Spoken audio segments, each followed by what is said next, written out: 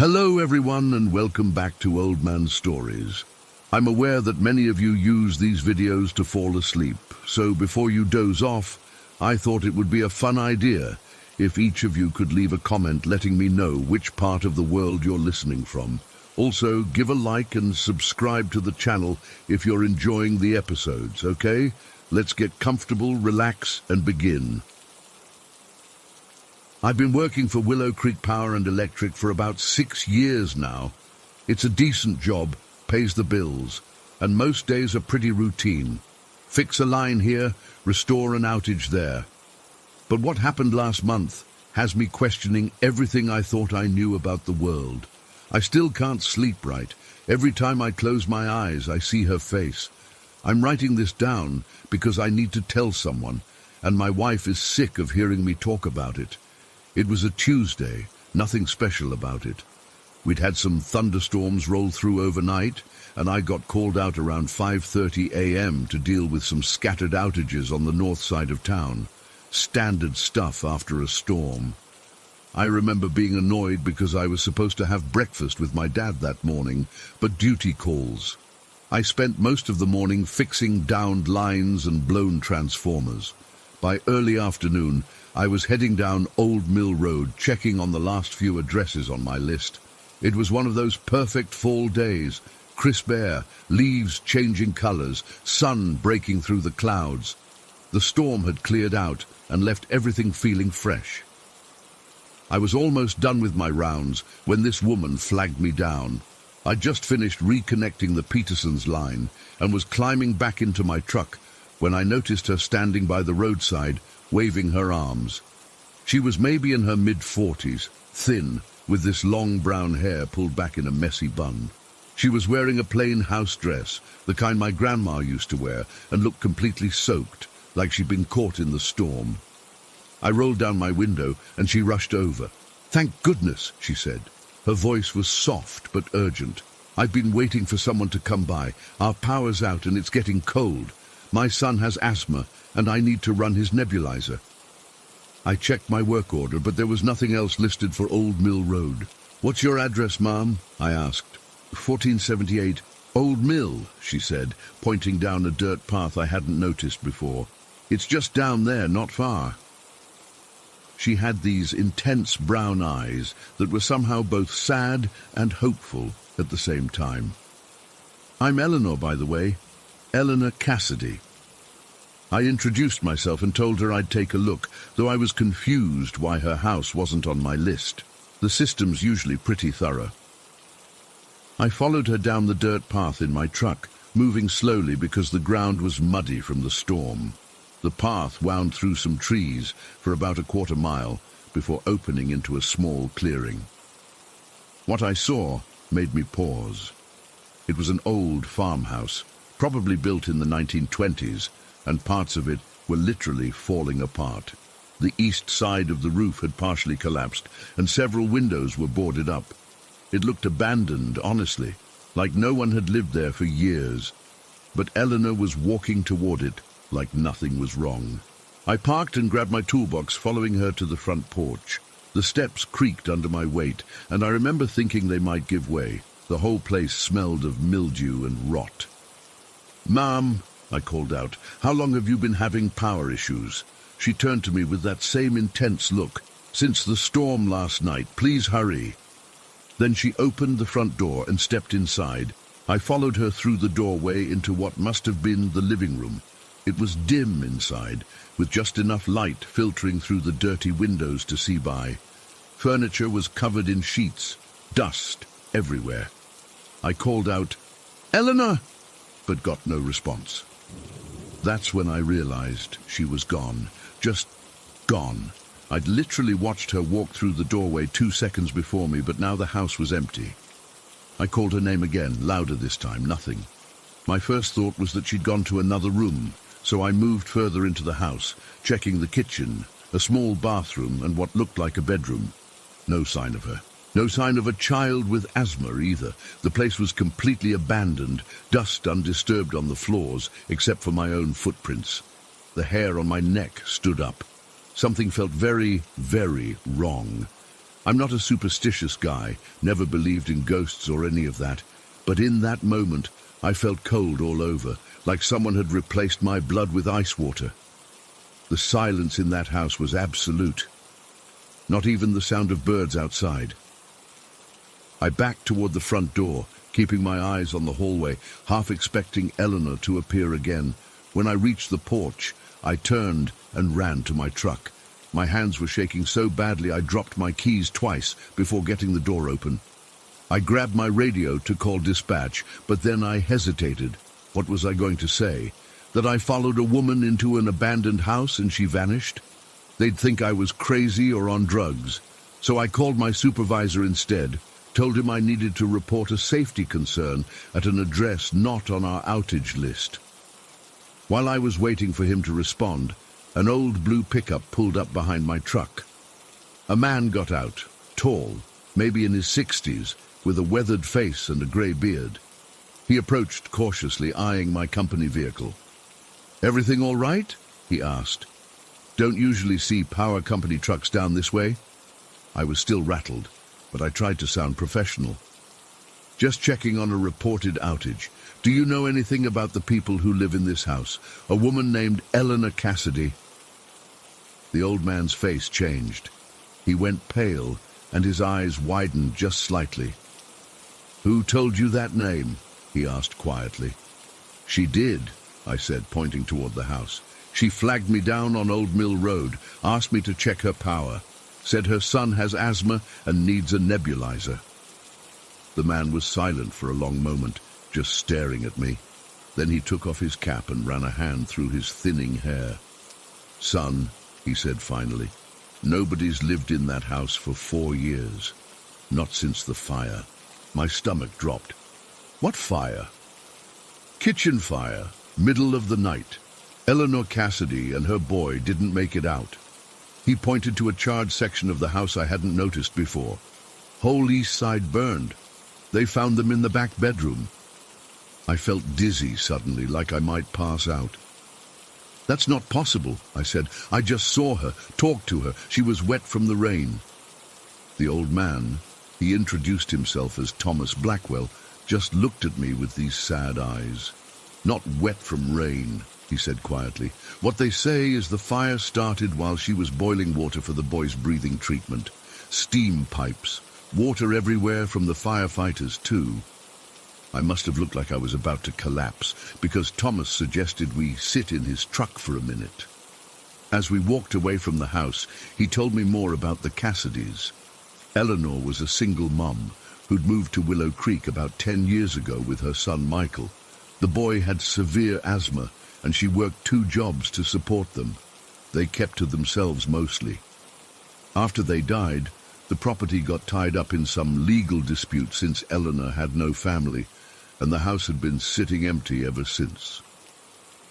"You're not the first, you know," Thomas said as we sat in his truck. "Every now and then, someone sees her on Old Mill Road, usually after storms, always asking for help with the power." I didn't know what to say to that. I've never believed in ghosts or anything supernatural, still don't know if I do, but I know what I saw. Eleanor was as solid and real as Thomas sitting next to me. She didn't float or look transparent or any of that movie ghost stuff. She looked like a normal worried mom who needed help.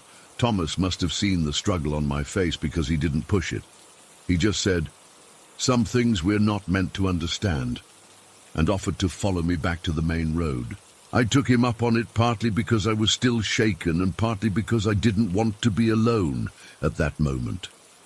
When I got back to the office, I looked up the address in our system. 1478 Old Mill Road hadn't had active power service in 4 years. I also searched local news archives and found a small article about the fire. There was a picture of Eleanor and Michael, the same woman who'd flagged me down without a doubt. That night, I couldn't sleep. I kept seeing Eleanor's face, hearing her voice, the desperation in her eyes when she talked about her son. Was she still trying to save him, even after death? Was she trapped in some loop, eternally looking for help that never came in time? Or was I just losing my mind? I went back the next day, in broad daylight. Don't ask me why. I guess I needed to prove to myself that I wasn't crazy. The house was still there, still falling apart. I didn't go inside this time, just stood on the property line and looked at it. No sign of Eleanor. An older woman walking her dog stopped and asked what I was doing. When I mentioned the house, she crossed herself and hurried away. Later, I asked around town about the Cassidy place. Most people changed the subject quickly. A few told me similar stories to what Thomas had shared. One elderly cashier at the grocery store said the property was cursed even before the fire, that Eleanor had complained about strange noises and cold spots. It's been a month now, and I still can't make sense of what happened. I've requested not to be sent to Old Mill Road again, made up some excuse about unsafe road conditions for the trucks. My supervisor didn't ask questions. Sometimes when it rains, I think about Eleanor, still waiting by the roadside, still hoping someone will help restore power for her son's nebulizer, still not knowing they're both long gone. Or maybe she does know, and that's even worse. I don't know if I believe in ghosts, but I know what I saw that day. I know Eleanor Cassidy was there, standing in front of me, as real as anyone I've ever met. And then she wasn't. Whatever explanation there is, supernatural, psychological, whatever, doesn't change how it's affected me. I check my rear-view mirror more often now. I listen harder when the house settles at night, and every time the power goes out during a storm, I wonder if Eleanor is still out there, waving down another power company truck, still trying to save her son. I don't have answers, just questions that keep me up at night, and the memory of a desperate mother who disappeared into thin air, leaving nothing behind but the lingering smell of mildew and something else, something like smoke. Story 2. I've never shared this with anyone before.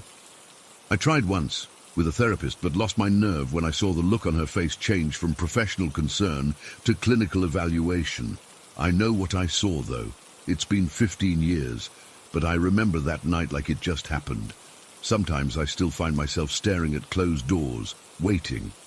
I was 12 when my parents' marriage fell apart. It wasn't a surprise, really. They'd been fighting for months, their arguments growing louder and more frequent, until the tension became this physical thing in our house, like another presence we all tiptoed around. That particular night started like most others during that period. I went to bed around 9:30, leaving my parents downstairs in separate rooms, Mom in the kitchen, Dad in the living room. The silence between them was worse than the shouting, honestly. I remember lying in bed, my old Star Wars sheets pulled up to my chin, wishing I had the courage to go downstairs and make them talk to each other, to fix whatever was broken. I must have drifted off eventually, because I woke up suddenly to the sound of raised voices. Checking my bedside clock, the red digital numbers showed 1:47 a.m. I could hear them in the kitchen now, their words indistinct but the tone unmistakable. My dad's deep voice booming, my mom's higher-pitched responses getting more frantic. Something about money, something about her, whoever that was. I noticed my bedroom door was closed, which was weird because I always slept with it open a crack. The hallway light would usually spill in, giving my room a comforting glow, but now it was pitch black. That deep, disorienting darkness where you can't even see your hand in front of your face. I lay there, trying to block out their voices, when I got that feeling. You know the one. When you suddenly become aware of another presence in the room, it's like your body knows before your brain does. The hair on my arm stood up, and my throat went dry. As my eyes adjusted to the darkness, I saw it. A silhouette standing by my door.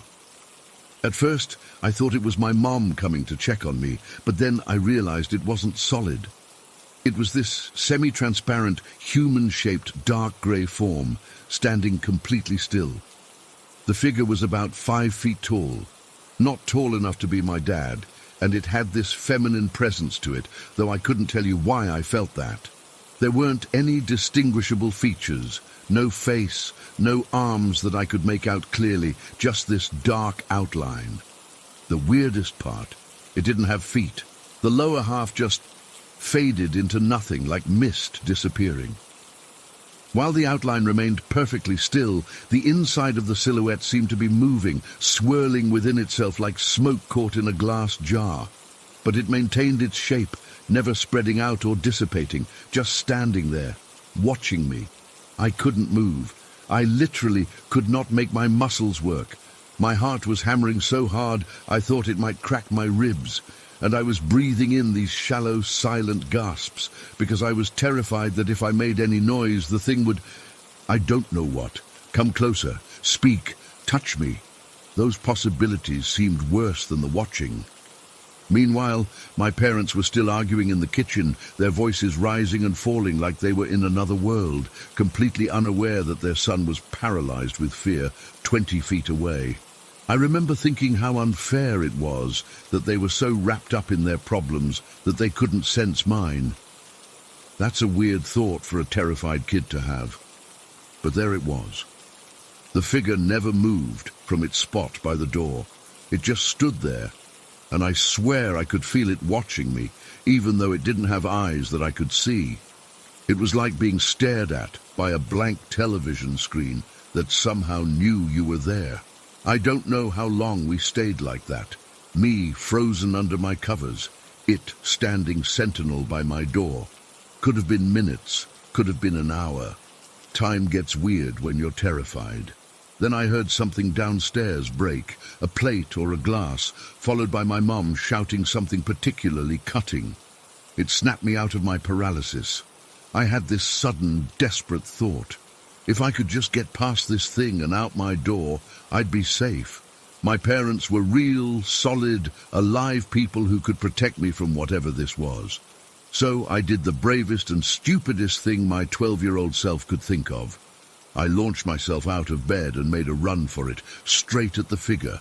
I expected resistance, maybe a cold sensation or something pushing back against me. But there was nothing. I ran straight through it, like it was just a projection or a trick of the light. The moment I made contact with the silhouette, it vanished. Not faded, not dissipated, just gone, as if someone had flipped a switch. The momentum of my terrified sprint carried me right into my bedroom door with a loud thud. I hit it so hard that I bounced back and landed on my butt, dazed for a second. My hand fumbled for the doorknob, turning it with sweaty fingers, half expecting the figure to reappear behind me. The hallway light was blinding after the darkness of my room. I scrambled to my feet and practically tumbled down the stairs, making a beeline for the kitchen where my parents' voices had gone suddenly quiet. Only my dad was there when I burst in, looking tired and defeated at the kitchen table. A broken coffee mug lay scattered across the floor. He told me my mum had just walked out, gone to stay at her sister's place. I was shaking so badly that he immediately thought I was upset about their fight. I had a nightmare, I lied, though it wasn't really a lie. I just couldn't explain what I'd seen. Even at 12, I knew how crazy it would sound. Can I sleep in your bed tonight? My dad looked relieved to have something simple to deal with. A scared kid with a bad dream was way easier than a marriage falling apart. He didn't ask questions, just led me to his bedroom and let me curl up on my mum's side of the bed. I didn't sleep a wink that night, just stared at the bedroom door until dawn broke, half expecting that silhouette to appear again. The next day, I tore my room apart, looking for any explanation. Maybe it was a shadow from a tree outside. But the blinds were closed, a reflection from a passing car. Our house sat back from the road, and anyway, it was too solid, too defined for that. I even checked if any of my toys or clothes could have made that shape in the dark. Nothing came close. For months afterward, I kept my bedroom door wide open every night. I'd position myself so I could see the doorway without having to move my head, and I'd stare at that spot until my eyes burned. Sometimes I'd jerk awake at 3 a.m., convinced I'd seen movement there. But it was always just shadows or my own overactive imagination. The worst part was the sleep problems that followed. I developed this intense fear of falling asleep because that vulnerability, Being unconscious, unaware, seemed too dangerous now. I'd fight to stay awake until exhaustion won out, then wake up throughout the night in a panic, sure that something was standing over me. My grades started slipping. I became irritable, jumpy. My parents were too caught up in their divorce proceedings to really notice. Dad thought I was just processing their separation poorly. Mum thought I needed more structure and enrolled me in after-school activities to burn off that nervous energy. Neither of them knew that every night I was fighting my own private battle with the dark. I never saw the silhouette again, not exactly as it appeared that night. But sometimes, even now as a 27-year-old man living in my own apartment, I'll catch something in my peripheral vision, a shadow that seems to move against the natural flow of light, a darker patch in an already dark room. It's gone when I turn to look directly at it, of course, always is. Over the years, I've tried to make sense of what I saw. I've researched sleep paralysis, but I was definitely awake and eventually able to move. I've looked into the psychological effects of stress on adolescents, thinking maybe my parents' divorce triggered some kind of hallucination. I've even dabbled in reading about paranormal phenomena, though I've always considered myself pretty skeptical of that stuff. The explanation that stuck with me the most came from my grandmother years later, when I finally worked up the courage to tell someone. I was 17, visiting her after she'd had a minor stroke. Maybe it was the medication making her more open, or maybe it was just that liminal space of a hospital room that makes deep conversations seem more acceptable. But I told her everything. Instead of looking at me like I was crazy, she nodded thoughtfully and said, "Some people believe that in times of great emotional distress, we can attract presences that are drawn to that energy. Not necessarily evil things, mind you. Sometimes they're protective." When I asked her what she meant by protective, she said, "Well, think about it. Did it hurt you? Did it even try to approach you? Or was it just watching?" I'd never considered that perspective before. The figure had been terrifying, yes, but only because of my fear of the unknown. It hadn't made any threatening moves. It had just stood there, as if keeping vigil. My grandmother then told me something I'd never known. Her sister, my great-aunt Marion, had died in our house before I was born. She'd lived with my grandparents briefly before passing away from cancer. Marion was always protective of children, my grandmother said. Maybe she was just checking on you, making sure you were okay during all that turmoil. I don't know if I believe that it was my great-aunt's spirit. It sounds too convenient, too comforting.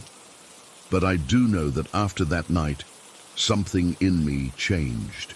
I became more sensitive to the spaces between things, the silence between words, the shadows between light, the possibilities between what we know and what we don't. My parents finalized their divorce 3 months after the incident. Dad kept the house, but it never felt the same. When I left for college, I was relieved to go. I've never spent another night in that bedroom, even when visiting home. Sometimes I wonder if that figure is still there, standing by my old bedroom door, waiting for another frightened child to protect or observe. Sometimes I wonder if it follows me, just beyond my field of vision, watching over me in moments when my life feels like it's splintering apart. I don't know what I saw that night. I can't explain it, can't rationalize it away completely, though God knows I've tried. All I know is that it was real to me, and it changed how I see the world. There are things we don't understand, spaces we can't fully comprehend, and sometimes, on particularly dark nights when I'm alone in my apartment, I still find myself staring at my bedroom doorway, part of me terrified and part of me hoping to catch another glimpse of that silent, swirling sentinel. Story 3.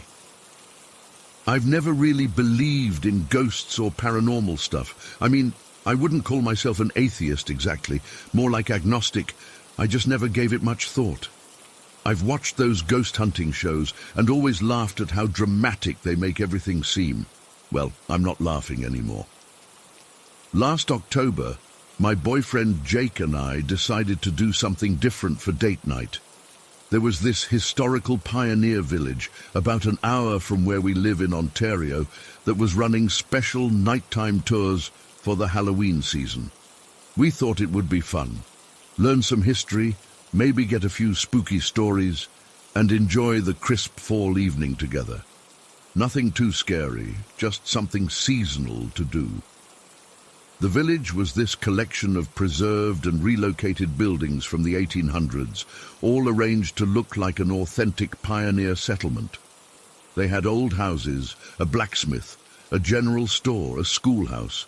You know, the usual historical village setup. When we arrived, it was already dark, around 7:30 p.m. The place looked beautiful with lanterns lighting the paths between buildings. And there were maybe 12 other people in our tour group. Our guide was this middle-aged woman named Margaret, who really knew her stuff about local history. She was wearing period-appropriate clothing and carried a lantern as she led us from building to building, telling us about the families who lived there, how they survived the harsh winters, and occasionally throwing in stories about tragic deaths or mysterious happenings. It was interesting, but nothing that actually scared me. For the first hour or so, everything was perfectly normal. We'd enter a building, look around at the antique furniture and tools, hear some stories, then move on to the next place. Jake was really into the blacksmith shop, asking questions about how they made nails and tools. I was enjoying myself too, taking pictures of the rustic interiors on my phone and just soaking in the atmosphere. Then we approached this white clapboard house set a bit apart from the other buildings. It looked ordinary enough. 2 stories, peeling paint in some spots, dark windows that reflected our lantern light. Margaret stopped us outside and explained this was the Reverend Porter's house, built in 1847.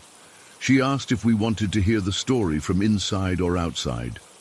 Everyone, including me, enthusiastically voted to go inside. It was getting colder outside, and honestly, being in the actual space while hearing about it always makes the history feel more real. So Margaret nodded and led us up the 3 wooden steps to the front door. The second, and I mean the very second, I crossed that threshold, something changed. It's hard to describe exactly, but it felt like the air suddenly became heavy and thick. My head started pounding immediately, not like a gradual headache, but like someone had just clamped my skull in a vice. The sensation was so sudden and intense that I actually gasped out loud. Jake looked at me with concern and whispered, "You okay?" I nodded, not wanting to make a scene, but I definitely wasn't okay. There was this weird feeling like the air was sticky. That's the only word I can think of to describe it. Like it was clinging to my skin and pressing in on me from all directions. We moved into what must have been the parlor. It had a small fireplace, some wooden chairs arranged in a circle, and religious pamphlets on a side table. As Margaret started talking about the reverend who had lived there, I noticed a woman across from me, probably in her 50s, pressing her hand to her temple and looking uncomfortable. Our eyes met, and she mouthed, "Do you feel that?" I nodded, relieved that I wasn't the only one experiencing something strange. Margaret must have noticed our discomfort because she paused her story and said, "Is everyone all right?" When the other woman mentioned a sudden headache, Margaret nodded knowingly. "That happens quite often in this house," she told us. "Some visitors get headaches, dizziness, or feelings of pressure. We've actually had a few people faint in here over the years. If it gets too uncomfortable, you're welcome to step outside." I should have left right then, but I've always been stubborn, and I didn't want to miss anything or seem like I was overreacting, so I stayed, even as the pressure in my head intensified. As we moved further into the house, the feeling got worse. It wasn't just a headache anymore. I felt an actual physical pressure on my shoulders, like invisible hands were pushing down on me. My chest felt tight, making it harder to take a full breath. The walls seemed to be closing in, not visually. They weren't actually moving. But I felt like the whole structure was compressing inward, with me caught in the middle. Margaret was telling us about the Reverend's strict religious practices and his reputation in the community, but I was having trouble focusing on her words. The pressure kept building, and my vision started to get these weird dark spots around the edges. I felt cold sweat breaking out on my forehead and back. Jake noticed something was wrong and put his arm around me. He whispered, "You're shaking. Do you want to go outside?" I nodded, finally admitting to myself that I needed to get out of there. He helped guide me back toward the door as Margaret continued her story for the others. The moment, and I mean the exact moment, I stepped across the threshold and outside onto the porch, everything stopped. The pressure lifted instantly. My headache vanished. The heaviness disappeared so suddenly that I actually felt lightheaded from the relief. I sat down on the porch steps, taking deep breaths of the cool night air. It felt like breaking the surface after being underwater for too long. Jake sat beside me, rubbing my back and asking if I was okay. "I don't know what happened in there," I told him. "It was like something was pressing on me from all directions." After a few minutes, I felt completely normal again, which was almost as unsettling as the experience itself. How could such intense symptoms just disappear the instant I left the building? I started rationalizing it. Maybe there was mold in there I was allergic to, or the building had poor ventilation, or my brain was playing tricks on me because of all the spooky stories we'd been hearing. The tour group was still inside, and I could hear Margaret's voice through the open door. I was curious about the rest of the story she was telling, and since I felt fine now, I thought maybe I could just stand in the doorway and listen without going all the way back in. But something strange happened when I tried to approach the door again. My body wouldn't move. It wasn't like I was frozen in fear or anything so dramatic. It was more like my subconscious was putting on the brakes. Each time I tried to take a step toward that door, my feet would automatically slow and stop, like there was an invisible barrier I couldn't cross. I've never experienced anything like it before or since. It was as if my body was saying, absolutely not, while my mind was still curious. Jake wanted to go back in to hear the rest of the story, and I told him to go ahead. I'd wait outside. As I stood there on the porch, looking through the doorway at the group gathered inside, I felt this bizarre sensation that I was being watched from somewhere above me. I glanced up at the second-floor windows, but they were dark. Still, that feeling persisted, eyes on me, unwelcome, hostile. About 10 minutes later, the group came out and we continued the tour. As we walked to the next building, the woman who had also felt the headache came up beside me. "That was intense in there, wasn't it?" she said. "I've been on ghost tours before, but never actually felt anything physical like that." We compared notes on what we'd experienced, and her symptoms had been remarkably similar to mine. Sudden headache, pressure, difficulty breathing. She also mentioned feeling an overwhelming sense of judgment, like she was being scrutinized and found wanting.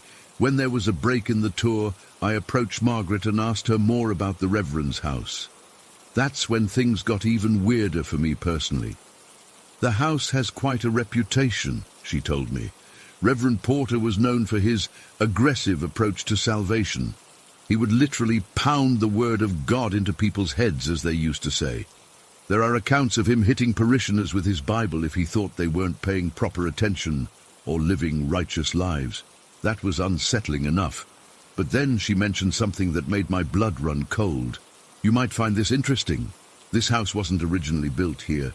It was relocated to the village about 15 years ago from another settlement, a small town called Mapleton." My stomach dropped. "Mapleton? That's my hometown." Margaret looked surprised. "Really? What a coincidence." "Yes, it was on the outskirts of Mapleton for years, abandoned and falling apart. The Historical Society saved it because of its architectural significance and Reverend Porter's role in the early development of that area. I grew up in Mapleton and lived there until I left for college at 18. I'd never heard of this house or Reverend Porter, but Mapleton is small enough that this building must have been part of my community's history. The connection made the whole experience feel even more personal and disturbing. Margaret continued, "There's something else you might find interesting. See those stairs?" She pointed to a narrow staircase at the back of the front room, blocked off with a velvet rope. "We don't allow visitors upstairs anymore." "Why not?" Jake asked. "Too many incidents," she replied. "We've had multiple visitors report being pushed from behind while climbing those stairs, even though no one was there. One woman actually fell and broke her wrist, and children who visited would often come downstairs scared, saying the man upstairs didn't want them there."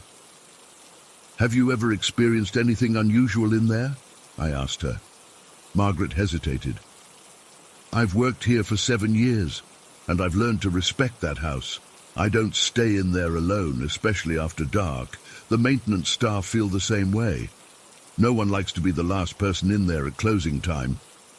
After the tour ended, Jake and I went to the little cafe on site for hot chocolate. I couldn't stop thinking about the house and my bizarre physical reaction to it. "Do you think it was actually, something supernatural?" Jake asked. He's always been more open to that possibility than me. "I don't know," I admitted, "but I've never felt anything like that before. It was like my body was responding to something my conscious mind couldn't perceive." I've thought about that night many times since then. I've researched Reverend Porter and found historical records that confirm he was indeed known for his harsh treatment of his congregation.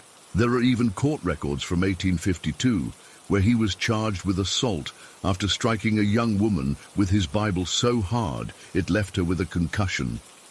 What bothers me most is thinking about that house standing on the outskirts of my hometown all those years. Was whatever presence I felt there watching my community all that time? Did whatever resides in that house have some connection to me specifically? Is that why my reaction was so strong? I'm still not sure what to believe, but I know what I felt that day, and it wasn't normal. Sometimes I dream about that house, about being trapped inside it with that crushing pressure all around me and something watching from the top of the stairs. In the dreams, unlike reality, I can never find the door to escape.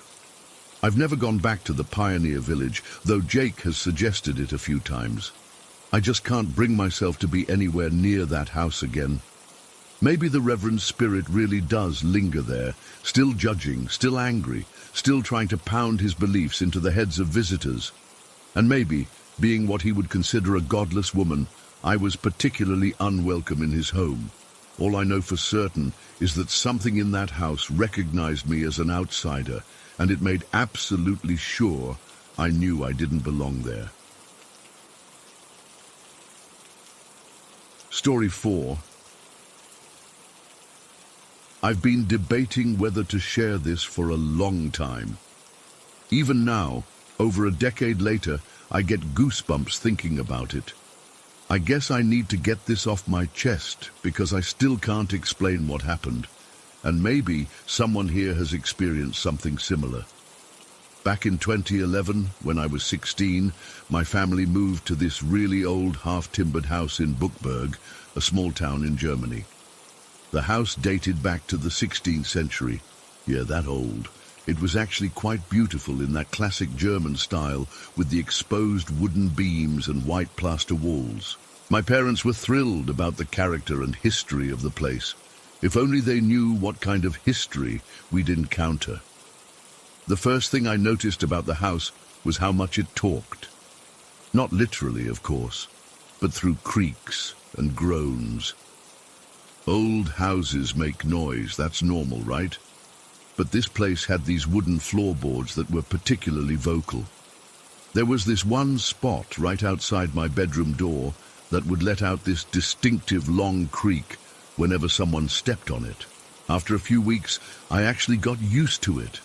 I could tell when my mom or dad was coming to my room just by that specific sound. For about a year, everything was fine. Normal teenage life, School, friends, video games, the usual stuff. But then things started to change. It was around a year and a half after we moved in when I first heard it. I was sleeping when a noise jolted me awake.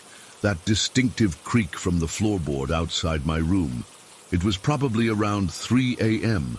I remember because I checked my phone immediately, thinking it was one of my parents checking on me or heading to the bathroom. I listened for additional footsteps, but heard nothing. Just that single prolonged creak as if someone was standing on that exact spot, putting their full weight on it. I tried to rationalize it. Maybe it was the house settling. Old wooden structures make random noises all the time, especially during temperature changes at night. I eventually fell back asleep, and by morning, I'd mostly forgotten about it.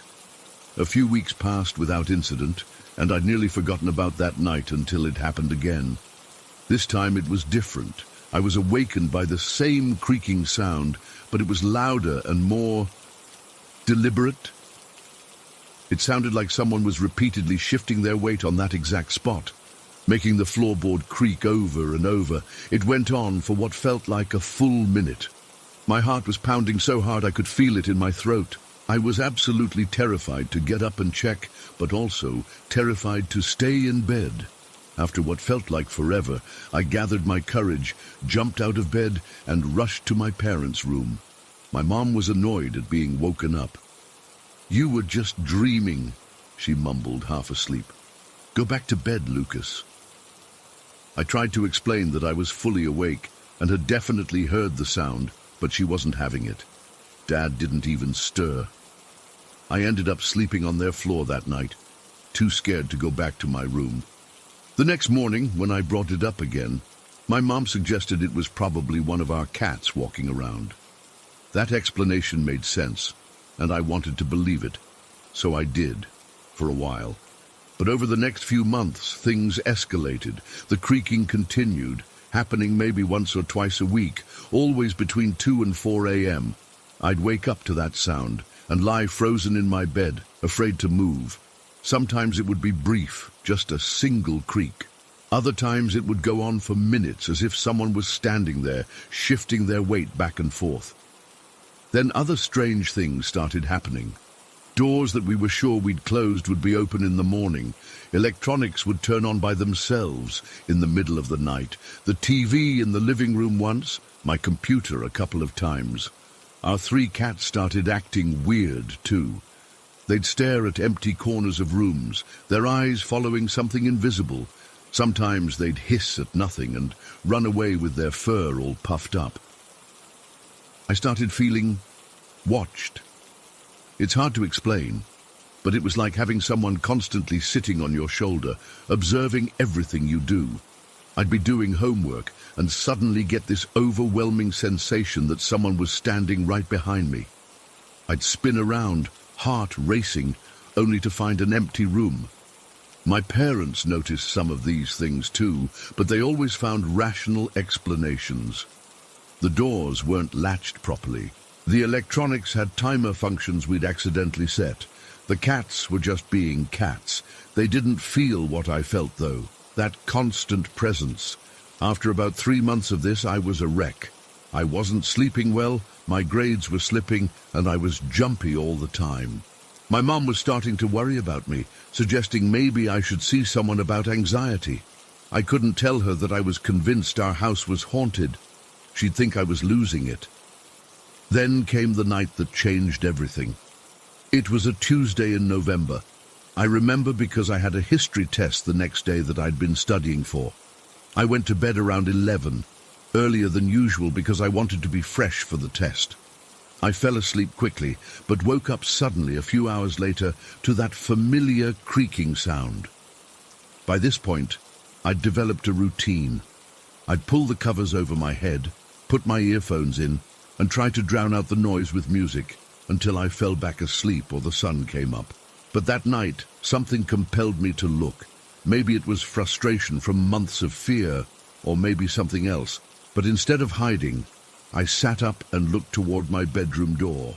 There was someone there, not just a shadow or a trick of the light. A person, an old woman with curly grey hair wearing what looked like a long nightshirt. She was standing exactly on that creaky floorboard, just outside my doorway. Her face, God, her face, she was staring right at me with this expression of disappointment and anger. Her eyes were sunken but intense, fixed directly on me. I couldn't move. I couldn't scream. I just sat there, staring back at her, my entire body cold with terror. It felt like we locked eyes for an eternity, though it was probably only a few seconds. Then she was gone. Not like she walked away or faded out like ghosts in movies. One moment she was there, the next she wasn't, like someone had switched off a projection. I didn't sleep in my room for weeks after that. I told my parents I had a backache and needed to sleep on the couch. I didn't tell them why. How could I? They already thought I was being dramatic about the house noises. If I told them I'd seen a ghost, they'd probably take me to a psychiatrist. For a while after that night, the creaking stopped. The doors stayed closed. The electronics behaved normally. Even the cats seemed calmer. I started to convince myself that maybe I had dreamed the old woman, that maybe the stress of the move and school had gotten to me more than I realized. By Christmas, I had cautiously moved back into my room, though I kept my desk lamp on all night. Things were quiet for almost 2 months. I started sleeping better, my grades improved, and life seemed to be getting back to normal. Then came the night of December 14th, 2012. I remember the exact date because we'd gone to see The Hobbit that evening. It was the premiere day. I came home feeling good, excited about the movie, and went to bed around midnight. I woke up to the creaking, that familiar, horrible creaking that I hadn't heard in months.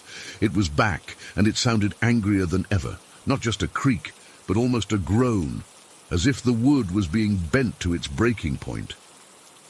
My first instinct was to hide under the covers, but something in me snapped. I was tired of being afraid in my own home. With my heart hammering in my chest, I sat up and looked toward the door, half expecting to see the old woman again. It wasn't her. It was a man, middle-aged, maybe in his 30s, wearing old-fashioned clothes that looked dirty and worn. He had on some kind of helmet with what looked like a broken lamp attached to the front of it. His face was streaked with what looked like coal dust or dirt, and his eyes, they had that same intense stare as the old woman's.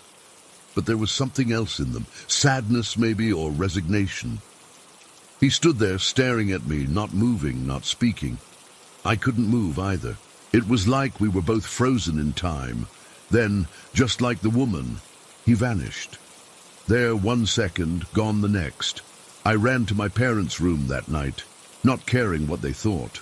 I told them everything, the creaking, the woman, the man with the helmet. I was crying and shaking so hard they couldn't dismiss it as just a nightmare. My mum held me while my dad checked the entire house, finding nothing, of course. What makes it even more terrifying is what we learned later. After that night, my dad started asking around town about the history of our house. Apparently, part of the property had been used for coal mining operations in the 19th century.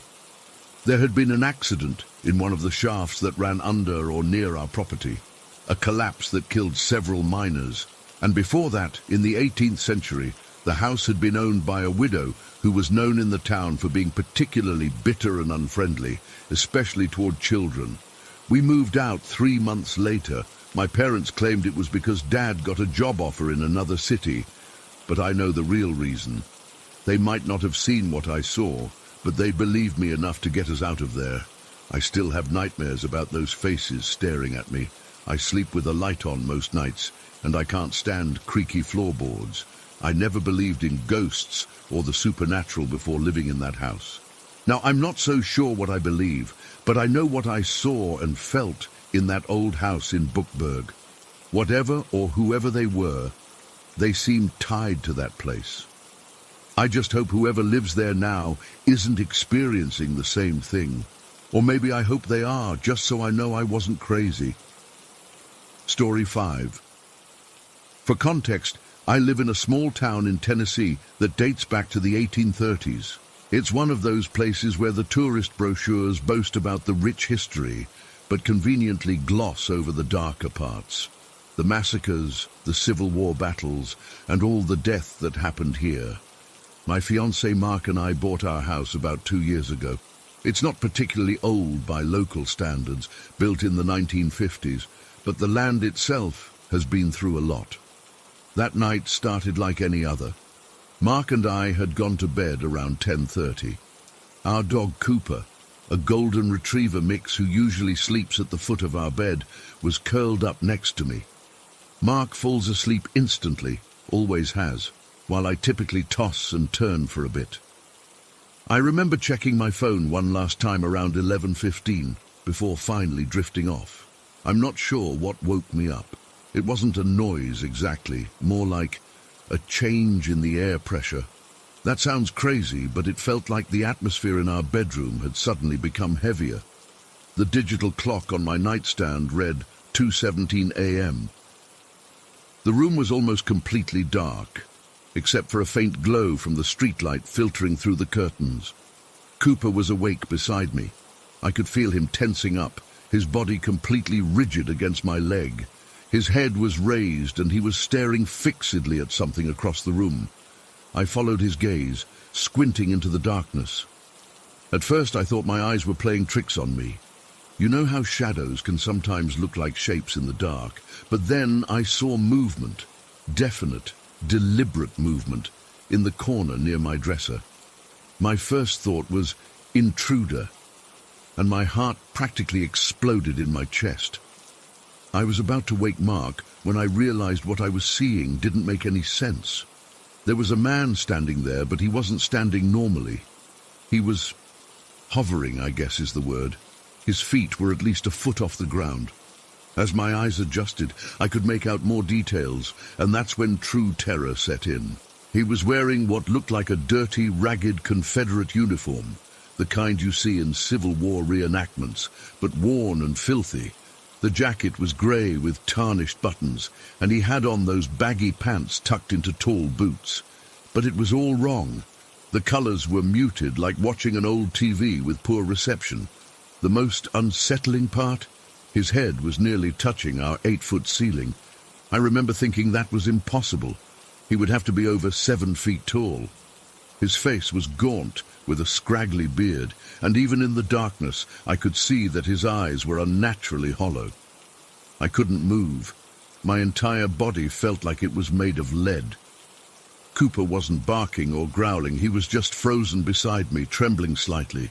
Mark was completely out, his breathing deep and regular, completely unaware of what was happening just a few feet away. The figure began to move across the room. He didn't walk. He glided. There were no footsteps, no sound at all.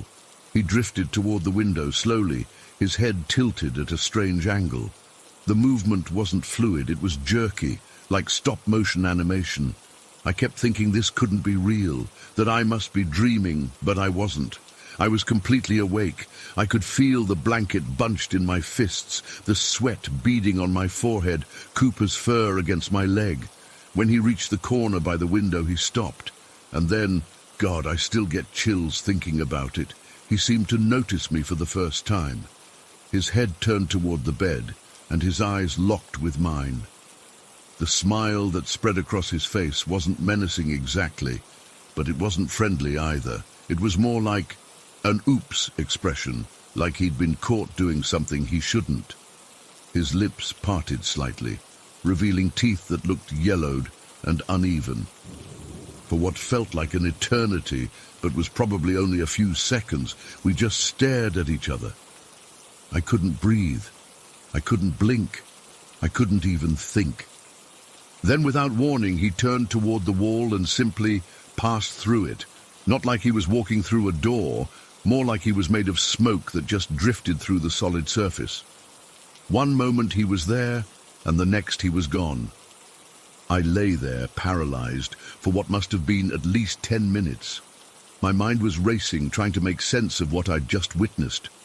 Cooper eventually settled back down, though he kept his eyes fixed on that spot by the window. I desperately wanted to wake Mark, to have him hold me and tell me it was just a nightmare. But part of me was afraid that if I spoke about it, made it real by putting it into words, something worse might happen. Besides, what would I even say? Hey, I just saw a floating Confederate soldier in our bedroom. He'd think I was losing my mind. Eventually, exhaustion took over. The last thing I remember before falling back asleep was staring at that wall, terrified that the figure might return. When I woke up the next morning, sunlight was streaming through the curtains and Mark was already in the shower. Cooper was acting completely normal, begging for his breakfast as usual. For a brief moment I convinced myself it had been a dream, but it wasn't. I know the difference between dreams and reality. When I dream, things are fuzzy, disconnected. This was crystal clear. I felt the cold in the room when he appeared. I smelled something too, a musty, earthy scent like wet wool and dirt. And Cooper saw him too. I'm certain of it. I've had sleep paralysis before. Sometimes when I'm waking up, I'll see small bugs or spiders that aren't really there, typical hypnagogic hallucinations, but they always dissolve within seconds once I'm fully awake. This was different. This lasted. This had presence. I tried to go about my day normally. I made coffee, kissed Mark goodbye as he left for work, answered emails for my remote job. But my mind kept returning to those hollow eyes, that unnatural smile, the way he moved through solid matter like it wasn't there. During my lunch break, I started researching the history of our area more thoroughly than I had before.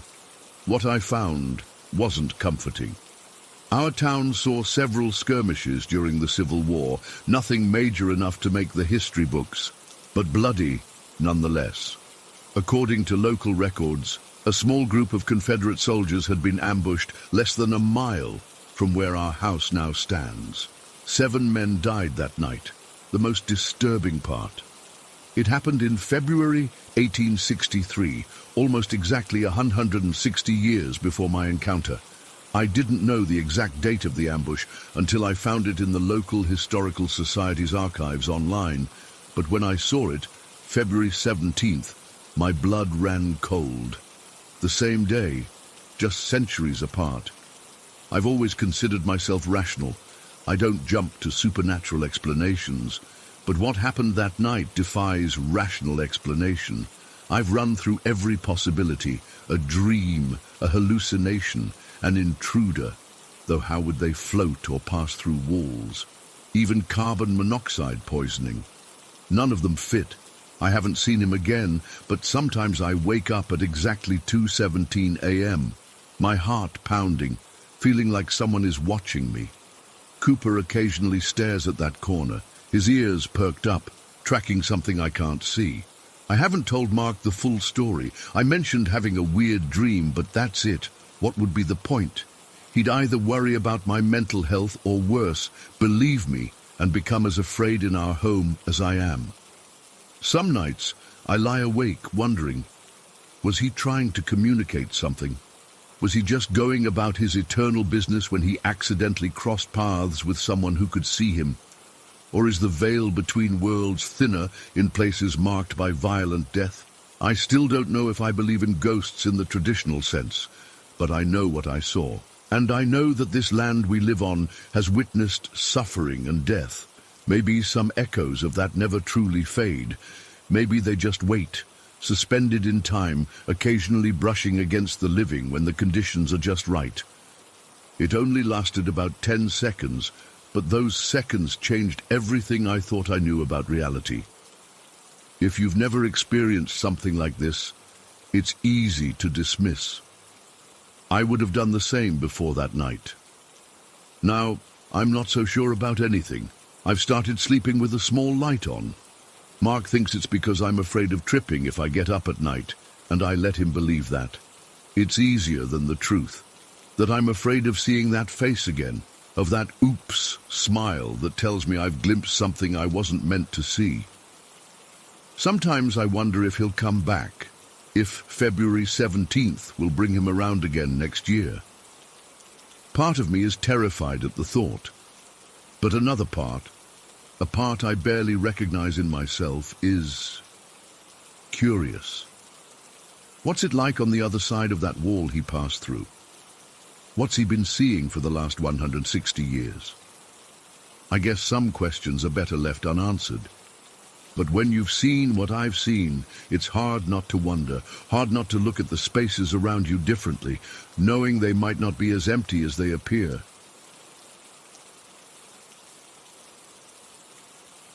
Story 6. I still remember every detail of that day, October 11th, 2001.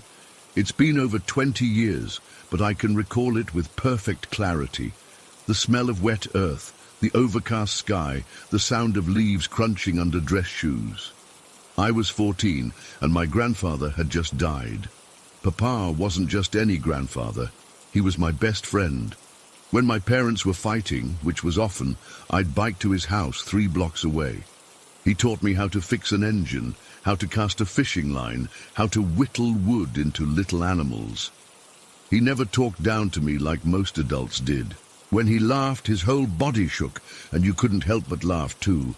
His death wasn't unexpected. Cancer.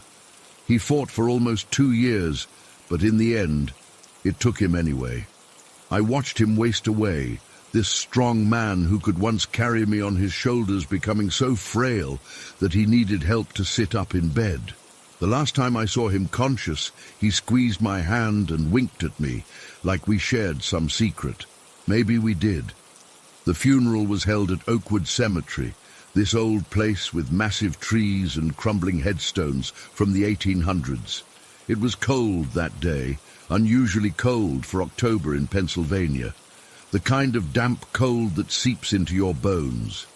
I remember being mad that we had to have the funeral outside. Why couldn't we be in a church somewhere warm, somewhere that didn't feel so final? My mom had bought me my first suit for the occasion. Black, too big in the shoulders, too short in the sleeves. I hated it. It felt stiff and wrong, like I was playing dress-up as someone I wasn't. But Papa deserved respect, so I wore it without complaining. The service itself is a blur. The minister said words that didn't sound anything like the Papa I knew. He talked about God's plan and a life well lived, generic phrases that could have applied to anyone. My grandmother sat in a folding chair by the casket, looking small and lost. She'd been with Papa for 52 years. How do you even process that kind of loss? I remember staring at the casket, this polished wooden box that was supposed to contain everything my grandfather had been. It seemed impossible. How could Papa, who took up so much space in life with his booming voice and big hands and endless stories, fit in that small space? When they started lowering the casket into the ground, something inside me broke. I couldn't watch. I couldn't stand there with everyone else and pretend I was okay with this. My parents were in the front row with my grandmother and aunts and uncles. My cousins were all grouped together, some crying, some looking uncomfortable in their formal clothes. I stepped back. No one noticed. Everyone was focused on the casket, on my grandmother, on their own grief. I kept backing up until I was standing under this massive oak tree, about 20 feet away from everyone else. I could still see and hear everything, but I felt removed from it all, like I was watching it happen to someone else.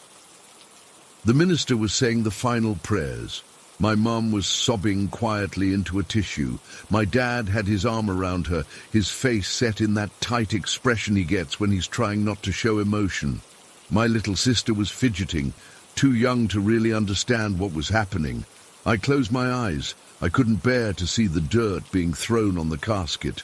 I folded my arms across my chest, trying to hold myself together. I buried my face in the collar of my jacket, breathing in the smell of detergent, trying not to lose it completely. That's when it happened. I felt someone put their arm around my shoulders. Not just a pat or a quick squeeze, a full embrace, pulling me close. I could feel the weight of the arm, the warmth through my jacket. I could feel the person's body next to mine, solid and real. At first, I thought it was my mom. She must have seen me walk away and followed to check on me. I stayed frozen, eyes still closed, face still buried in my jacket. I was embarrassed that I was crying, that I'd walked away from the service. But I was also grateful. I needed that comfort so badly in that moment. Then I heard it, crying. Not loud, but unmistakable. Muffled sobbing right next to my ear. I could feel the person's breath against my cheek, warm and uneven with emotion. I could feel slight tremors as they cried with me. And somehow, in that moment, I felt better. Like I wasn't alone in my grief. Like someone understood exactly how I felt, how much it hurt to say goodbye to Papa. The arm around me tightened, and I leaned into the embrace, no longer embarrassed by my tears. After what felt like a long time, but was probably only a minute or two, I finally opened my eyes to see who was comforting me. Maybe to thank them, or to offer comfort in return. There was no one there. I spun around, thinking they must have moved behind me. Nothing, just the tree trunk and empty space. Confused, I looked back toward the gravesite. And that's when the cold reality hit me like a physical blow. My mom was still standing in the front row, a good 20 feet away. My entire family was clustered around the grave. No one had moved. No one had come to check on me. I had been completely alone the entire time. But I hadn't been alone. I'd felt someone, real, solid, undeniable, an arm around my shoulders, a body pressed against mine, the sound of crying in my ear. The warmth of breath on my cheek. I stood there, frozen, trying to make sense of what had just happened. Had I imagined it? Was I so desperate for comfort that my mind had created the physical sensation of being held? But it had felt so real. More real than anything else that day. More real than the funeral, the casket, the minister's empty words. I scanned the cemetery, looking for anyone else who might have been there. Maybe a caretaker or another mourner from a different funeral. But there was no one. Just my family, the minister, and the cemetery workers waiting at a respectful distance to finish their job once we left. As the service ended and people started to disperse, I stayed rooted to that spot under the tree. My mum finally noticed me standing apart and gestured for me to join them. I walked over on shaky legs, my mind racing. "Daniel, where did you go?" she asked, her eyes red and puffy from crying. "We were worried. I pointed back to the tree. I needed a minute." She nodded, assuming I'd been overwhelmed by grief. She had no idea. As we walked to the cars, I kept looking back over my shoulder. The cemetery felt different now, not scary exactly, but aware, like it was watching us leave. In the car, my sister fell asleep almost immediately, exhausted from the emotional day. My parents talked quietly in the front seat about practical things, who would take Grandma home when we'd need to come back to help sort through Papa's belongings. Normal things, safe things. I stared out the window at the passing trees, replaying those moments under the oak in my mind. The solid weight of an arm around me, the sound of crying, the inexplicable comfort I'd felt. And then a thought hit me so hard I must have made a sound, because my dad glanced at me in the rearview mirror with concern. Papa. The way the arm had felt around me, strong but gentle. The height of the person next to me, taller than my mum, about Papa's height. The smell I'd detected beneath the detergent of my jacket, faint but unmistakable. Old Spice and pipe tobacco. Papa's smell. My blood ran cold, but not from fear, from recognition, from certainty. When we got home, the house was filled with people bringing casseroles and offering condolences. I slipped away to my room as soon as I could, closing the door against the murmur of voices and the strange social ritual of post-funeral gathering. I sat on my bed, still in that too big, too small suit, and tried to make sense of what had happened. I wasn't a kid who believed in ghosts. I watched science shows, not supernatural stuff. I prided myself on being logical, on finding explanations for things. But I couldn't explain this. I couldn't explain the physical sensation of being held when no one was there. I couldn't explain hearing someone cry when I was alone, unless I hadn't been alone. That night I couldn't sleep. Every time I closed my eyes, I felt that arm around me again. Not frightening, but not something I could dismiss either. Eventually, I got up and dug through my closet until I found the box of things Papa had given me over the years. A pocket knife for my 10th birthday, a fossil we'd found while hiking, the little wooden fox he'd whittled for me when I was sick with pneumonia in 3rd grade. I held the fox in my hand, running my fingers over the smooth wood, remembering how proud I'd been when Papa said I had a good eye for spotting animals in the forest, how he'd called me his wilderness scout, and as I sat there in the dark, clutching that wooden fox, I felt it again, just for a second, a gentle pressure on my shoulder, like someone giving me a reassuring squeeze. Then it was gone. I didn't tell anyone what happened at the funeral. Not my parents, not my friends, not even my grandmother, who might have found comfort in it. It felt too private, too special. And honestly, I was afraid they wouldn't believe me. Or worse, that they'd believe me, but would somehow rationalize it away, diminishing the experience into something explainable and ordinary. Because what happened that day wasn't ordinary. It wasn't my imagination or grief playing tricks on me. Something impossible happened under that oak tree. Someone who wasn't physically there held me while I cried. Someone who shouldn't have been able to comfort me did. In the years since, I've tried to find scientific explanations. Grief hallucinations are a documented phenomenon. The mind is powerful and can create incredibly realistic sensory experiences. But none of these explanations satisfy me. They don't account for the specific details. The exact pressure of the arm, the sound of crying that matched no one in my family, the smell of Papa's cologne. Sometimes when I'm going through a hard time, I find myself standing under trees, closing my eyes, hoping to feel that comforting presence again. It hasn't happened, not like that day. But sometimes, in moments when I'm particularly lost or struggling, I catch a whiff of old spice and pipe tobacco, just for a second.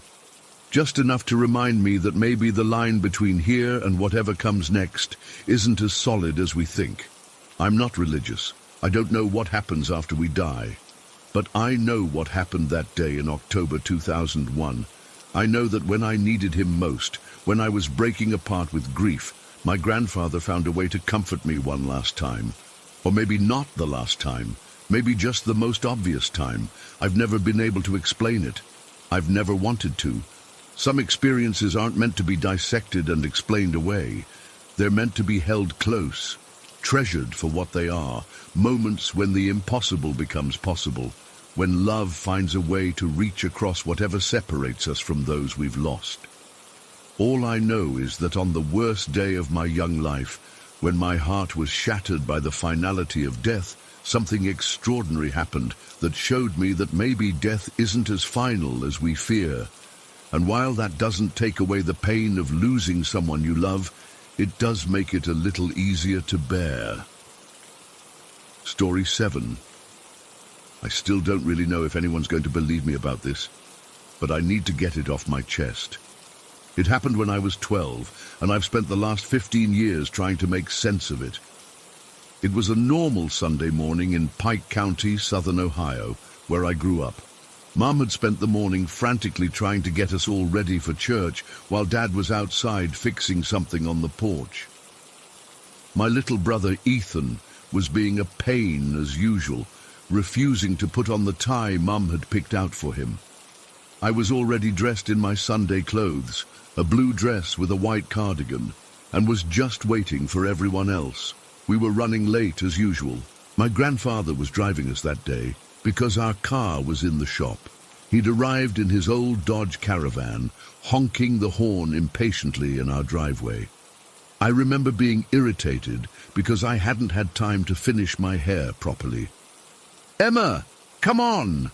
Mom called from downstairs. "Your grandfather's waiting!" I grabbed my Bible and hurried down. Everyone piled into Grandpa's van. Mom and Dad in the middle row, me and Ethan in the back. Grandpa was complaining about us making him late for Pastor Dave's sermon. It was early October, and the morning was misty and cool. The trees along Route 124 were starting to change colors, all oranges and reds against the grey sky. We were about 15 minutes into the drive when it happened. It was around 9:40 a.m. I remember looking at the dashboard clock just moments before.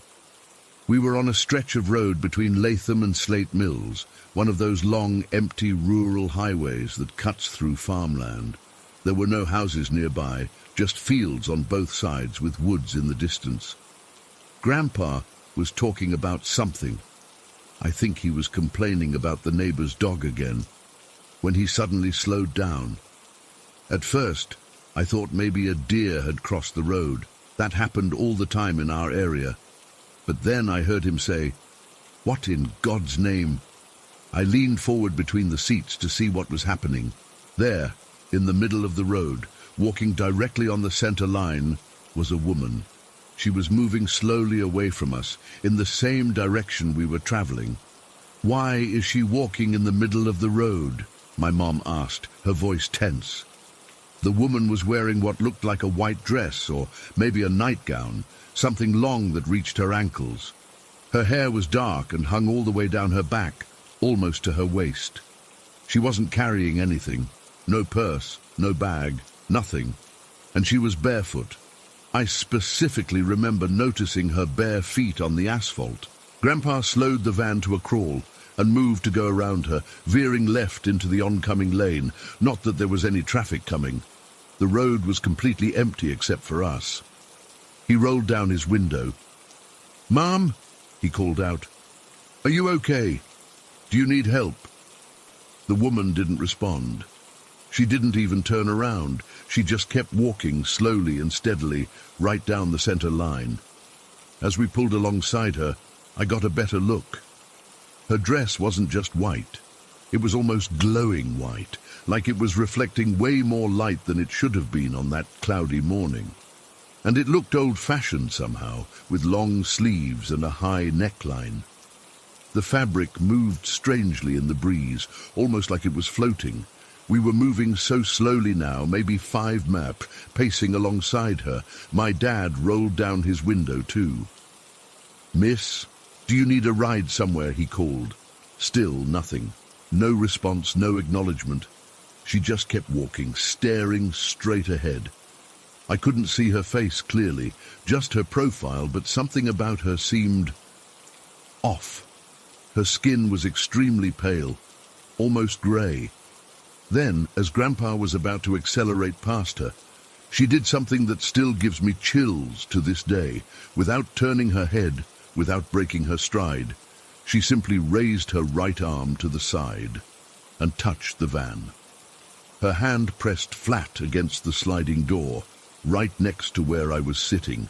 I remember jumping back in my seat, startled. The window was closed, but I swear I could feel the cold radiating through the glass. The moment she touched the van, a sensation swept through the vehicle that I can only describe as electric. It wasn't painful, but it was intense, like when your foot falls asleep, that tingling feeling, but all over my body at once. I heard everyone in the van gasp at the same time, so I know they felt it too. "Jesus Christ!" now Grandpa exclaimed, which was shocking because he never took the Lord's name in vain, especially on a Sunday. The van shuddered, like it had driven over a cattle guard, and the radio, which hadn't even been on, suddenly blasted static for a split second before going silent again. The dashboard lights flickered. I looked back at the woman through my window. For just a moment I thought I saw her turn her head slightly toward me. I couldn't see her face clearly through the mist on the glass, but I had the distinct impression she was smiling, not a friendly smile, something else. Grandpa hit the brakes hard and we all jerked forward. The woman continued walking, disappearing past the front of our van. "What the hell was that?" my dad said, his voice shaky. "I'm going to see if she needs help," Grandpa said, putting the van in park. "Something's not right with her." "Dad, I don't think..." my mom started to say, but Grandpa was already opening his door. He stepped out onto the road and walked around to the front of the van. We all watched him through the windshield. He looked up and down the road, turning in a complete circle. Then he walked a few yards ahead, looking confused. When he got back in the van, his face was pale. "She's gone," he said. "What do you mean, gone?" my mom asked. "I mean, she's not there anymore. She's just gone." We all started talking at once. Dad got out too, and so did Mom. I stayed in the back with Ethan, who had started crying. Through the windshield, I could see my parents and grandfather standing in the middle of the road, looking in all directions. The road stretched straight for at least a quarter-mile in both directions. There were no side roads, no driveways, nowhere a person could have turned off. The fields on either side were open and empty, nowhere to hide. There were no trees close to the road, no ditches deep enough to conceal a person. She had literally vanished in the seconds it took Grandpa to stop the van and get out. When they got back in, nobody spoke for a long moment. Ethan was still sniffling beside me. "Did you all feel that thing when she touched the car?" Dad finally asked. We all nodded. "And the radio," Mom added. "The radio turned on by itself."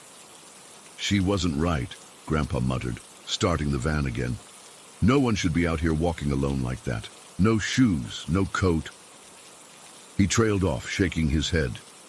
"Maybe we should call someone," Mom suggested. "The sheriff?" "And tell them what?" Dad replied. "That we saw a woman who disappeared into thin air." "She could be in trouble," Mom insisted. "Maybe she's, I don't know, confused, suffering from something." In the end, Dad called the sheriff's office on his cell phone while Grandpa started driving again, slowly. He reported that we'd seen a woman walking alone on Route 124, that she seemed disoriented, and gave a description. The person on the phone said they'd send a deputy to check the area. We continued to church, but the experience had shaken all of us. During the service, I couldn't concentrate on Pastor Dave's words at all. I kept thinking about the woman's hand on the van, the strange energy that had passed through us, and her impossible disappearance. After church, on the way home, we took the same road. Grandpa drove slowly past the spot where we'd seen her. A sheriff's cruiser was parked on the shoulder. The deputy was standing in the field looking around. We stopped, and my dad got out to talk to him. When he came back, he told us the deputy hadn't found anything. No footprints in the soft ground by the road, no sign anyone had been walking there at all. For weeks afterward, I had trouble sleeping. I kept thinking about her hand on the window next to me, how close she'd been. Sometimes I thought I could still feel that strange, tingling sensation. I became obsessed with the encounter, searching online for similar stories, asking older people in town if they'd heard of anything like it. About a month later, my mom found me reading a book about local ghost stories. She sat down next to me and hesitated before speaking. "Emma, about what happened on the road that Sunday," she began. I looked up eagerly, hoping she had some explanation. "Your grandfather asked us not to talk about it anymore," she said. "It's upsetting him a lot. He's been having nightmares." "But don't you want to know what happened?" I asked. "Who she was." Mom looked uncomfortable. Sometimes it's better not to know everything." I couldn't accept that. Over the years, I kept searching for answers. I learned that section of Route 124 had a history of strange sightings dating back decades. In the 1950s, a woman had supposedly died on that stretch of road, hit by a car while walking home after her own vehicle broke down. Other people reported seeing a woman in white on foggy mornings. But none of the other stories mentioned her touching vehicles or the electrical sensation we'd all felt. None mentioned her vanishing so completely from an open area where there was nowhere to hide. As I got older, I tried to rationalize what had happened. Maybe she had been real and had just dropped down into a ditch we couldn't see. Maybe the electrical feeling was just our collective imagination, sparked by the strangeness of the situation. But deep down, I knew better. We had all felt it. We had all seen her vanish. Grandpa passed away 3 years ago. At his funeral, my dad's brother, my Uncle Steve, pulled me aside. He'd had a few drinks at the reception, and his face was flushed. "You know," he said quietly, "your grandpa told me about that woman you all saw on the road that time." My heart raced. "What did he say?" Uncle Steve looked around to make sure no one was listening. "He said after that day, he kept seeing her.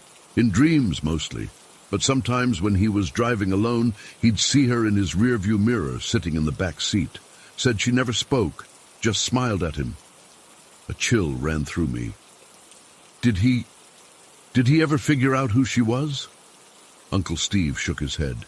"He was convinced she wasn't, alive. Said that touch did something, like it connected her to the van somehow, and to all of you who were in it." I didn't know what to say. After all those years, I still didn't have any real answers. "Have you ever seen her?" I asked. "Since that day?" Uncle Steve looked uncomfortable. "Me? No. But your mom did, didn't she tell you?" I stared at him. "No, she never said anything." He looked like he regretted bringing it up. Maybe I'm wrong. Forget I said anything. But of course, I couldn't. That night, I asked my mom directly. At first, she denied it. But when I told her what Uncle Steve had said, she got very quiet. "I only saw her once," she finally admitted, "about a year after it happened. I was alone in the house, doing laundry in the basement. When I turned around, she was standing by the washing machine, just for a second. Then she was gone." Mom shivered at the memory. "I never told anyone. I didn't want to scare you kids." Did she do anything?" I asked. "No, she just smiled, the same way she did on the road." "I've moved away from southern Ohio now. I live in Columbus, over an hour from that stretch of Route 124. But sometimes, especially on foggy mornings, I find myself checking my rearview mirror more often than necessary. Sometimes when I'm home alone, I get the feeling I'm being watched. I've never seen her again. But sometimes, out of nowhere, I'll feel that same electric tingling sensation wash over me, just for a moment. And I know she's still out there, still walking that center line, still smiling. I drive a different route when I go home to visit now, and I've never told anyone else this story until today. TT, Story 8. I've never been one to believe all that ghost crap. Even growing up in rural Vermont, where everyone had their share of "my cousin saw this," or "my neighbor heard that" stories. I'd roll my eyes whenever someone started up with tales around campfires. But something happened to me last month that I still can't explain, and I haven't been able to sleep right since. I'm 21, taking a gap year before college to save up some money. Been working at Thompson's Dairy for about 7 months now. It's this old farm about 15 miles outside of town. The Thompsons are nice enough people, in their 70s now, and can't manage the place themselves anymore. The main farmhand, Rick, handles most things, but he went to his sister's wedding in Ohio last week, so I've been pulling double shifts. The farm is pretty isolated. You drive down this long dirt road that cuts through woods for about a mile before you reach the clearing with the farmhouse, barns, and pastures. The main house sits on a little rise, and about 200 yards away is the dairy barn.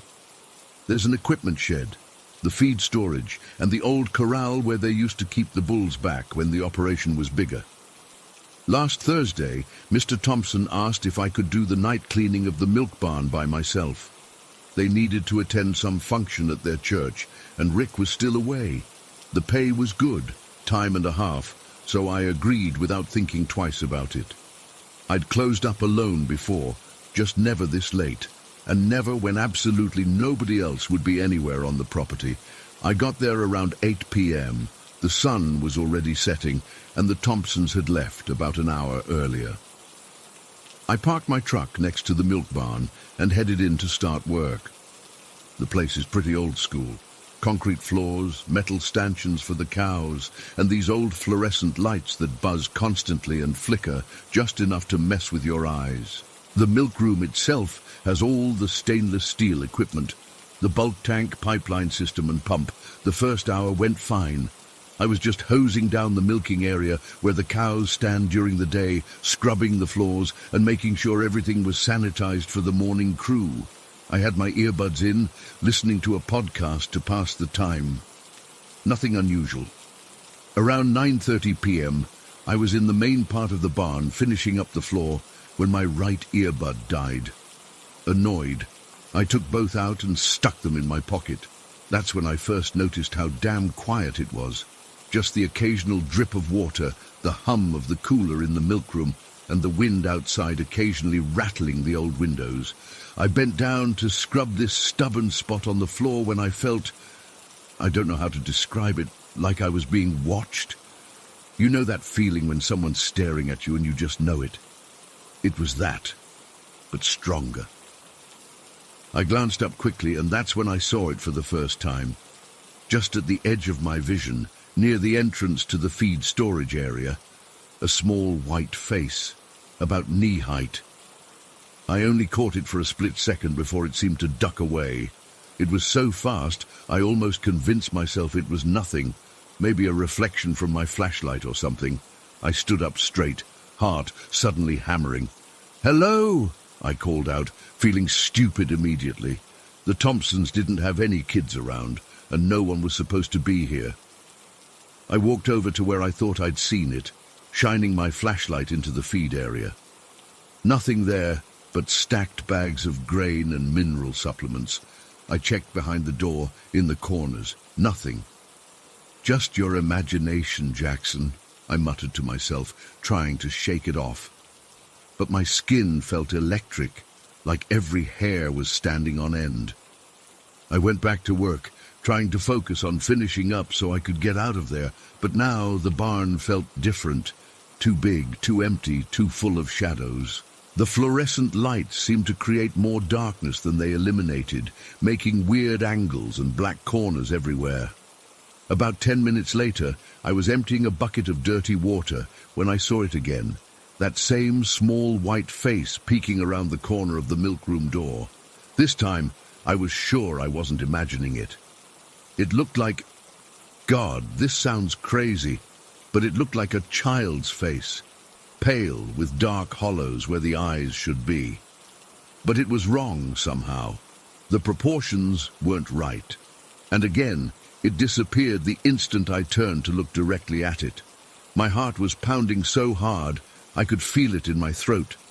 I dropped the bucket and walked quickly to the milkroom, flipping on the extra light in there. Empty. Nothing hiding behind the bulk tank, nothing under the small desk where they keep the records. At this point, I was seriously considering just leaving. Screw the job. But I'd promised Mr. Thompson I'd finish, and I only had about 30 minutes of work left. Plus, I kept telling myself I was being ridiculous. I'm a grown man, for Christ's sake, afraid of shadows in a barn I've worked in hundreds of times. I forced myself to keep working, but now I was constantly looking over my shoulder. Every little noise made me jump. The settling of the old wooden beams, the skittering of what was probably a mouse in the walls. I just about convinced myself I was being stupid when I finished cleaning the main area and needed to head outside to close up the corral gate. Mr. Thompson is particular about making sure it's chained properly, even though they don't keep animals in there anymore. I grabbed my jacket and flashlight and stepped outside. The night was clear and cold, with a nearly full moon casting everything in this eerie blue-white light. The corral was about 50 yards from the barn, and I had to walk across this open gravel area to reach it. I was halfway there when I heard it. A voice, clear as day, yelled, "Hey!" It came from behind me, from the direction of the barn. It wasn't muffled or distant. It sounded like someone was standing just a few feet away. A man's voice, deep and angry. I spun around so fast I nearly fell, my flashlight beam cutting wildly through the darkness. There was nobody there, just the empty yard, the silent barn, and beyond that, darkness. "Hello?" I called out, my voice embarrassingly shaky. "Is someone there?" Silence. Just the sound of the wind in the trees at the edge of the property. I stood frozen for what felt like forever, scanning the area, my flashlight beam trembling in my hand. I knew I'd heard someone.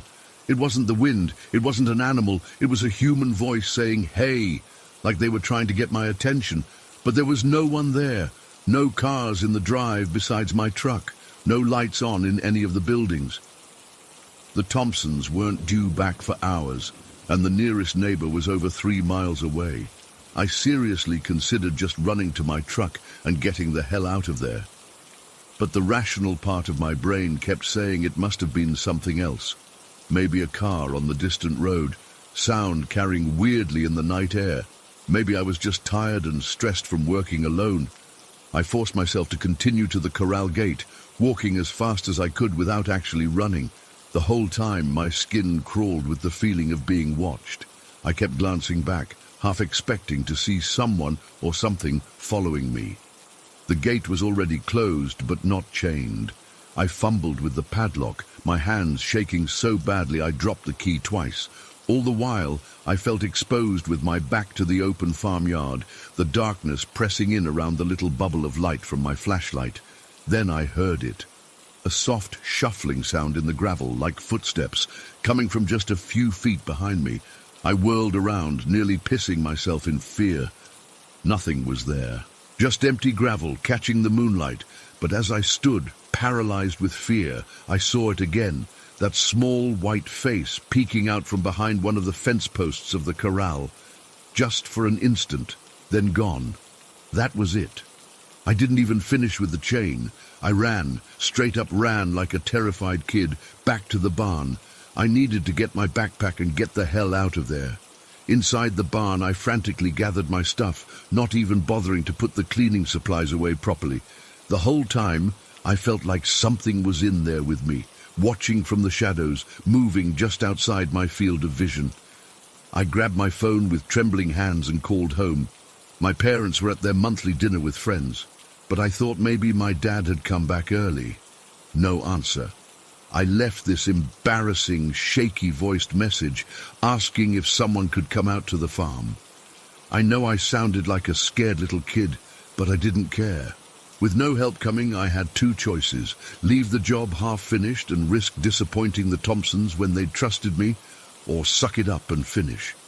I decided to quickly finish the bare minimum. I couldn't leave the milk equipment dirty, or they'd have problems in the morning. The next 15 minutes were the longest of my life.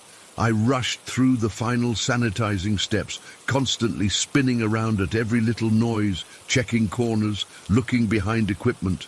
The feeling of being watched was so intense I could barely focus on what my hands were doing.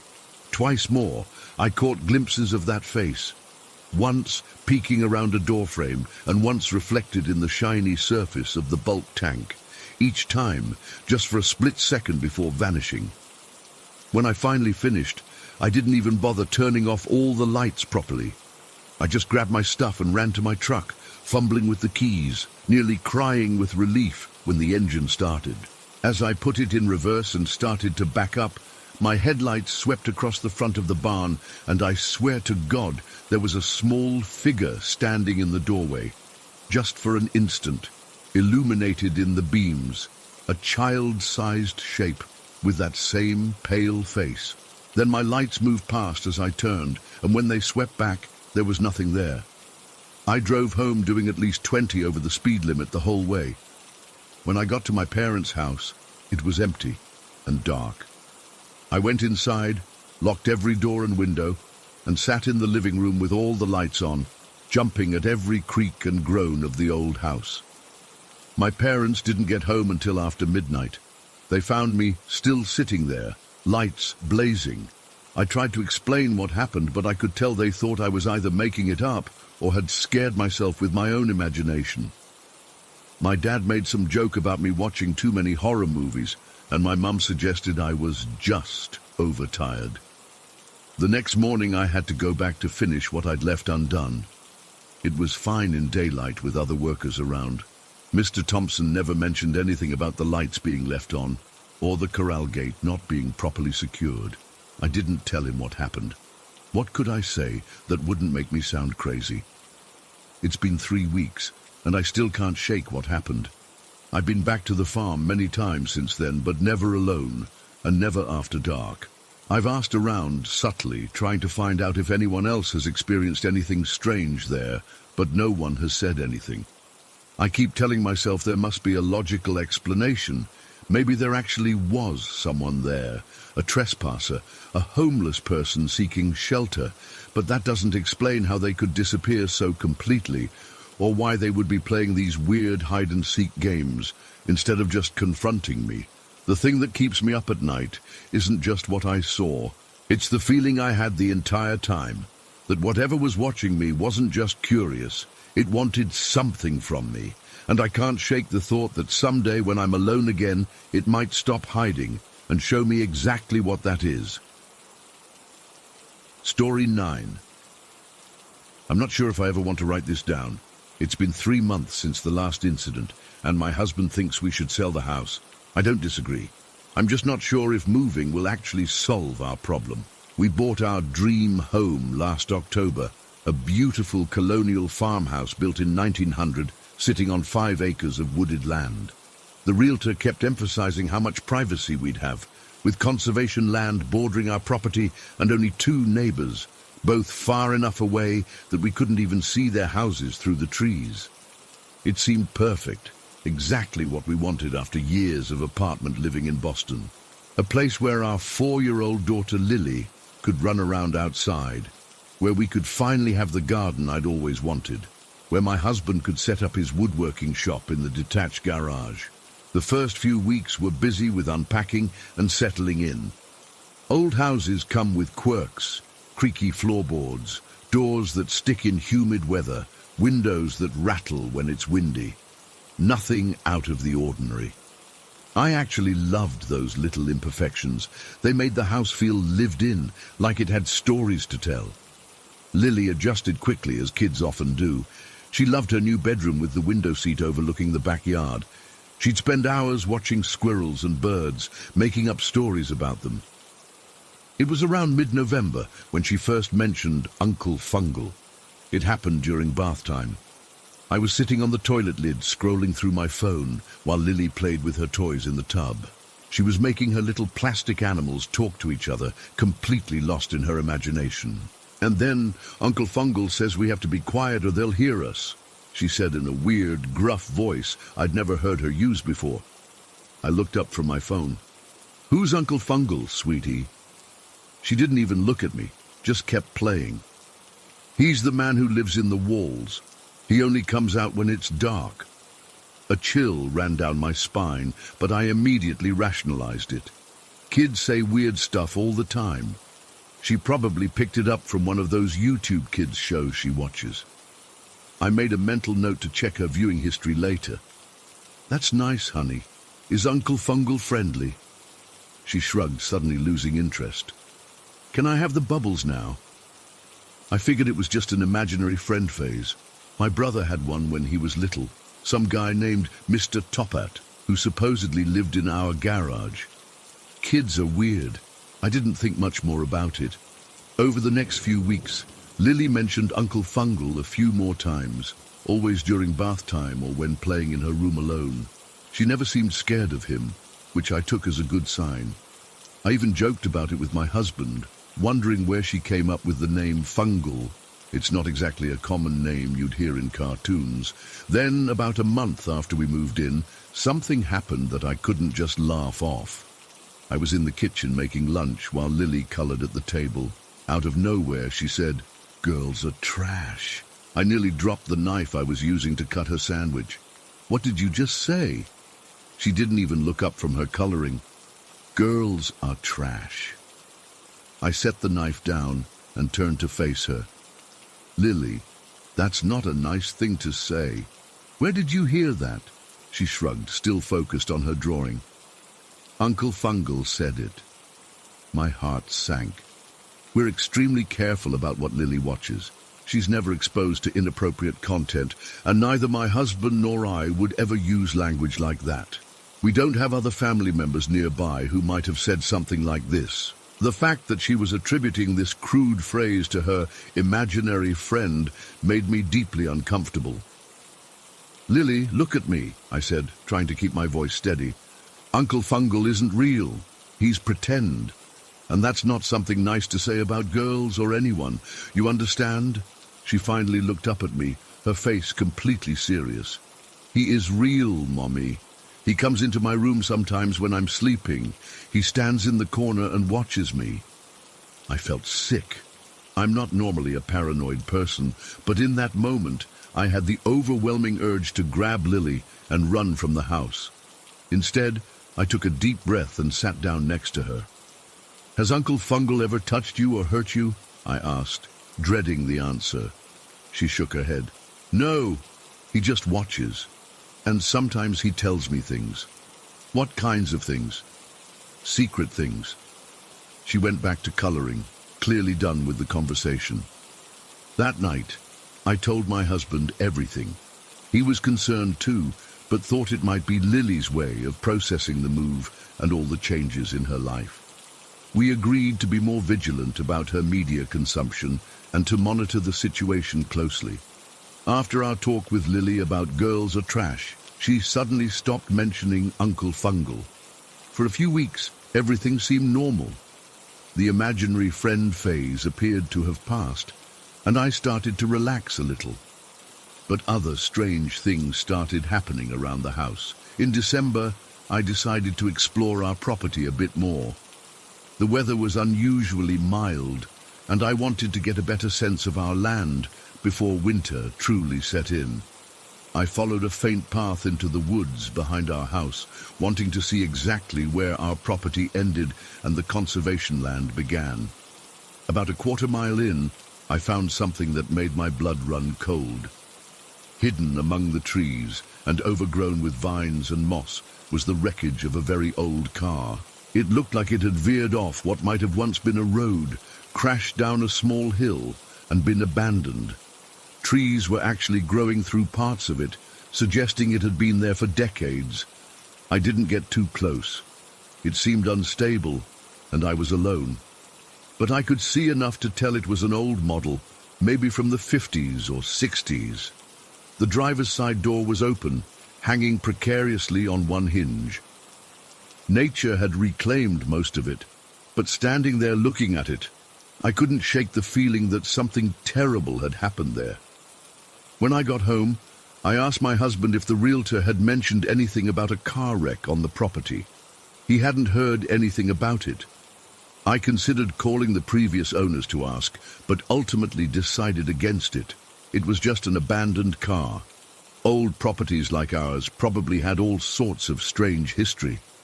January brought the first real incident I couldn't explain away. It was a Tuesday afternoon. My husband was at work and Lily and I were home alone. I was in our home office trying to catch up on some emails while Lily played with her dolls in the living room. I could hear her chattering away to her toys, making up some elaborate scenario involving a tea party. Suddenly, she went quiet. Then I heard her little footsteps running toward the office. "Mommy!" she called from the doorway, her voice high and frightened. "There's a man in the chair." I spun around. "What?" "In the chair. He's sitting in the chair watching me." The office had a small reading nook with an armchair in the corner. It was empty. "There's no one there, sweetie," I said gently, but I got up to check anyway. She pointed insistently. "He was there. He was sitting right there." I walked over to the chair and put my hand on it. It was cold. "See? No one's here. It's just us." Lily looked genuinely confused, but he was right there. I saw him. I flicked on the overhead light, as the room had been dim with just my desk lamp on. The moment the light came on, we heard it. Knock, knock, knock. 3 loud, deliberate knocks at what sounded like the front door. They were forceful enough that I felt them vibrate through the floorboards. Lily's face lit up. "Visitors!" she exclaimed, fear forgotten as she ran toward the front door. "Wait!" I called, hurrying after her. I caught up to her in the entryway. No one had knocked on our door since we moved in. Our house was too isolated for solicitors or neighborhood kids selling fundraiser items. My heart was racing as I approached the door. I looked through the peephole. Nothing. Just our empty front porch and driveway beyond. I opened the door cautiously, keeping Lily behind me. There was no one there, no car in the driveway, no footprints in the light dusting of snow on our steps. Nothing. It would have been impossible for someone to knock and then disappear so quickly. Our driveway is long, and there's nowhere to hide near the front of the house. Anyone who knocked would have still been clearly visible. "Where did they go?" Lily asked, peering around my legs. "I don't know, honey," I said, closing and locking the door. Maybe it was just the house settling. But it wasn't. Those knocks were deliberate, human, and they were coming from our front door, a door that no one could have been standing at. I called my husband, trying to keep the panic out of my voice. He offered to come home early, but I told him we were fine. I didn't want to seem hysterical over what could have been nothing. But for the rest of the day, I kept Lily close to me, and I couldn't shake the feeling we were being watched. Things quieted down after that. Winter turned to spring, and life fell into a routine. I almost convinced myself that the knocking had been my imagination, heightened by Lily's talk of seeing someone in the chair. Then, in April, it happened again. Lily and I were getting ready for her dance class. I was helping her into her leotard in her bedroom when we both heard it. Knock, knock, knock. The same 3 deliberate knocks, coming from the front door again. Lily froze, her arms halfway through her leotard sleeves. "Someone's here," she whispered. I felt my chest tighten. "Stay here," I told her, leaving her room and walking slowly toward the front door. Again, there was no one there. No cars, no people, nothing that could explain those knocks. When I returned to Lily's room, she was sitting on her bed, fully dressed in her dance clothes. "Was it Uncle Fungal?" she asked casually. My blood ran cold. "What? I thought you didn't talk to Uncle Fungal anymore," she shrugged. "He doesn't talk to me much now. He's mad." "Mad about what?" "That we're in his house." I wanted to press her for more, but we were already running late for dance class. The entire drive there, my mind raced with possibilities. Was our house actually haunted? Was Lily somehow picking up on something the rest of us couldn't see? Or was this all just coincidence and an overactive imagination? When we got home that evening, I did some research on the history of our house. It wasn't easy. Records from 1900 are spotty at best. But I did find out that the original owner was a man named Frederick Unger. Not Fungal, but close enough that it gave me chills. He'd lived in the house with his wife until she died in childbirth in 1908. After that, he lived alone until his death in 1925. What caught my attention was how Frederick died. According to a brief newspaper article I found, his car went off the road on his property and crashed into the woods. His body wasn't found for days. I couldn't help wondering if the wreckage I'd found in our woods was Frederick Unger's car. The timing seemed off. His death was in 1925, but the car I saw looked more modern. Still, it was too much of a coincidence to ignore. The knocking has happened 3 more times since then. Always 3 knocks, always when Lily is nearby, always with no one at the door. The last time was just 3 months ago, in the middle of the night. My husband heard it too that time, which at least confirmed I wasn't imagining things. We've talked about moving, but part of me wonders if that would even help. What if whatever this is, Uncle Fungal, Frederick Unger, or something else entirely, has attached itself to us rather than the house? What if it follows us? Lily doesn't seem afraid, which is both a relief and somehow more terrifying. She's accepted this presence as normal, as just another part of her life. Sometimes I catch her whispering to the empty corner of her room, and when I ask who she's talking to, she just says, "Nobody," and changes the subject. I don't know what to do.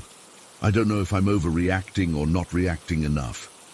All I know is that something is in our house, something that knocks on our door and whispers terrible things to my daughter, and I have no idea how to protect us from it. Sometimes at night, I lie awake listening for those knocks, wondering when they'll come again. And sometimes, just before I drift off to sleep, I swear I can hear someone whispering from inside the walls. Story 10. I've been debating whether to share this for months now. I'm not someone who believes in ghosts or anything supernatural. Never have been. My dad was a mechanic, and I grew up thinking everything had a logical explanation. Maybe writing this out will help me process what happened, because I still can't wrap my head around it. This happened back in January. It was a Tuesday night, and I'd been working late on my Jeep Cherokee in my shed. My shed isn't your typical backyard deal. It's actually this big converted barn structure that came with the property when we bought it last summer. The previous owners had done some nice work on it. Concrete floor, good lighting, even a small upstairs storage area with wooden stairs leading up to it. I'd been putting off this electrical work for weeks. The headlights kept flickering whenever I hit a bump, and it was driving me crazy. With a newborn in the house, finding time for projects like this isn't easy. So when Jessica took the baby to her mom's for the night, I figured I'd take advantage of the quiet house and get it fixed. It was around 11:30 p.m. and I was getting frustrated. I'd been at it for over 3 hours, checking connections, testing the voltage, but couldn't find the issue. The wiring harness runs partially under the vehicle, and I realized I needed to get underneath to check for any loose connections there. I should probably mention something about the property's history at this point. When we bought the place, our realtor reluctantly told us that the previous owner had died in an accident in the shed. Apparently, he was working under his truck when the jack failed. His wife found him the next morning. It was tragic, but honestly, it didn't bother me much at the time. Accidents happen, especially with car jacks, and I've always been careful with mine. That night I was tired and just wanted to finish the job. I grabbed my hydraulic floor jack and lifted the front end of the Jeep. I know better, I really do. But I didn't grab the jack stands.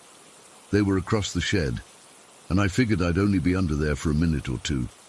I did kick one of the tires I'd removed under the frame as a failsafe, something my dad taught me years ago. So there I was, flat on my back on the cold concrete, flashlight in my mouth, staring up at the undercarriage. The shed was dead quiet except for the occasional ping of the engine cooling down. It was almost midnight by this point, and our property is pretty isolated.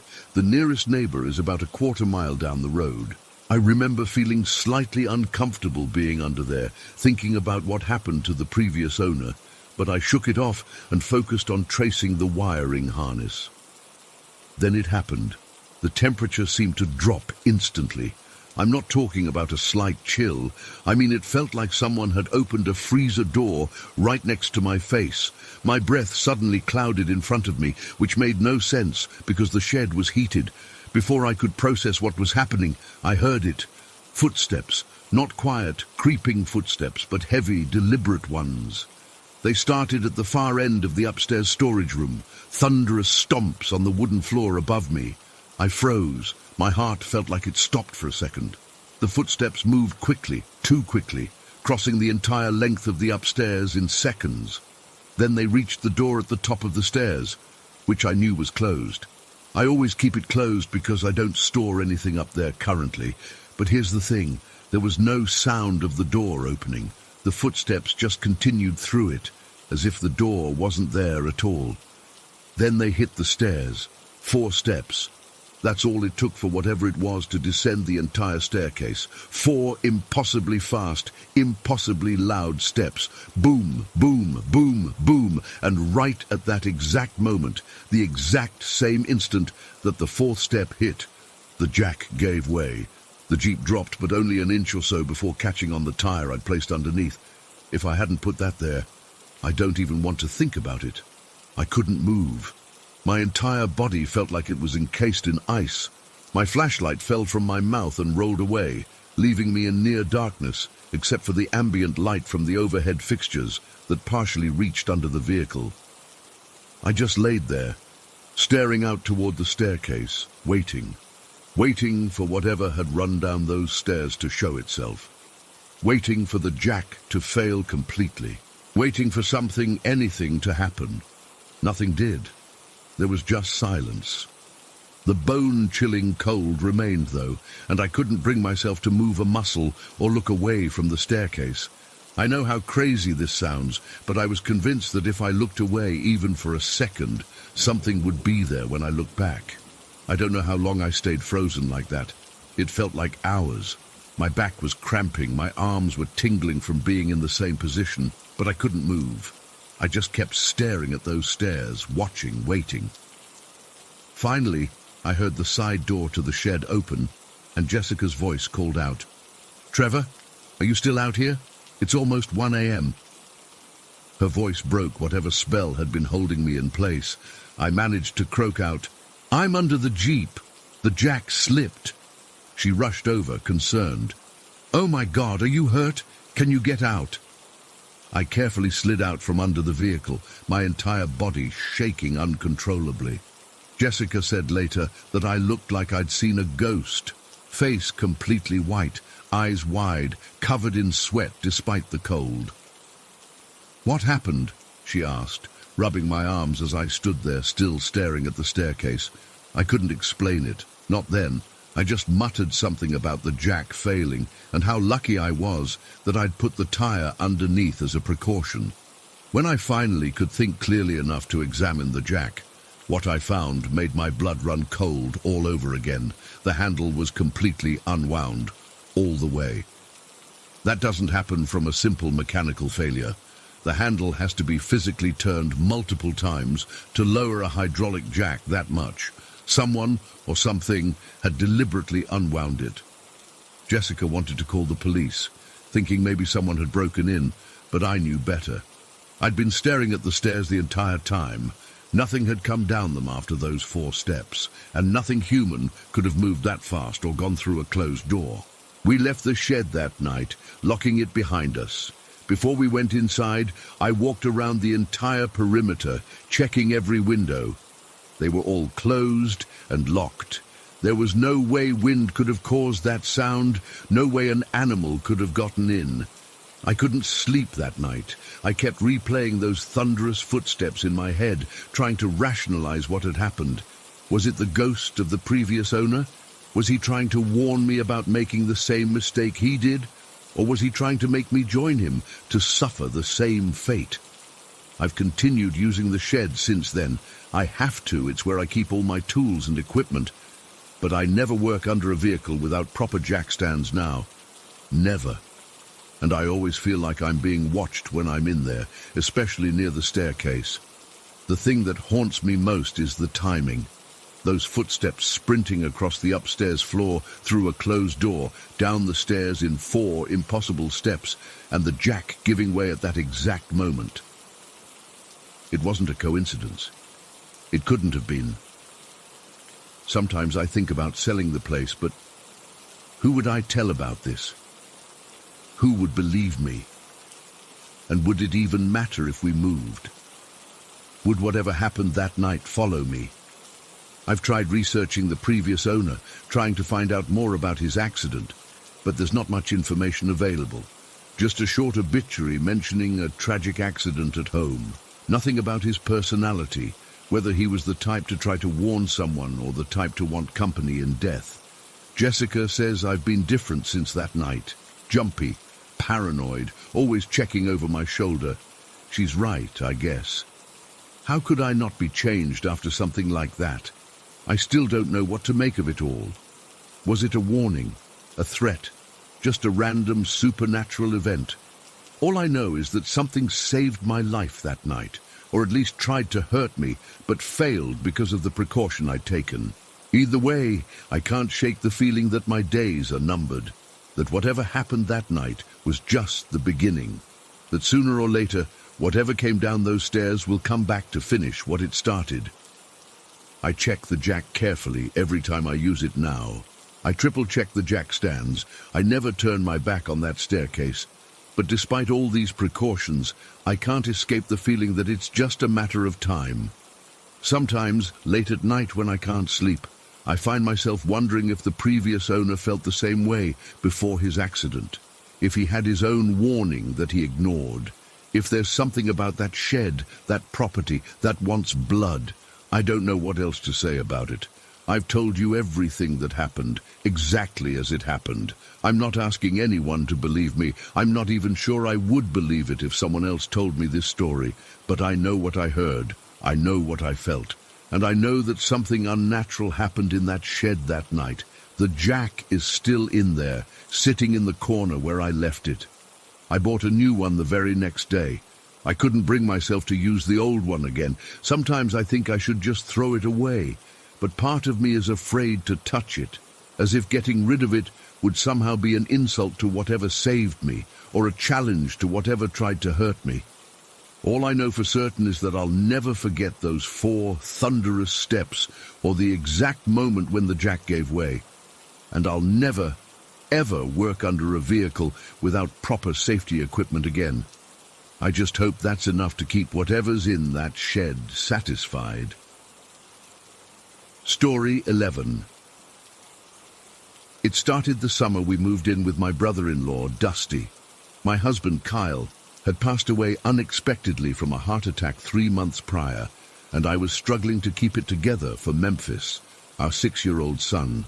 Kyle had been the primary breadwinner, and I couldn't afford our rent anymore. Dusty offered us his spare bedroom until I could get back on my feet. The house was an older ranch-style home, about 20 minutes outside Oklahoma City. Nothing fancy. 3 bedrooms, 2 bathrooms, a dated kitchen with yellow linoleum floors. Dusty lived there with his 2 kids, Blaylan, 4, and Kayla, 8.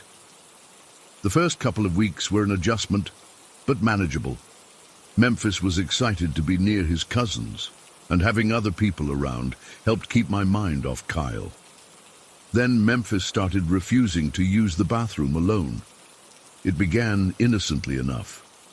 "Mommy, come with me," he'd say, tugging at my hand during dinner. I thought nothing of it initially. He was adjusting to a new home while processing his dad's death. But soon, he wouldn't even walk past the bathroom door without clinging to my leg. If I tried to leave him, even with the door open while I stood just outside, he'd scream like someone was hurting him. One afternoon, while the kids were coloring at the kitchen table, I asked Memphis to draw what scared him about the bathroom.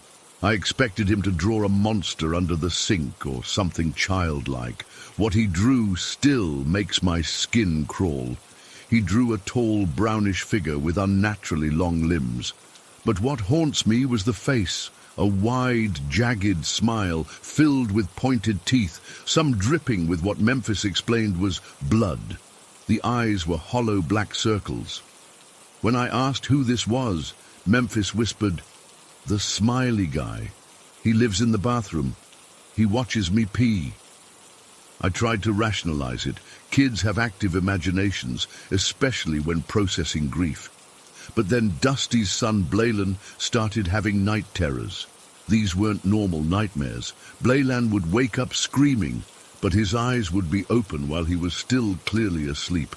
His face would turn deep red, then blue around the lips. The first time it happened, he stopped breathing entirely for about 10 seconds before gasping awake.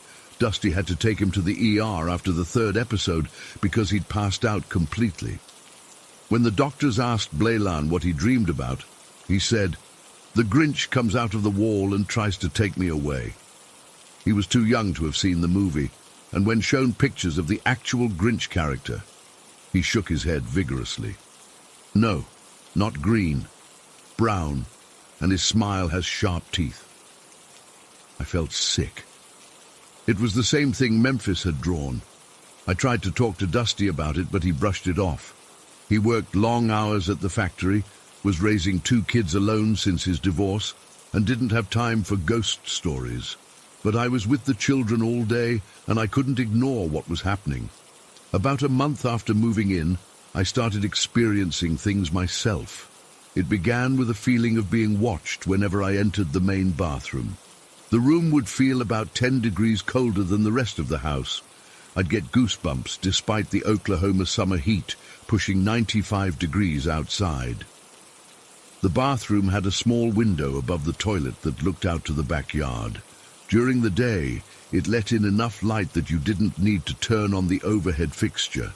But even in bright sunlight, the bathroom felt perpetually dim, like something was absorbing the light. One morning in July, I was brushing my teeth while Memphis and his cousins ate breakfast. I leaned over the sink, and when I straightened up and looked in the mirror, I saw a dark shape in the shower behind me. Just for a split second, like a tall shadow standing motionless behind the partially closed shower curtain. I spun around so fast I knocked my toothbrush into the toilet. There was nothing there, of course, but the shower curtain was moving slightly, as if someone had just brushed against it. I chalked it up to lack of sleep and stress. But later that day, Memphis refused to use the bathroom again. When I pressed him about it, he said, "The smiley guy was behind you this morning, Mummy. Didn't you see him?" My blood ran cold. I hadn't mentioned what I thought I'd seen to anyone. That night, I woke up around 3 a.m. needing to pee. Our bedroom was across the hall from the bathroom, and I had to force myself to get up. As I approached the bathroom door, I felt an overwhelming sense of dread wash over me. My heart started racing and my mouth went dry. It took everything I had to step inside and flip the light switch. The fluorescent light flickered 3 times before stabilizing, something it had never done before. The bathroom looked normal, but the air felt thick, like trying to breathe underwater. I rushed to the toilet, keeping my eyes fixed on the door. As I was washing my hands, I heard a faint scratching sound coming from inside the wall behind the mirror. Tap, tap, tap, like fingernails on drywall. I shut off the water and stood frozen. The tapping stopped, replaced by what sounded like whispering. I couldn't make out any words, just a low, raspy murmur that seemed to be coming from everywhere and nowhere at once. I fled the bathroom without drying my hands, slamming the door behind me. Memphis was sitting up in bed when I got back to our room, eyes wide with fear. "He followed you out, Mommy," he whispered. "Who, baby?" I asked, though I already knew the answer. "The smiley guy. He's standing behind you right now." I felt my entire body go rigid. Every instinct screamed at me not to turn around. That looking would somehow make it real. Instead, I scooped Memphis up and got into bed with him, pulling the covers over both of us. We stayed that way until morning. After that night, things escalated. Every bathroom trip became a nerve-wracking ordeal. Memphis refused to go alone, and I couldn't blame him. I started accompanying all 3 kids, standing guard while they used the toilet. They would stare over my shoulder with wide, frightened eyes, sometimes midstream, suddenly screaming, "He's there! Behind you!" I'd grab them, still half-dressed, and flee the bathroom. I started looking into the history of the house. It was built in the 1970s, and Dusty had bought it from an elderly couple who were moving to a retirement community. Nothing suspicious there, no deaths or tragedies that locals knew about. The neighboring houses were all similar ranch-style homes built around the same time. By August, Blayland's night terrors were happening almost nightly. The poor kid was exhausted, with dark circles under his eyes. One night, after a particularly bad episode where he'd screamed for nearly 30 minutes before we could wake him, he told Dusty, "The brown man with the scary smile says he wants to take me to where it's dark forever." That same week, I was giving Memphis a bath when the water suddenly turned ice cold. He screamed and tried to climb out of the tub. As I reached for a towel, all the cabinet doors under the sink flew open at once. Memphis pointed a shaking finger at the mirror and said, "Mommy, he's smiling at us." In the steamy mirror, I swear I saw what looked like a wide grin drawn in the condensation, though I hadn't touched it. I'd had enough. I told Dusty we needed to stay somewhere else for a while, but he thought I was overreacting and feeding into the kids' fears. Money was tight, so I couldn't just get a hotel room. I started spending as much time as possible out of the house, taking the kids to parks, the library, anywhere but home. One evening in late August, Dusty had taken Kayla to her soccer practice, leaving me with Memphis and Blaylan. The boys were playing in the living room while I made dinner. I heard Memphis call out that he needed to use the bathroom. "Wait for me, honey," I called back, turning down the stove. "I can't wait," he replied, and I heard his little feet pattering down the hallway. I rushed after him, but he was already in the bathroom with the door closed. I called his name, reaching for the doorknob. It was ice cold to the touch and wouldn't turn. The door was locked from the inside, something Memphis couldn't do himself. He wasn't tall enough to reach the old-fashioned lock. "Memphis!" I shouted, pounding on the door. "Open the door, baby!" I heard a thud from inside, then Memphis screaming. Not a normal child's scream of fear, but a high-pitched wail of absolute terror. I threw my shoulder against the door, but it wouldn't budge. Blaylan was behind me now, crying. "The Grinch has Memphis!" he sobbed. I ran to the kitchen, grabbed a butter knife, and rushed back to try to jimmy the lock. As I was frantically working at it, the screaming stopped abruptly. The silence was worse than the screams. "Memphis?" I called, my voice breaking. "Baby, can you hear me?" The lock suddenly clicked, and the door swung open on its own. Memphis was standing in the middle of the bathroom, soaking wet from head to toe, though the tub was empty and bone dry. His eyes were wide and vacant, staring at nothing. "Memphis!" I grabbed him, checking for injuries. His skin was ice cold, his lips blue. "What happened? Why are you wet?" He blinked slowly, seeming to come back to himself. "The smiley guy tried to take me to the water place," he whispered. "He said that's where Daddy is." I carried Memphis to our room, changed his clothes, and wrapped him in blankets. His skin stayed cold for hours. I called Dusty and told him what happened, insisting that we couldn't stay in the house anymore. This time, he didn't argue. We spent that night at a motel off the highway. The next day, Dusty called a pastor from his church to come bless the house. I was skeptical, but desperate for any help. The pastor walked through each room, praying and sprinkling holy water. When he reached the bathroom, the small bottle in his hand shattered without being touched, glass and water spraying across the tile floor. The pastor left visibly shaken, recommending we contact a more experienced spiritual advisor. Meanwhile, Dusty agreed to let us stay with his sister in Tulsa for a couple of weeks. When we returned, things seemed calmer at first. The oppressive feeling in the bathroom had lessened, though not disappeared entirely. Memphis still wouldn't go in alone, but he stopped talking about the smiley guy. Blaylan's night terrors became less frequent. By Christmas, I'd saved enough money to rent a small apartment for Memphis and me. As we were packing to leave, I found Memphis's original drawing of the smiley guy crumpled behind the dresser. I almost threw it away, but something made me flatten it out for one last look. What I hadn't noticed before was the background. Memphis had drawn what looked like bathroom tiles, but with faint shapes behind them, like there was something inside the walls. And in the corner, barely visible, was a crude drawing of what appeared to be a small door or opening at the base of the wall. I went to the bathroom and examined the wall carefully. Near the baseboard behind the toilet was a small access panel I'd never noticed, painted the same color as the wall. It was screwed shut, but the screws looked newer than the rest of the fixtures. I didn't open it. Some things are better left unknown. Memphis is 11 now, and he says he doesn't remember the smiley guy or most of what happened in that house. But sometimes he still wakes up in the middle of the night, staring at the corners of his room. When I ask what's wrong, he just says, "I thought I heard someone whispering my name." And on the rare occasions when I talk to Dusty, he mentions that Blaylan still refuses to use the main bathroom, even 5 years later.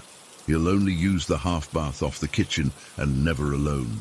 I've tried to explain what happened in that house, to make sense of it logically. Maybe it was stress, grief, suggestion, But in my heart, I know what we experienced was real. Something was in that house with us, something that knew how to use our fears and grief against us. And sometimes, when I'm alone in the bathroom of my apartment, I swear I can hear faint tapping in the walls, like something followed us home. Story 12. I still get chills thinking about what happened in that house in Darlington. It's been almost 4 years since we moved out, but I still wake up sometimes in a cold sweat, thinking I hear my little Thule crying out for me. I never believed in any of this supernatural stuff before. I mean, I've always been religious, went to church every Sunday, prayed daily, raised my daughter to know God. But ghosts, demons, that was just Hollywood nonsense as far as I was concerned, until we moved into that house on Maple Street. We'd been living with my parents after my divorce, but when I finally saved enough for our own place, I was so excited to give Thule her own room. She was just turning 2 then, such a bright, happy little thing. The rent was surprisingly affordable for a whole house, which should have been my first clue something wasn't right. But I was desperate for independence, you know. The first week was fine. The house was old but clean enough. 2 bedrooms, a small kitchen, living room and a bathroom at the end of the hallway. That bathroom, God, I can still picture it. Nothing special, just a basic bathroom with those old-fashioned black and white tiles, a bathtub with a shower curtain that had seen better days, and a small window that never seemed to let in enough light no matter what time of day it was. It started with small things. The bathroom door would be open when I was sure I'd closed it. The shower curtain would be drawn shut when I'd left it open. I blamed it on forgetfulness, on being an exhausted single mum. Then Thule started refusing to use the bathroom. She'd been doing so well with potty training, but suddenly she would cry hysterically if I tried to leave her alone in there. She'd cling to my leg, her little body shaking. "No, Mama, no!" she'd scream. I figured it was just a phase. Kids get weird about bathrooms sometimes, right?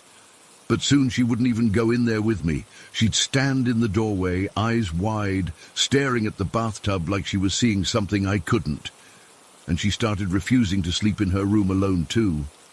Every night I'd put her to bed, and within an hour she'd be screaming. Not the normal toddler, "I don't want to go to bed" screams. These were pure terror. I started bringing her into my bed, but even then she'd wake up suddenly, pointing at the empty doorway, whimpering.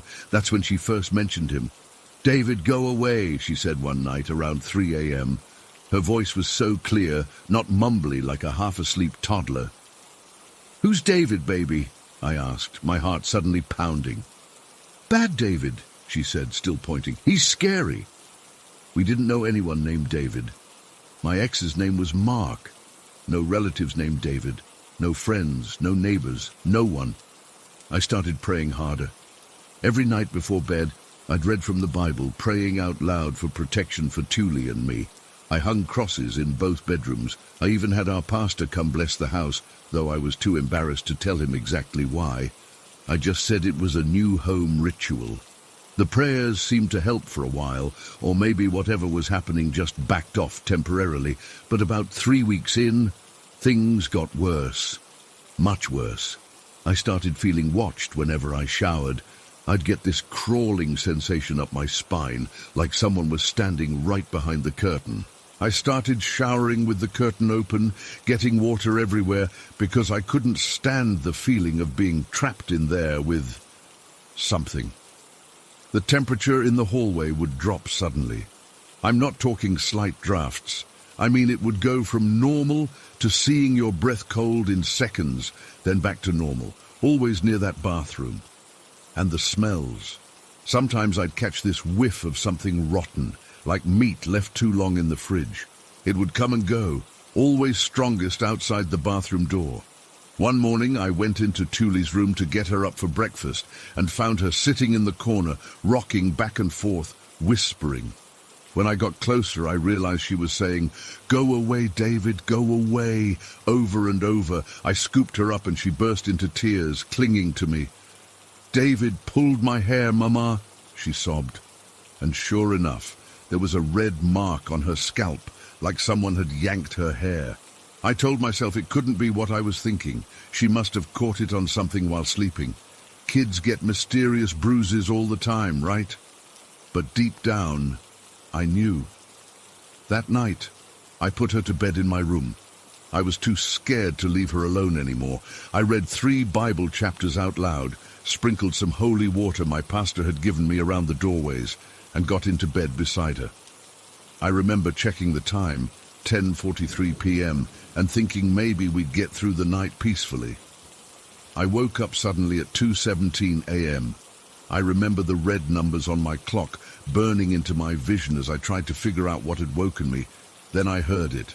Thule was giggling. Not her normal laugh, but a strange, nervous giggle.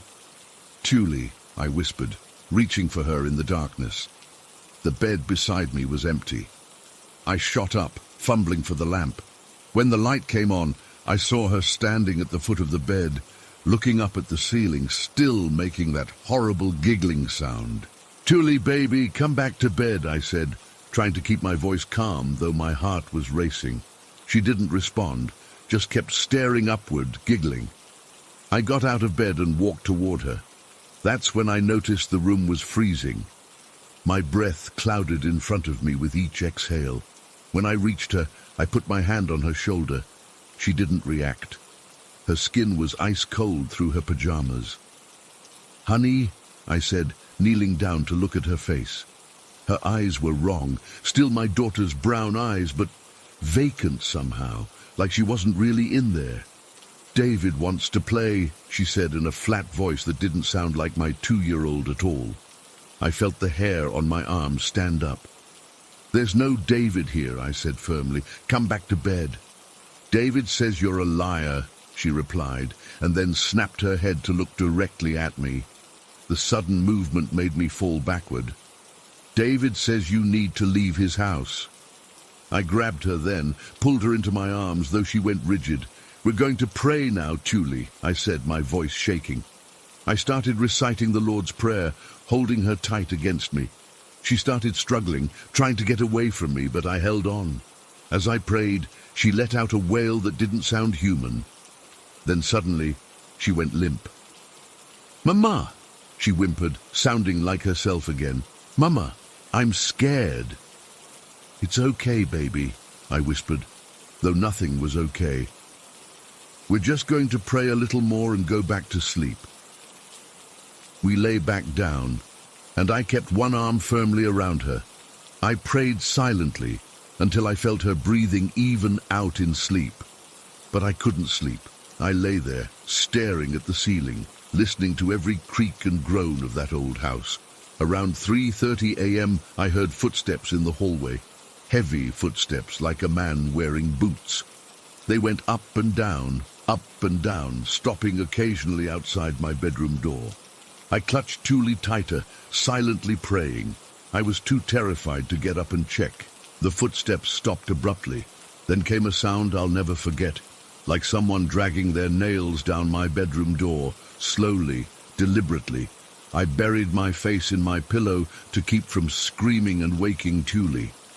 Somehow, I must have fallen asleep from sheer exhaustion. The next thing I knew, it was morning, and pale sunlight was filtering through the curtains. Thule was still asleep beside me, her face peaceful. I almost convinced myself I'd had a nightmare. Almost. Until I saw the scratches on my bedroom door, 4 long, deep gouges in the wood that hadn't been there the day before. I called in sick to work that day. I couldn't bear the thought of leaving Thule with her usual sitter. We spent the day out of the house, at the park, the library, a long lunch at McDonald's, anywhere but home. But eventually, night fell, and we had to go back. I considered going to my parents, but they lived 2 hours away, and my car was nearly out of gas. I hadn't been paid yet, and had less than $10 in my account. We were stuck. That night, I made Thule a pallet on the floor of the living room, as far from the hallway and bathroom as possible. I sat on the couch with my Bible, intending to stay awake all night watching over her. She fell asleep quickly, exhausted from our busy day. I sat there reading Psalms, jumping at every house noise, my eyes constantly darting to the dark hallway. Around midnight, the bathroom door slammed shut. I heard it clear as day. Bang! So loud I'm amazed it didn't wake Thule. I froze, staring down the hallway, my heart pounding so hard I could feel it in my throat. Then came the water. I could hear the bathtub faucet turn on, the distinctive squeak of the handle followed by the rush of water. Part of me wanted to go check. What if it flooded? But fear kept me glued to the couch. The water ran for exactly 7 minutes. I know because I watched the clock the entire time, clutching my Bible so hard my knuckles went white. Then it shut off, just as suddenly as it had started. Silence fell again, broken only by Thule's soft breathing. I must have dozed off despite my terror, because the next thing I knew, I was waking up to Thule screaming. My eyes flew open. It was 3:33 a.m. Thule was no longer on her pallet. I jumped up, panic surging through me. Her screams were coming from my bedroom. I ran down the hallway, past the bathroom. The door was open again, the darkness inside seeming deeper than it should be. When I reached my bedroom, what I saw stops my heart even now when I think about it. Thule was floating. My baby girl was suspended in the air, about 3 feet off the ground, her little legs kicking frantically. She was upside down, as if something was holding her by her ankles, but there was nothing there, nothing visible anyway. "Jesus Christ, help us!" I screamed, lunging forward to grab her. As my hands closed around her waist, I felt resistance, like whatever had her didn't want to let go. I pulled harder, crying, praying, screaming. With a sudden release that sent me stumbling backward, she came free. I clutched her to my chest, feeling her whole body trembling against mine. Without thinking, I ran, out of the bedroom, down the hallway. As we passed the bathroom, the door slammed shut so hard a crack appeared in the frame. I didn't stop. I ran straight to the living room, where I collapsed on the couch, still holding Thule. She was sobbing, her face buried in my neck. "David hurt me," she whimpered. "David hurt my legs." I looked down and nearly threw up. There were red marks around both her ankles, clear finger marks, like someone had been gripping her tightly. We spent the rest of the night in the living room, lights on, TV blaring to drown out any sounds from the rest of the house. I called my parents at 6 a.m. and told them we needed to come stay with them. I didn't explain why, couldn't bring myself to say it out loud. My dad drove up that morning to get us. I packed only what we could carry in one trip, didn't want to spend an extra minute in that house. As we were leaving, Thule stopped in the doorway and looked back inside. "Bye, David," she said, not in fear, but almost like she was sad. "You should go to heaven now." I yanked her out and slammed the door. We never went back. My dad returned a week later with some friends from his church to get the rest of our stuff. He said nothing strange happened while they were there, but he did mention the bathroom was ice cold compared to the rest of the house, even though it was July in Indiana. I broke the lease, lost my security deposit, didn't care. A month later, I ran into Mrs. Loesch at the grocery store when I was visiting my parents. She lived across the street from that house in Darlington. She asked how we were doing, said she was sorry we'd moved out so suddenly. Then she said something that made my blood run cold. "Did the landlord ever tell you about what happened to the previous tenant?" Of course, he hadn't. When I pressed her, she told me a man had died in that house about 5 years earlier. A suicide, in the bathtub. His name was David Mitchell. I've never told this story publicly before.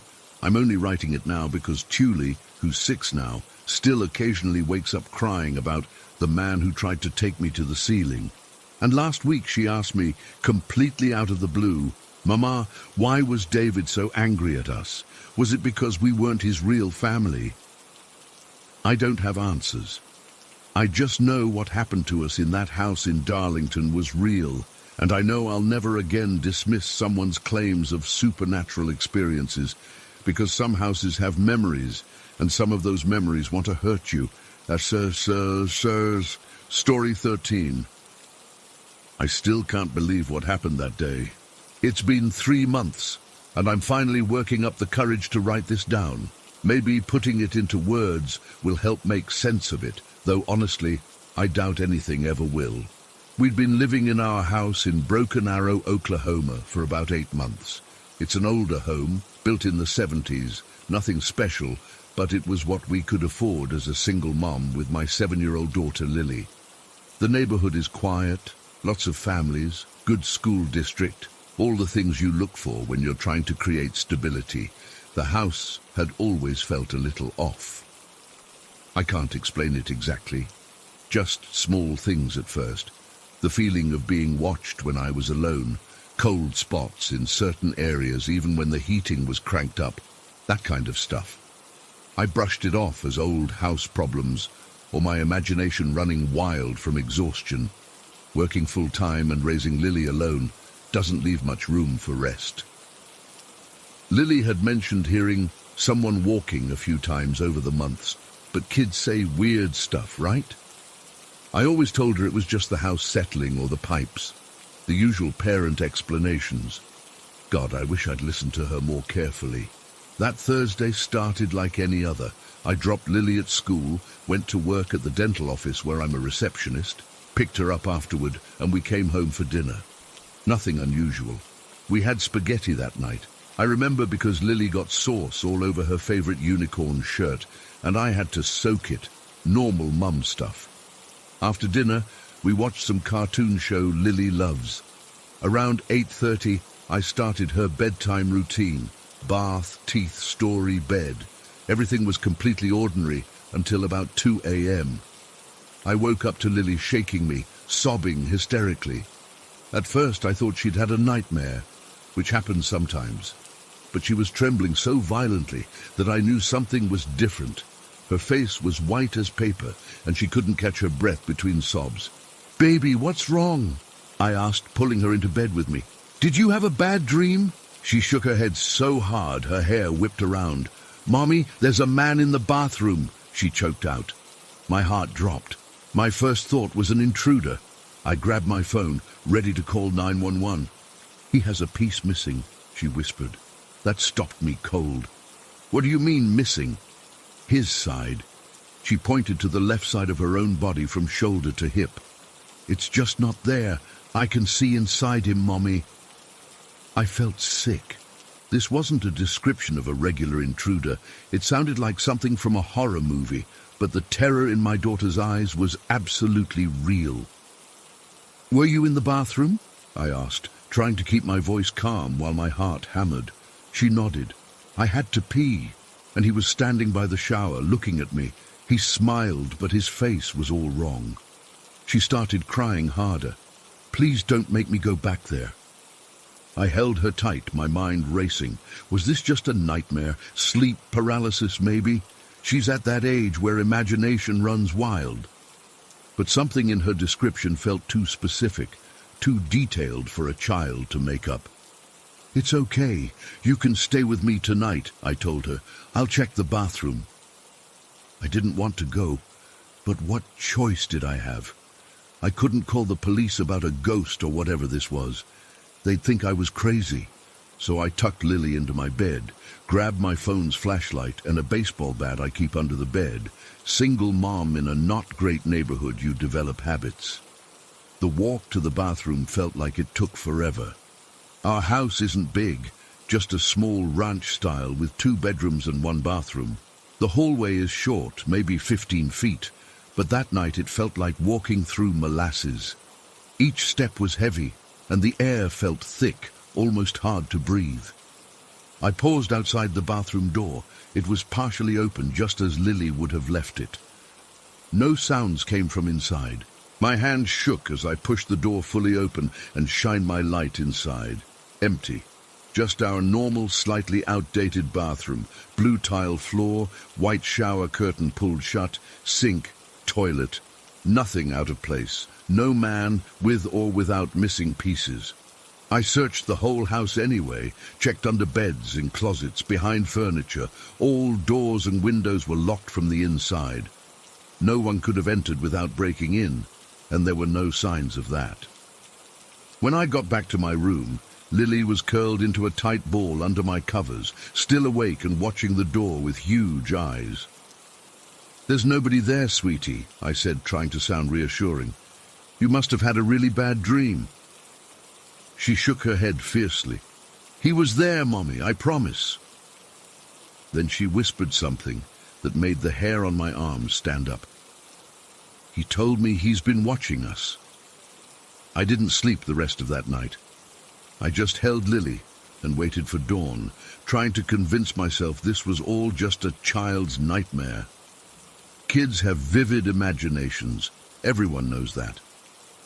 The next day was Friday. I seriously considered calling in sick to work, but single mom bills don't pay themselves. I dropped Lily at school, and she clung to me harder than usual. I promised I'd pick her up right on time and that everything would be okay. Work dragged. I couldn't focus, kept making little mistakes. My co-worker Jen asked if I was all right, said I looked like death warmed over. I blamed it on lack of sleep, which wasn't exactly a lie. When I picked up Lily, she seemed better. The daylight and time with friends had apparently pushed away whatever had scared her the night before. We stopped for ice cream on the way home, a little Friday treat, and honestly, a way for me to delay going back to the house. That evening seemed normal again. We had frozen pizza for dinner, watched a movie. I deliberately kept all conversations light and didn't mention what had happened the night before. Around 7:30, I started Lily's bedtime routine. "Can I sleep with you tonight?" she asked as I tucked her into her own bed. "Don't you want to sleep in your big girl bed?" I tried, hoping the previous night had just been a fluke. She looked down at her stuffed rabbit. "What if the bathroom man comes back?" I sat beside her. "Sweetie, there was no man. Sometimes our brains play tricks on us when we're tired or when it's dark." She didn't argue, but I could tell she didn't believe me. To compromise, I left her bedroom door open and promised to keep my door open too, so she could come to me if she needed anything. "And you don't have to go to the bathroom alone," I added. "Wake me up if you need to go, okay?" That seemed to satisfy her. She fell asleep quickly, exhausted from the night before. I stayed up watching mindless TV shows, too wired to sleep despite my own exhaustion. Around 11:30, I finally went to bed. I must have fallen asleep because the next thing I knew, I was jolted awake by the most blood-curdling scream I've ever heard. Lily. I ran to her room, but her bed was empty. The screaming was coming from the bathroom. I sprinted down the hall. The bathroom door was wide open, light on. Lily was pressed against the wall opposite the shower, her face a mask of pure terror. "He tried to grab me!" she shrieked when she saw me. "His hand! He tried to pull me in!" I scooped her up and ran back to my bedroom, slamming and locking the door behind us. She was hysterical, gasping and crying so hard I was afraid she'd make herself sick. Gradually, I pieced together what had happened. She'd woken up needing to pee. Not wanting to bother me, she'd gone to the bathroom alone. She said she'd been sitting on the toilet when a hand, grey and dirty with long fingers, had reached around the edge of the shower curtain and tried to grab the hem of her nightgown. "He almost got me, Mommy," she sobbed. "His fingers touched my dress, but I jumped up and ran." Our bathroom layout made this description particularly chilling. The toilet sits right next to the tub-shower combo, maybe a foot of space between them. If someone, or something, was hiding in the shower, they absolutely could reach around the curtain and touch someone sitting on the toilet. I held her until she cried herself to sleep, but my mind was racing. This wasn't just a nightmare. She had physically gotten up, gone to the bathroom, and something had happened, something I couldn't explain. When I was sure Lily was deeply asleep, I eased her onto the bed and grabbed my baseball bat again. I had to check. Even though every instinct screamed at me to stay put, to wait until morning, I had to know if there was some rational explanation. The hallway seemed darker than it should have been. The nightlight we keep plugged in wasn't working, though I could have sworn it was on earlier. I used my phone flashlight again, moving slowly toward the bathroom. The door was still open, light still on from when Lily had gone in. I stood in the doorway, bat raised, heart pounding so hard I could feel it in my throat. The shower curtain was closed. I hadn't left it that way. "Hello?" I called, immediately feeling stupid. What was I expecting? For someone to answer. Using the end of the bat, I hooked the edge of the shower curtain and yanked it open in one quick movement. Empty. Just our tub, shampoo bottles, Lily's rubber duck. I checked behind the door, under the sink cabinet, even in the small linen closet built into the wall. Nothing.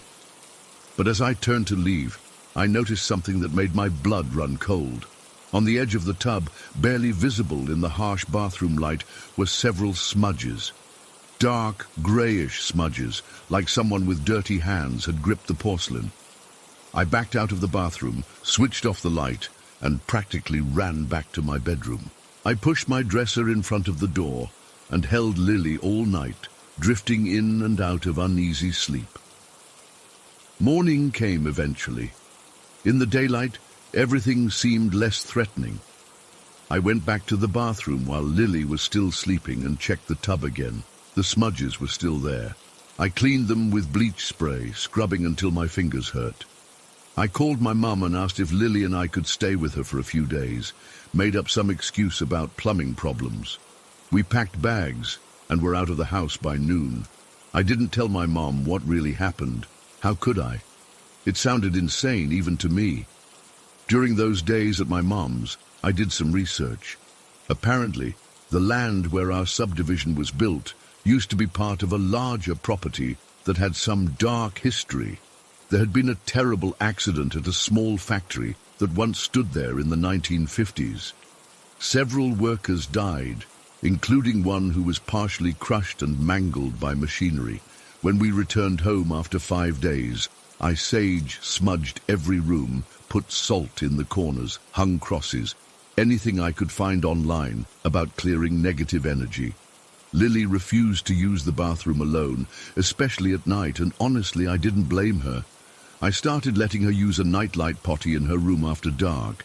Things seemed better for about a week. No sightings, no incidents. I was starting to think maybe it had been some bizarre shared delusion brought on by stress or something in the house. Carbon monoxide, maybe. I even had that checked, but levels were normal. Then came what I can only call the breaking point. It was a Tuesday night. I was doing dishes while Lily was supposed to be getting ready for bed. I heard her call me, her voice strange. "Mommy, who's this lady?"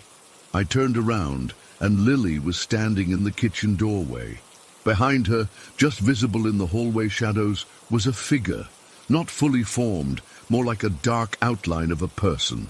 Tall, unnaturally thin, with what looked like long hair hanging down. My body went ice cold. "Lily, come here right now," I said as calmly as I could. "But she wants to show me something in the bathroom," Lily said, puzzled. I lunged forward and grabbed Lily, pulling her to me.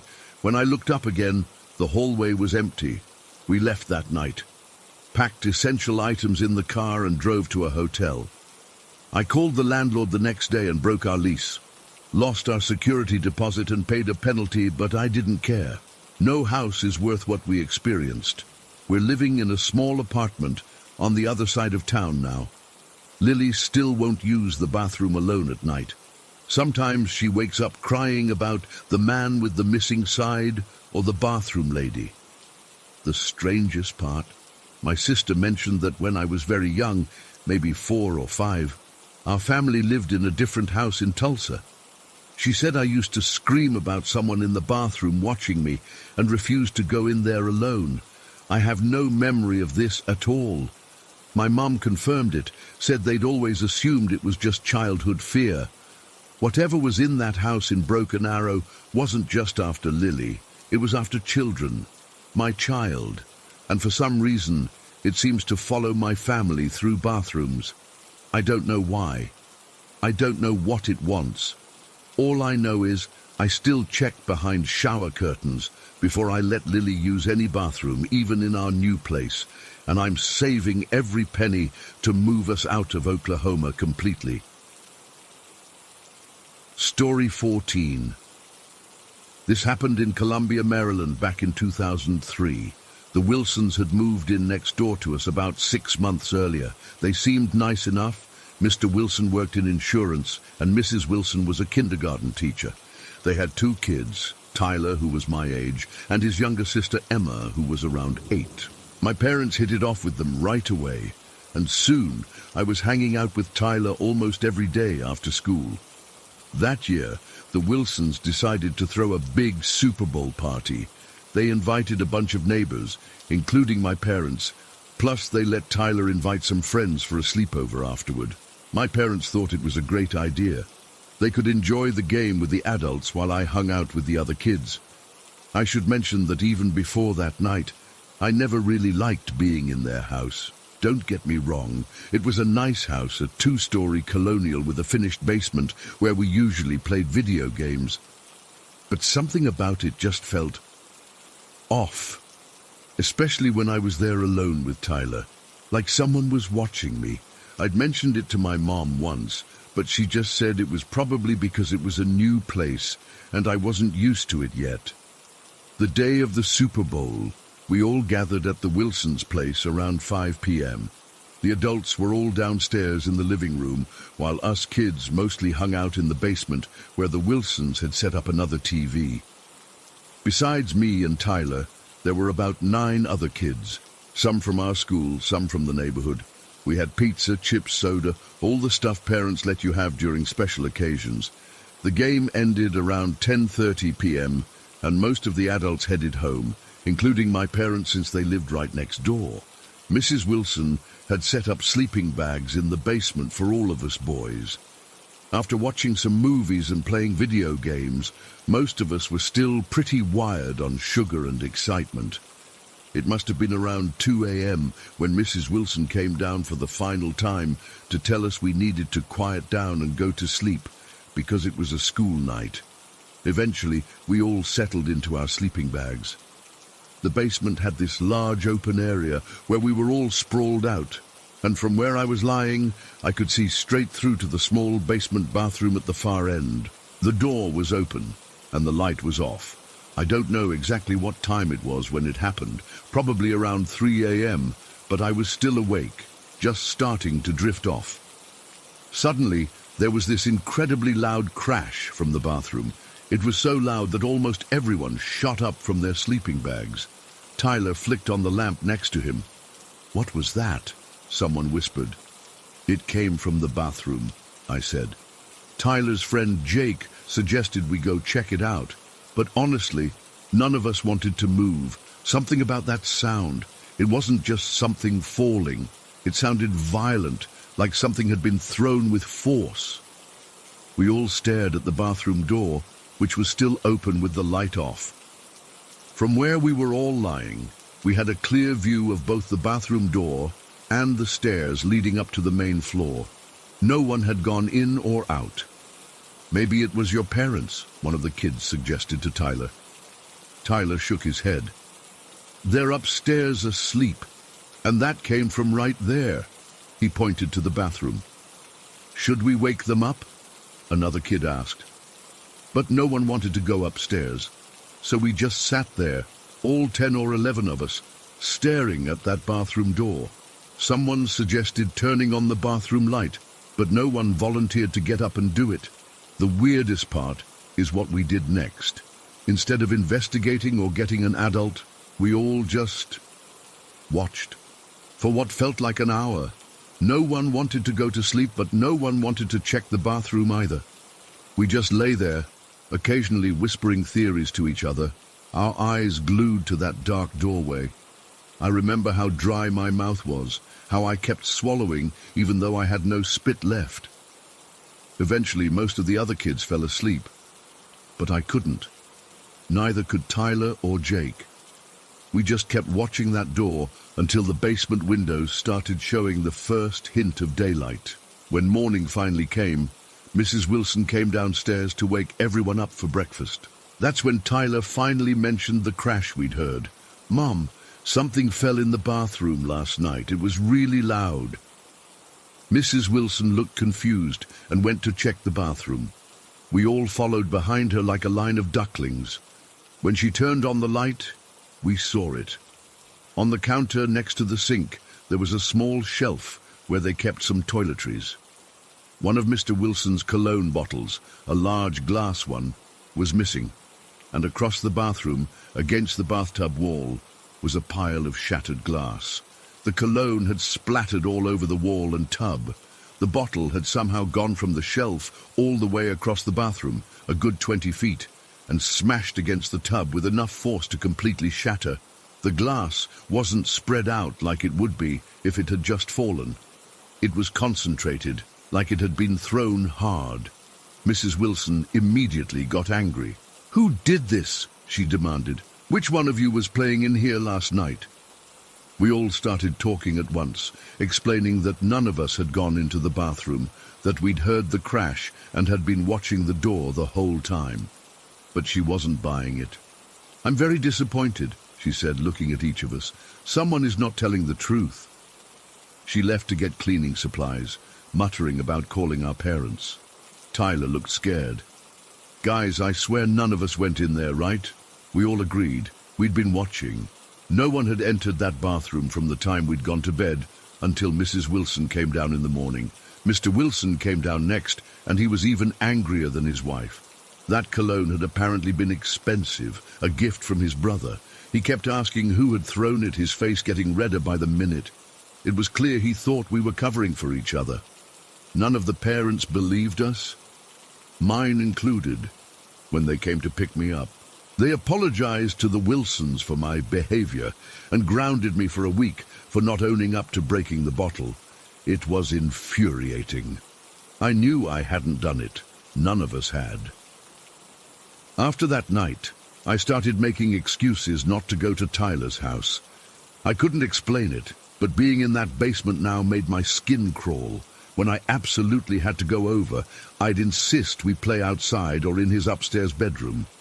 Tyler never mentioned that night again, and within a few months, we drifted apart as friends. Fast forward about 5 years. I was 16 and working my first job at the local supermarket. One day, I was bagging groceries when I looked up and saw Mrs. Peterson, who had lived in our neighborhood for about 30 years. She asked how my parents were doing and mentioned she hadn't seen the Wilsons lately. "They moved to Florida last month," I told her. "Some family from Baltimore bought their house." Mrs. Peterson got this strange look on her face. "That house," she said, shaking her head, "always changing hands." When I asked what she meant, she leaned in like she was sharing gossip. "Well, before the Wilsons, there was the Greenberg family. They only stayed 2 years, and before them was Mr. Harmon, who lived alone. Did you know about him?" I shook my head. "Well," she continued, lowering her voice further, "he hanged himself in that house, in the bathroom downstairs. They say he had financial troubles. This was, about 10 years before you moved to the neighborhood. The house sat empty for almost a year after that. No one wanted to buy it. Then the Greenbergs came along, but they didn't stay long either. Said the place gave them bad vibes. I felt like someone had dumped ice water down my back. A man had killed himself in that same bathroom where the cologne bottle had shattered. The bathroom I'd always felt uncomfortable walking past. "Did you ever feel anything strange in that house?" Mrs. Peterson asked me, eyeing me carefully. I nodded slowly. Yeah, I did." "Thought so," she said, nodding sagely. "Some places just hold on to things, don't they?" After my shift, I rode my bike straight to the library and looked up old local newspapers. Sure enough, in the March 14th, 1990 edition of the Columbia Flyer, there was a small article about the death of Robert Harmon, 47, who had been found in his home after taking his own life. The article was vague about details, but it mentioned he'd been found by a neighbor in the lower level of his home. I started connecting everything in my mind. The constant feeling of being watched in that house. The inexplicable anger I sometimes felt when I was there. Not my own anger, but like I was walking through someone else's rage. And then that bottle thrown with such force across a bathroom where no one was present. When I got home, I tried to talk to my parents about it, but they brushed it off. "Houses don't kill people, Mark," my dad said, "and bottles don't throw themselves." But I know what happened that night. I know none of us kids went into that bathroom. We were all watching the door, wide-eyed and terrified, for at least an hour after we heard that crash. No one entered, no one left. What scares me most is thinking about the kind of energy it would take to launch a heavy glass bottle with enough force to shatter it against a wall 20 feet away. The kind of rage that would fuel that. I wonder if Mr. Harmon's last moments were filled with that same rage. And somehow it stayed there, in that bathroom, waiting for the right moment to show itself. I've never been back to that house, even though the new family seems nice enough. Sometimes when I visit my parents, who still live next door, I catch myself staring at those basement windows, wondering if whatever was in there is still angry, still throwing things when no one's watching. I don't know if I believe in ghosts or spirits or whatever you want to call them. What I do know is that 11 kids witnessed something impossible that night. Something lifted that cologne bottle off the shelf and hurled it across the room with incredible force, while we all lay frozen in our sleeping bags, too scared to move, too scared to look away. And whatever it was, I'm pretty sure it's still there, waiting for the next family to move in, wondering why everyone keeps leaving. Story 15. I've always been sensitive to things others can't perceive. Growing up, my family would dismiss it as an overactive imagination or anxiety. But I knew better. There were moments when I'd walk into a room and feel like someone was watching me, or I'd get this inexplicable heaviness in certain places. My friend Jason never believed me either, always the skeptic, always needing proof. That's why we decided to visit Q Station in Manly last weekend.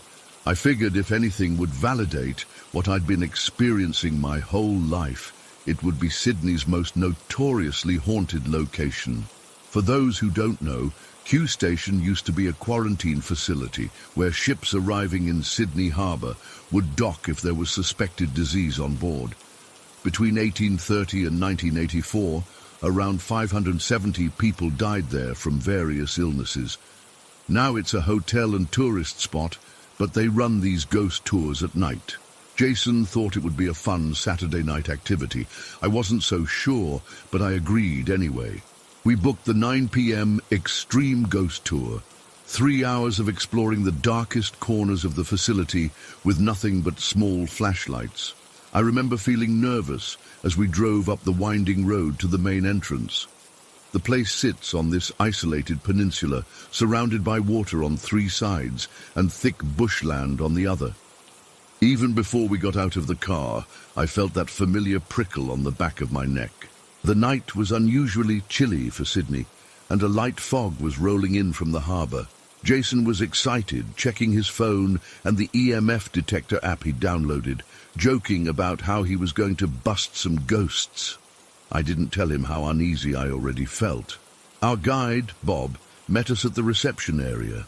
He was an older guy, probably in his 60s, with this weathered face and calm demeanour. There were 8 of us total on the tour, Jason and me, a couple in their 30s, 3 university students, and this middle-aged woman who mentioned she was a medium within the first 2 minutes of introduction. "Welcome to Q Station," Bob said, handing out actual EMF readers, not the phone apps. "These are calibrated to detect electromagnetic fluctuations. What you're about to experience tonight is not for the faint of heart. We'll be visiting locations where people suffered, died, and where their energy may still linger. Please stay together at all times." The first stop was the old processing building where new arrivals would be examined. Nothing much happened there, just some cold spots that could easily be explained by drafts. Jason kept glancing at me with this smug look, and I started to worry the whole night would be a bust. Then we headed to what Bob called the decontamination block. This is where they used to strip people down and force them through these gas chambers, using sulfur and other chemicals to kill any potential disease. The building itself was simple: brick walls, concrete floors, small windows placed high up. As soon as I stepped inside, my chest tightened. The air felt different, heavier somehow. "This is where many people experience their first trauma upon arrival," Bob explained, his voice echoing slightly in the empty room. "Imagine being forced to strip naked in front of strangers, then pushed into chambers where burning chemicals would make your eyes water and lungs burn." We moved into the actual chamber room, a narrow space with concrete walls that had this faint yellow stain to them. I hung back a bit, not wanting to go in fully. That's when it started. At first, it was just pressure, like when you're in an airplane and your ears need to pop. But then I felt something pressing against my cheeks, pushing inward.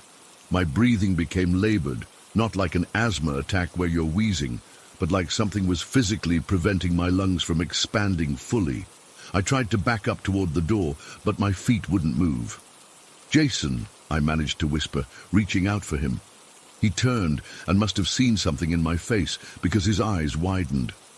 "You okay, mate? You look like you've seen a..." Before he could finish, the EMF reader in his hand spiked, the needle jumping all the way to the red zone. At the same moment, the pressure on my face increased. I could feel distinct finger-like impressions on both cheeks, pushing harder and harder. "Something's touching me," I choked out. The medium woman rushed over, placing her hand near my face without actually touching me. "There's a presence here," she said, her voice oddly calm. "It's agitated by your sensitivity." Bob quickly ushered everyone out of the chamber, and as soon as I crossed the threshold, the pressure vanished. I gulped in the night air, my hands shaking as I tried to explain what happened. Jason didn't look smug anymore. "Your EMF reader went crazy," I told him, still trying to catch my breath. "I know," he replied quietly. "I've never seen readings like that." The next location was the Clifftop Hospital, a long single-story building perched on the edge of the peninsula with views of the harbor that would be beautiful in daylight, but were just a black void now. The hospital had several wardrooms with old iron bunk beds still set up. Bob led us into one of the wards and invited us to sit on the beds. "Many patients died in these very beds," he explained. "Typhoid, smallpox, scarlet fever. The diseases might be different, but the suffering was the same." I reluctantly sat on a lower bunk, the thin mattress crinkling under my weight. The springs creaked, and dust particles danced in the beam of my flashlight. Jason sat on the bunk opposite me, his face half hidden in shadow. We all sat in silence for a few minutes, just listening to the building settle and the distant sound of waves breaking on the rocks below. I was starting to relax slightly when I felt it, a distinct pinching sensation on my lower back, just above my belt line. It wasn't painful at first, more surprising. Then it intensified, like someone was grabbing a chunk of my skin and twisting it. I jumped up, spinning around to look at the bed. "Something just pinched me," I said, my voice higher than normal. Bob nodded like this was a common occurrence.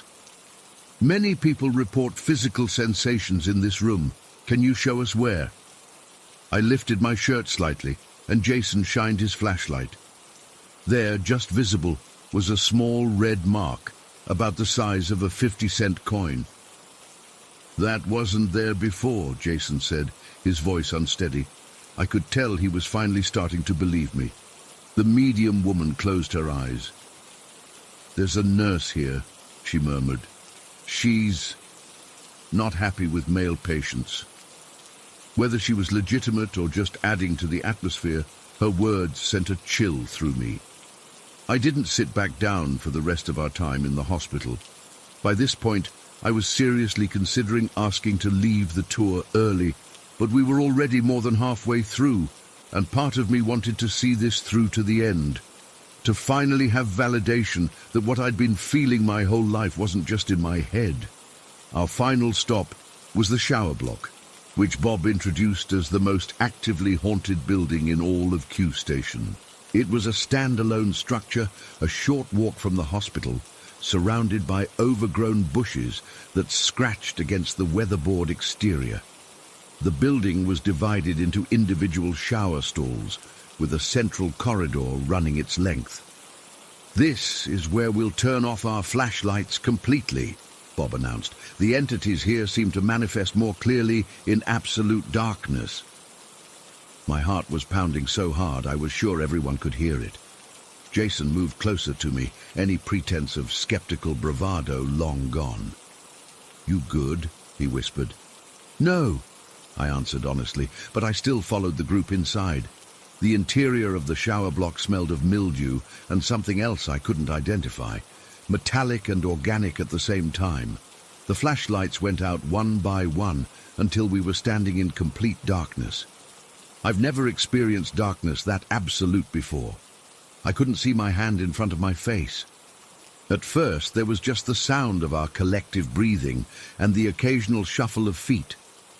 Then I started to notice something.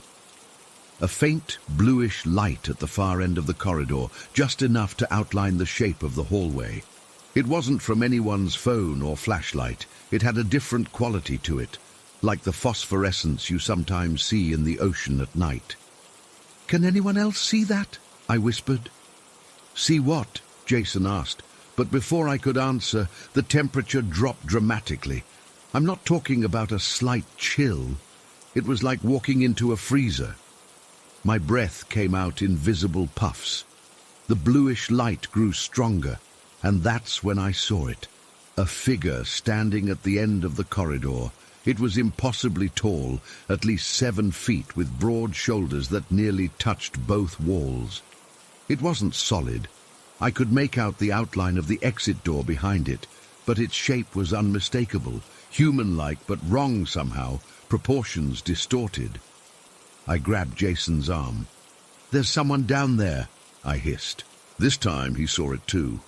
"What the fuck is that?" he breathed. The figure remained motionless for maybe 10 seconds, just watching us. I couldn't see its face clearly, just a darker void where features should be. Then, without warning, it began moving toward us, not walking, but gliding, covering the distance of the corridor in seconds rather than minutes. Panic erupted. Someone screamed. Might have been me, honestly. And flashlights came back on, beams darting wildly across the walls and ceiling. In the confusion, I lost sight of the figure, but the cold remained, concentrated now directly in front of me. "Run!" Bob shouted, all professional calm abandoned. "Back to the entrance now." We didn't need to be told twice. Jason and I bolted, shoving through the narrow doorway and out into the night. I risked a glance over my shoulder as we ran, and immediately wished I hadn't. The figure was framed in the doorway of the shower block, its height forcing it to stoop slightly. Then it stepped out, fully materializing under the moonlight. It was like a shadow, given depth and substance, with no discernible features except for 2 pinpricks of that same phosphorescent blue where eyes should be. It raised one impossibly long arm, almost like a gesture of farewell, before seeming to fold in on itself and disappear. We didn't stop running until we reached the main entrance area, all of us gasping for breath and talking over each other. Bob attempted to regain control, claiming that what we'd seen was unusual but not unprecedented. The medium woman was in tears, saying something about negative energy and trapped souls. Jason was ghost white, his earlier skepticism completely shattered. Did you see its eyes?" he kept asking me. "Did you fucking see its eyes?" The drive home was silent. Jason had always been my anchor to the rational world, the one who'd laugh off my feelings and offer logical explanations. Now he was the one jumping at shadows, checking the rearview mirror every few seconds, as if expecting to see that tall figure standing in the middle of the road behind us. It's been 5 days, and I still can't shake the cold. It's like that moment in the shower block imprinted itself on me. I keep feeling phantom fingertips pressing against my cheeks, and the pinch mark on my back hasn't faded. Jason won't talk about it anymore. He shuts down the conversation whenever I bring it up. I think he's trying to rationalize it, to find some way to fit what happened into his understanding of the world. But I can't do that. For me, what happened at Q Station wasn't a revelation. It was confirmation. The sensitivity I've had my whole life is real. The prickling on the back of my neck when I enter certain rooms, the heaviness I feel in abandoned places, the whispers I sometimes hear when no one's there. It's all connected to something most people can't perceive. I should feel vindicated. Instead, I just feel exposed. If these energies, entities, whatever you want to call them, are real, and I now have undeniable proof that they are, then they can affect our physical world. They can touch us, hurt us, follow us. Last night, I woke up around 3 a.m., feeling that familiar pressure on my face. As I opened my eyes, I swear I saw 2 tiny points of blue light hovering in the darkest corner of my bedroom. They blinked once, then vanished. I haven't slept since. Story 16. It's taken me over 15 years to even write this down. I've tried telling a few people, but the looks they give me make me wish I'd kept my mouth shut. So I'm posting this here because I need to tell someone who might actually believe me. This happened when I was 11, almost 12. My parents had been divorced for a few years by then, and my little brother and I stayed at my dad's place every other weekend. It was this small 2-bedroom house in a quiet neighborhood. Nothing special, but we had our own room there with a bunk bed. My brother got the top bunk, and I always slept on the bottom. The night before it happened, I went to sleep like normal. I should mention that I'd had sleep paralysis once before, about 6 months earlier. That was terrifying enough. I woke up unable to move, feeling like someone was sitting on my chest, but I didn't see anything that time. Just that crushing weight and the absolute certainty that something was in the room with me. My mom later told me it was just sleep paralysis, and I looked it up and figured she was right. But what happened that Saturday morning was completely different. I woke up feeling amazing, which was weird because I was usually groggy in the mornings. The sun was streaming through the blinds, creating these strips of light across the floor.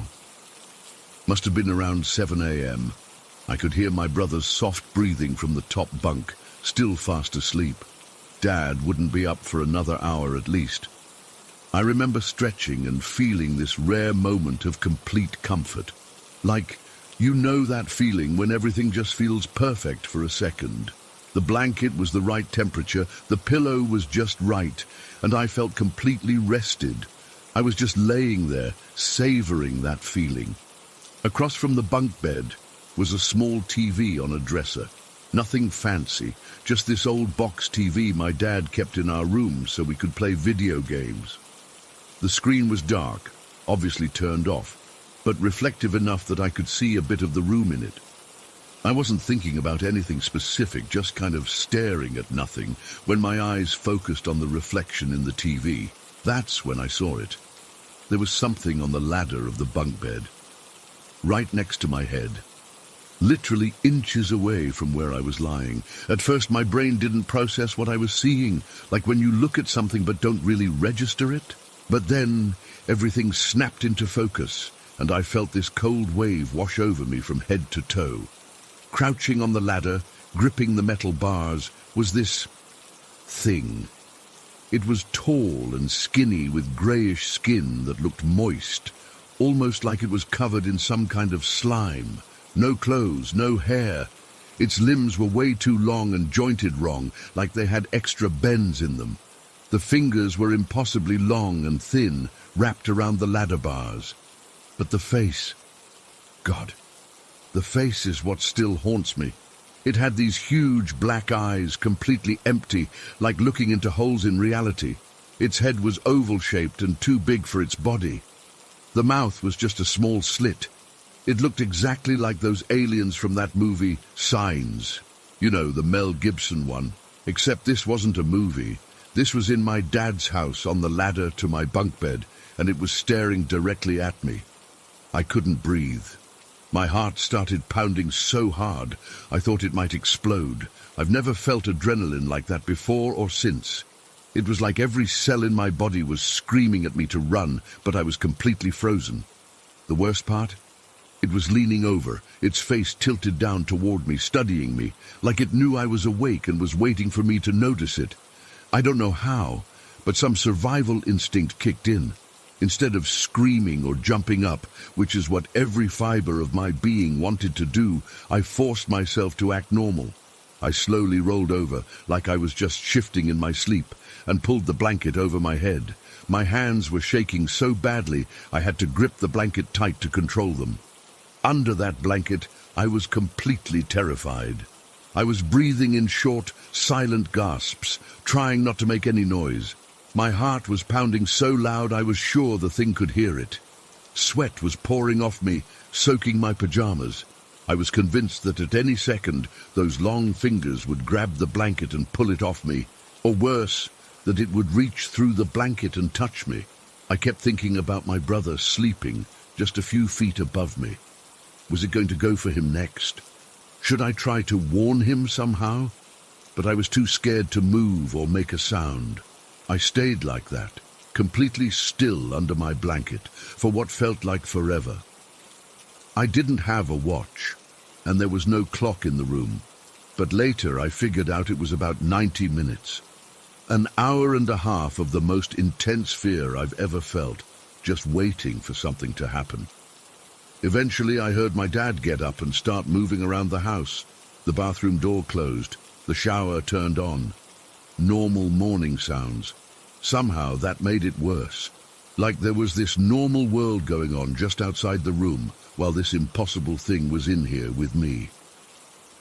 When I finally couldn't take it anymore, I gathered every bit of courage I had and slowly, inch by inch, lowered the blanket just enough to peek out with one eye. It was gone. The ladder was empty. The room looked completely normal. My brother was still asleep in the top bunk, one arm dangling over the side. I lay there for another few minutes, scanning every corner of the room, before I finally built up the nerve to get out of bed. My legs were so weak they almost collapsed under me. I checked everywhere, under the bed, in the closet, behind the door. Nothing. When my dad asked why I was so quiet at breakfast, I just said I was tired. What was I supposed to say? "Hey, Dad, there was a naked alien monster on my bunk bed ladder this morning." Even at that age, I knew how that would sound. My brother woke up completely normal, with no idea anything had happened. I watched him carefully all day, wondering if he'd seen anything, but he just played video games and acted like his usual self. I didn't sleep properly for weeks after that. Every time I closed my eyes, I saw those black, empty eyes staring down at me. I begged to stay at my mum's place, making up excuses about wanting to be closer to my friends, but eventually I had to go back to Dad's house. I insisted on switching bunks with my brother, which caused a huge fight, until my dad finally made him agree. Here's the thing that still messes with me the most. I'm absolutely convinced that it let me have that moment of perfect comfort when I first woke up deliberately, like it was setting me up. It wanted me to feel completely safe and content before I noticed it, to maximize the contrast, to make the fear more intense.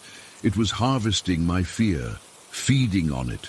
That's the only explanation that makes sense to me. If it wanted to hurt me physically, it could have. It was right there. But it wanted something else from me, that pure primal terror. I'm 27 now. I've lived in 6 different places since then. I've had girlfriends, jobs, a whole life, but I've never told this complete story to anyone until now. I've tried to convince myself it was just sleep paralysis or a waking dream or something my brain made up, but I know what I saw. I was fully awake. The sun was up, and that thing was real as the phone or computer you're reading this on. Sometimes I still wake up in the middle of the night with the absolute certainty that it's back, crouching somewhere in my room, watching me, waiting for me to look. And sometimes, in that moment between sleep and wakefulness, I swear I can feel it leaning over me, those black eyes inches from my face. I don't know what it was, or why it chose me. I don't know if it's ever coming back. But I do know that the most terrifying moment of my life wasn't when I first saw it. It was the realization that it had probably been there for a while before I noticed. Watching me sleep, waiting for me to wake up, just so it could feed on my fear. Story 17. My cousin Jake and I had decided to try a new spot on his property. The land had been in our family for generations, but this particular hollow was steeper and more remote than where we usually hunted. Jake had spotted a nice 8-point buck moving through there during scouting, so we were eager to check it out. We got to the trailhead before sunrise, maybe around 5:30 a.m. It was cold, that bone-chilling Kentucky fall cold that comes right before dawn when the moisture in the air makes everything feel 10 degrees colder than it actually is. I remember my breath forming clouds as we whispered about our plan for the morning. "I think we should split up," Jake said, adjusting his pack. "I'll take the ridge, and you head down toward the creek bed.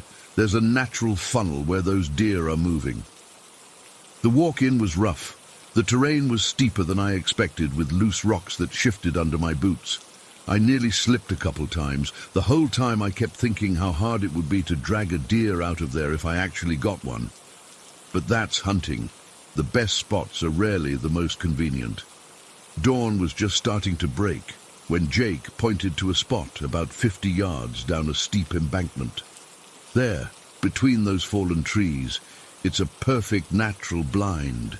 The deer come up from the creek and cross right through that gap. I nodded and carefully made my way down. The spot was between two massive oak trees that had fallen years ago. They'd created this perfect pocket, a natural seat with cover on 3 sides. The forest floor was soft with years of accumulated leaves, making it comfortable enough to sit for hours.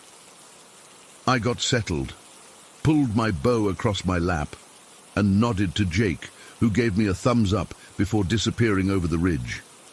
The woods were just coming alive with morning light, that early hour when everything is grey and blue and shadows still hide most of the forest. I checked my watch. 6:15 a.m., prime time for deer movement. After about an hour of sitting completely still, my muscles were getting stiff. I hadn't seen any movement, hadn't heard so much as a squirrel. The woods were unusually quiet, which experienced hunters know can be a sign of a predator in the area. Maybe a coyote, I thought, or a bobcat. Around 7:30, I decided to try something my dad taught me years ago. Sometimes, when you're hunting, the best way to hear what's around you is to close your eyes. It forces your brain to focus on sounds without the distraction of visual input. I settled back against the log, closed my eyes, and just listened. The forest sounds intensified immediately. I could hear a stream trickling somewhere in the distance, birds high up in the canopy, the soft rustling of leaves as the breeze moved through. I was so focused on listening for the telltale sound of deer hooves on dry leaves that what happened next nearly stopped my heart. A growl, deep, rumbling, and so close I could almost feel the vibration of it, not like a dog or coyote, lower, more guttural, and it came from directly in front of me, maybe a foot from my face. My eyes shot open. Nothing was there, absolutely nothing. I'm not ashamed to admit my hand was shaking as I reached for my hunting knife. The space in front of me was empty, just the same forest floor covered in brown leaves, the same trees in the distance. I scanned in every direction, expecting to see a bear or mountain lion, but there was nothing moving in those woods. I sat perfectly still for what felt like hours, but was probably only 10 minutes, my knife in one hand, my bow across my lap. My heart was hammering so hard I could hear my pulse in my ears. But the woods had returned to normal. Birds were singing again, leaves rustling. Whatever had made that sound was either gone or... I didn't want to consider the alternative. I convinced myself I'd imagined it, or that maybe it was some weird acoustical trick. sound carrying from somewhere else in the hollow. I forced myself to relax, took a few deep breaths, decided to try listening with my eyes closed again, telling myself I'd just been spooked by nothing. Big mistake. I closed my eyes and focused on controlling my breathing. In through the nose, out through the mouth. The tension in my shoulders had just started to ease when I felt it. My bow suddenly jerked hard across my lap, like someone had grabbed it and yanked it sideways. This time, there was no rationalizing it away. Something physically moved my bow. I jumped up so fast I banged my head on a low-hanging branch. Pain shot through my skull, but I barely registered it because adrenaline had taken over. I stood there, bow in hand, arrow nocked, turning in a complete circle, searching for whatever the hell had just touched my equipment. Nothing. Not a deer, not a bear, not a person. Just empty woods in every direction. I'm not a guy who scares easily. I've encountered bears, been lost in the woods overnight, even had a run-in with an aggressive wild boar once. But this was different. This was wrong in a way I couldn't articulate. The rational part of my brain shut down, and all I knew was that I needed to get the hell out of there. I didn't even try to be quiet anymore. I grabbed my backpack and started climbing back up the embankment toward the ridge where Jake had gone. The slope was steeper than I remembered, and the loose soil gave way under my boots. I slipped, grabbed a sapling to steady myself, and that's when I saw it. Clothes scattered across the forest floor about 20 yards to my left. Not hunting clothes, regular clothes. A faded blue t-shirt tangled in some underbrush, what looked like jeans half buried under leaves, a single tennis shoe. I froze. My mind was trying to process what I was seeing. Had someone died here? Was this a homeless person's camp? But there was no tent, no firing, no signs anyone had been living there. Just clothes strewn around like someone had been... What? Undressed? Attacked? The growl I'd heard earlier echoed in my memory, the way my bow had moved. And now these clothes. It was too much. I scrambled up that hill faster than I'd ever moved in my life, not caring about the noise I was making or the branches whipping my face. I found Jake about a quarter-mile away, still in his stand. When he saw me coming, face probably white as a sheet, he immediately climbed down. "What happened? Did you see something?" he asked, clearly concerned by the state I was in. I told him everything, the growl, the bow moving, the clothes. He looked skeptical at first, especially about the growl and the bow, but when I mentioned the clothes, his expression changed. "Show me," he said simply. We went back down, me reluctantly leading the way. I half expected the clothes to be gone, to have imagined the whole thing, but they were still there, and seeing them again in the full light of day didn't make them any less disturbing. Jake knelt down and used a stick to move some leaves aside, revealing more fabric underneath. "These have been here a while," he said quietly. "Maybe years." "What the hell are they doing out here?" "We're miles from any trail," I said. Jake shook his head. "I don't know, but there's stories about these mountains. My granddad used to say parts of them weren't right." "What does that mean?" I asked, though I wasn't sure I wanted to know. "Just that there's places you shouldn't go, hollows where things happen that can't be explained." He stood up and dusted off his hands. "Let's get out of here." We left without looking for the source of the growl or what might have moved my bow. Some mysteries are better left unsolved, I figured. As we hiked out, Jake mentioned something that stuck with me ever since.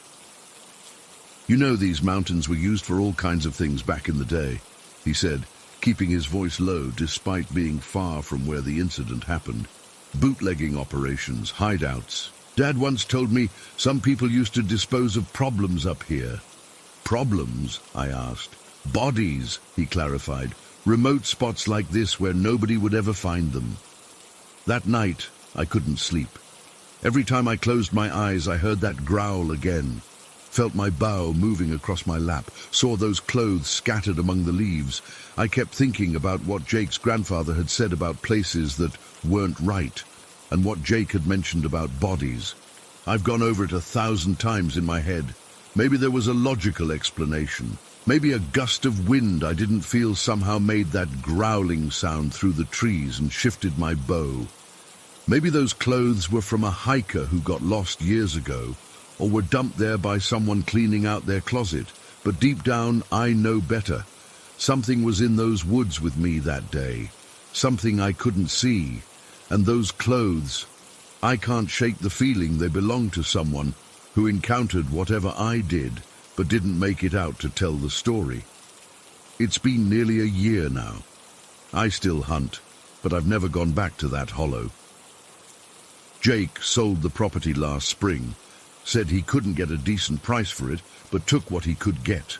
He didn't say it was because of what happened, but he didn't have to.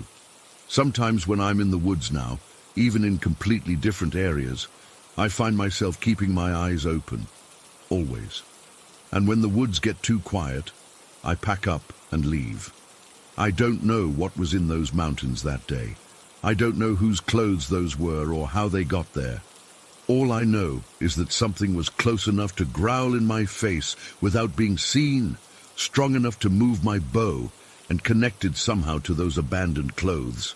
And that's enough to keep me away from that place forever. Story 18.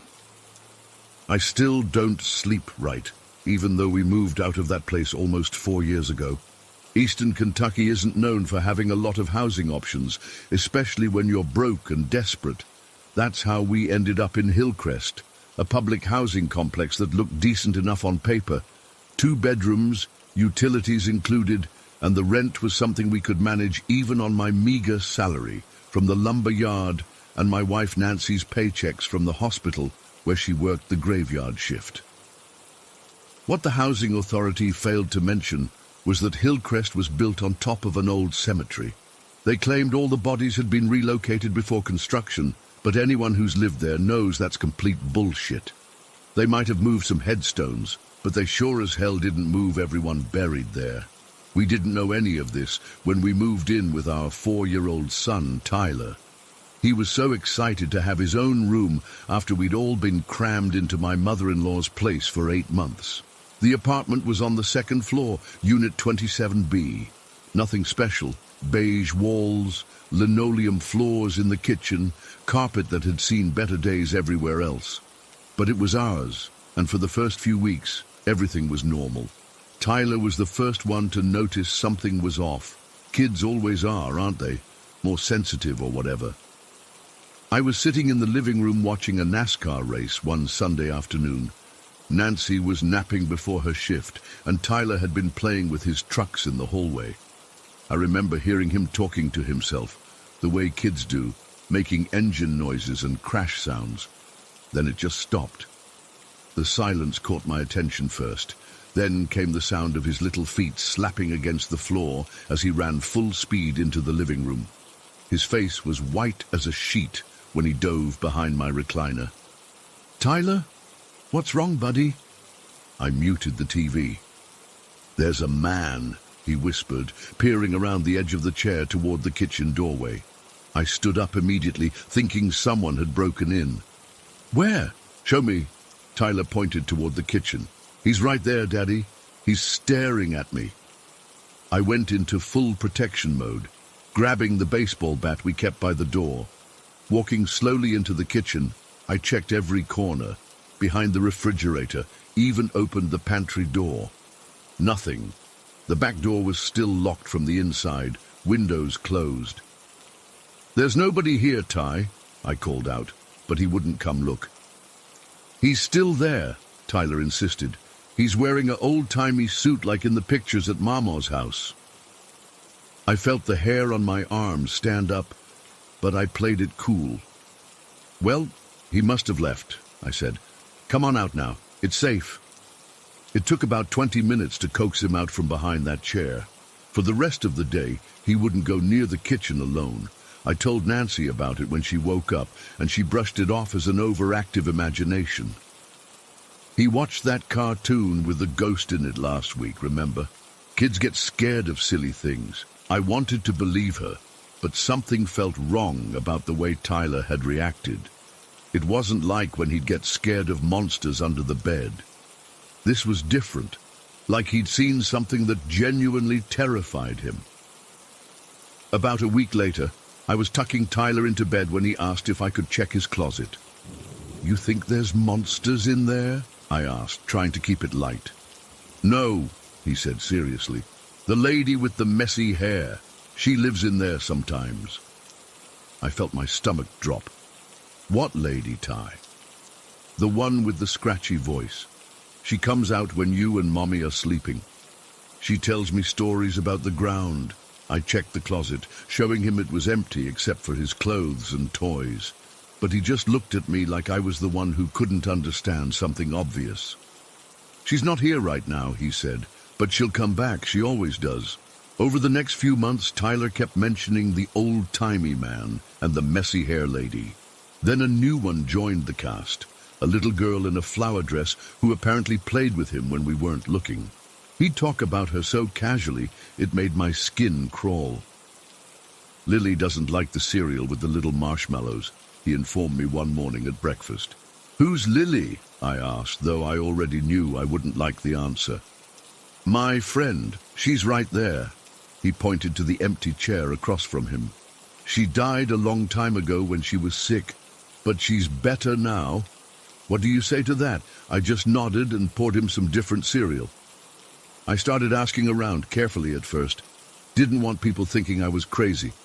Mentioned to the maintenance guy that Tyler had an imaginary friend who used to live in our building. He gave me a look I'll never forget. "Unit 27B, right?" When I nodded, he sighed. "Yeah, we get a lot of complaints from that section, especially from families with kids." That's when he told me about the cemetery. Apparently, back in the 70s when they built Hillcrest, they were supposed to relocate all the graves from the old Methodist cemetery that had been there since the 1800s. But the funding ran out, or somebody pocketed it. Typical corruption story. They moved the headstones, but left most of the bodies right where they were and built right on top. "The whole east wing of Building B is the worst," he told me. "That's where the children's section of the cemetery was." Tyler's bedroom was in the east corner of our unit. I wanted to move immediately, but we were locked into a year lease with nowhere else to go. Nancy was skeptical about the whole thing, said the maintenance guy was probably just messing with me. She didn't believe in ghosts or any of that supernatural stuff. That changed about 3 months before our lease was up. Nancy worked the 11 p.m. to 7 a.m. shift at the hospital. She'd usually get home around 7:30, take a shower, and fall into bed exhausted while I got Tyler ready for preschool. This particular morning, I'd already dropped Tyler off and came back to grab my lunch before heading to work. I thought Nancy would be asleep already, but when I walked toward our bedroom, I heard her voice, groggy but alarmed. "Who's that woman behind you?" she called out. I stopped dead in my tracks, turning to look behind me. The hallway was empty. "What woman?" I asked, my mouth going dry. Nancy was sitting up in bed, still in her scrubs, hair wet from the shower. Her eyes were fixed on a point just over my shoulder. "The woman right there," she said, her voice rising with panic. "She's so close to you, it looks like she's riding on your back." I spun around again, but there was nothing. "Nancy, there's nobody here." Her eyes tracked something I couldn't see, moving from behind me to the doorway, then to the corner of our room. Then she screamed, a sound I'd never heard her make before or since. Pure terror. I rushed to her, grabbing her shoulders. "Nancy, what is it? What do you see?" She was shaking violently, tears streaming down her face. "She was right there," she whispered. "An old woman with long grey hair, all tangled. Her face was—" She couldn't finish the sentence. Nancy didn't go to work that night, or the next.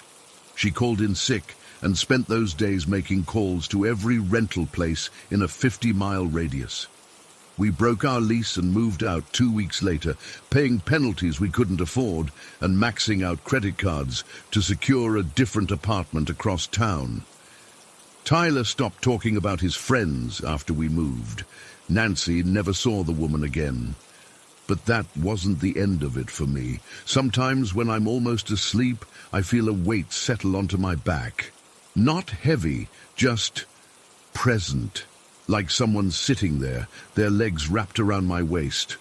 I'll feel something brush against my ear, like someone's leaning down to whisper something, and the air turns ice cold, just for a second. I mentioned it to Nancy once, but the look on her face stopped me from ever bringing it up again.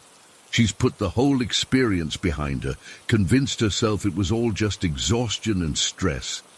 But I know better, because sometimes when I'm home alone, I'll catch a glimpse of movement in the mirror, a flash of tangled grey hair and a gaunt face just over my shoulder.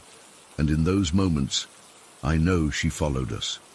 The woman who was buried beneath Unit 27B, the woman who found her way onto my back. I've researched the old cemetery records since then, found out there was a section where they buried the unclaimed bodies from the county asylum. One of them was a woman named Margaret Holloway, who died in 1892, age 76. The asylum records described her as having a peculiar fixation with climbing upon the backs of others, claiming she needed to whisper the truth about the afterlife into their ears. I feel her there now as I'm typing this, the familiar weight on my back, the cold spot between my shoulder blades. I know she wants me to stop telling this story, to keep her secret. But people need to know about Hillcrest and what's still living there. If you ever find yourself in eastern Kentucky and someone offers you an affordable apartment in Building B, just keep driving. Those graves might be unmarked now, but the people in them haven't gone anywhere. And some of them are just waiting for a new family to move in, especially one with children who can see what adults try to ignore. The weight is getting heavier now. I should stop.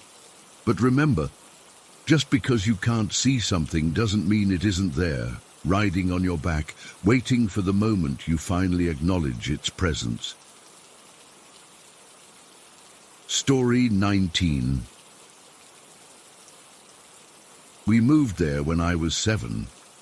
My dad had lost his job at the factory in Lafayette, and the trailer in Darlington was the only thing we could afford. It wasn't much. Just a single wide, with peeling vinyl siding set on a small plot surrounded by dense woods. But it was ours, or at least it would be, once we made all the payments.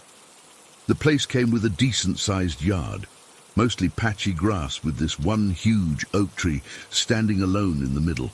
That tree was the first thing Diamond ran to when we pulled up in our old Chevy. Diamond was our German Shepherd mix, a big sweetheart who'd been with us since I was a toddler. He loved that tree immediately, circling it and sniffing every inch of the trunk. Dad decided that's where Diamond would be tied during the day when we were gone. He set up this long lead so Diamond could get shade or sun as he wanted, plus reach the porch if it rained. The day after we moved in, this old man from the trailer down the way stopped by while Dad was setting up Diamond's area. I remember him clearly. Tall but hunched over, with these thick glasses that magnified his watery blue eyes. He stood at our property line, not coming any closer. "Wouldn't tie that dog to that tree if I was you," he said, not even introducing himself first. Dad kept hammering in the stake for Diamond's chain. "And why's that?" "Animals tied to that tree go mad," the old man said flatly. "Every one of them." Dad laughed it off. Mom looked concerned but didn't say anything. The old man just shrugged and walked away, never even telling us his name. Looking back, I wish we'd listened. For the first few weeks, everything was normal. I started school, Dad found some part-time construction work, and Mom cleaned houses in town. Diamond seemed fine tied to the tree during the day. At night he'd sleep on the floor by my bed, always positioning himself between me and the door. About a month after we moved in, Mom started acting weird about Diamond. I'd catch her staring out the kitchen window at night, watching him. One morning over breakfast, she asked Dad if he ever saw other dogs in our yard. "What other dogs?" Dad asked. "The ones that come out of the woods at night," Mom said quietly. "They play with Diamond." Dad looked at her like she was nuts. There aren't any other dogs, Sheila. I see them, she insisted. After you go to bed, 3 or 4 of them, they come out from between the trees and run around with Diamond. I asked if I could stay up and see them too, but Mom just shook her head and changed the subject. A few nights later, I woke up needing to pee. As I passed the kitchen on my way back to bed, I saw Mom standing at the window again, perfectly still. I crept up beside her and looked out. Diamond was running in circles around the tree, his chain making a wide arc. But he wasn't alone. There were shadows moving with him, dog-shaped, but not quite right. They were darker than the night around them, like holes cut into the air. They had no features I could make out, just these black silhouettes racing alongside Diamond. "Do you see them?" Mom whispered, not looking away from the window. I nodded, too scared to speak. "Don't tell your father," she said. "He'll just say we're imagining things." The next morning, Diamond seemed different. He barked at Dad when he went to feed him, something he'd never done before. His eyes looked wrong somehow, wider, more intense. Dad commented that he must have had a rough night and laughed it off. But it wasn't funny for long. Over the next couple weeks, Diamond changed. He started growling at everyone except me. When Mum would hang laundry, he'd lunge at the end of his chain, teeth bared. Dad couldn't get near him without Diamond going crazy, snarling and snapping like he wanted to tear Dad's throat out. With me, though, he was the same sweet dog he'd always been. He'd lick my hands and let me pet him, even roll over for belly rubs. But the second anyone else came near, he'd transform into this raging beast. Dad wanted to get rid of him, but I begged and cried. Diamond was my best friend, had been since I could remember. Eventually, Dad agreed to build a stronger pen for him instead, using chain-link fencing. That way, Diamond could still be outside, but wouldn't be able to hurt anyone. The pen Dad built surrounded the tree. Diamond still stayed tied to it, but now had the added security of the fence. For a few days, things seemed better. Diamond still acted normal with me, but aggressive with my parents, though at least now there was a barrier between them. Then one afternoon, I came home from school to find Mom sitting on the porch steps, crying. Her arm was wrapped in gauze, blood seeping through. "What happened?" I asked, my stomach dropping. "Diamond bit me," she sobbed. "I was just putting food in his bowl, and he just lunged, pulled so hard on his chain that the clip broke." Dad came home early when Mum called him.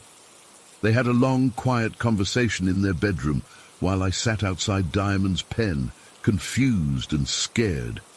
Diamond pressed himself against the fence, whining and trying to lick my fingers through the links. "He didn't mean it," I told him, tears running down my face. "I know you didn't mean it." But that night, Dad told me Diamond would have to be put down.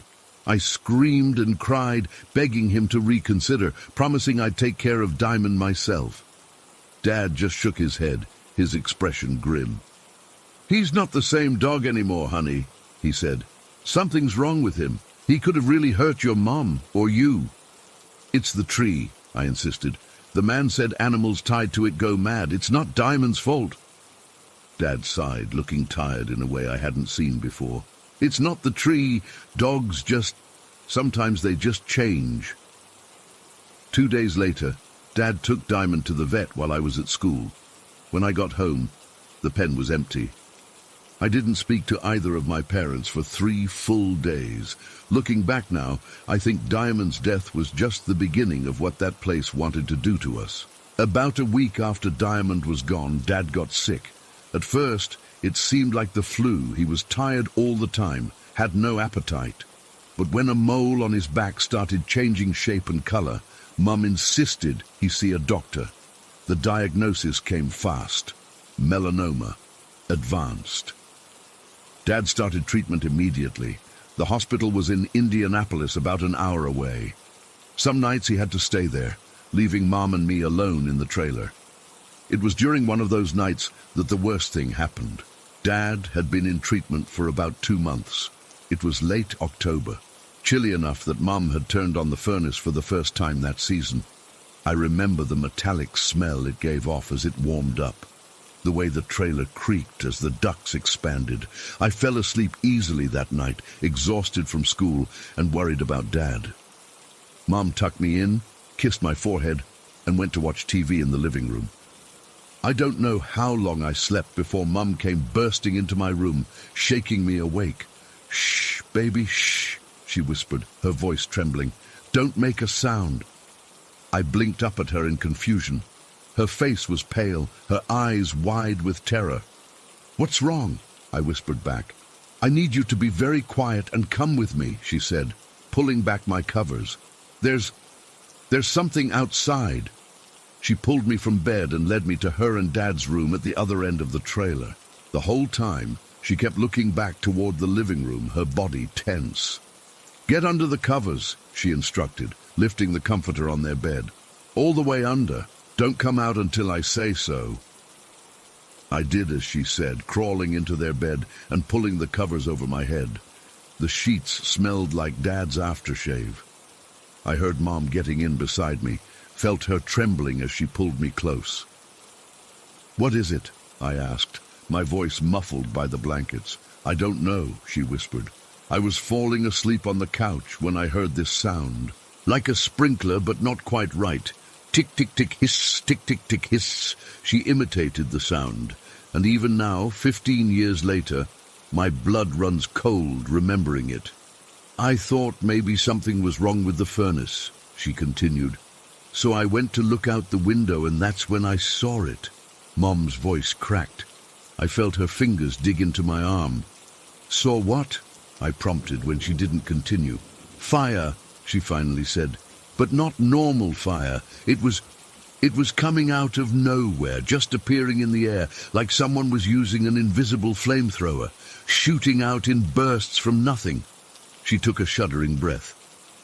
"At first it was at the edge of the woods, right where the lawn begins, but then it moved. Tick, tick, tick, hiss, a step closer with each sound, coming toward the trailer." I wanted to ask more questions, but just then we heard it. That sound she'd described. Tick, tick, tick, hiss. It was coming from outside, somewhere near the front of the trailer. Mom pulled me tighter against her, her whole body rigid with fear. We lay there, barely breathing as the sound continued. Tick, tick, tick, hiss. Tick, tick, tick, hiss. It seemed to be moving around the trailer, circling us. Then came a new sound, a soft crackling, like cellophane being crumpled.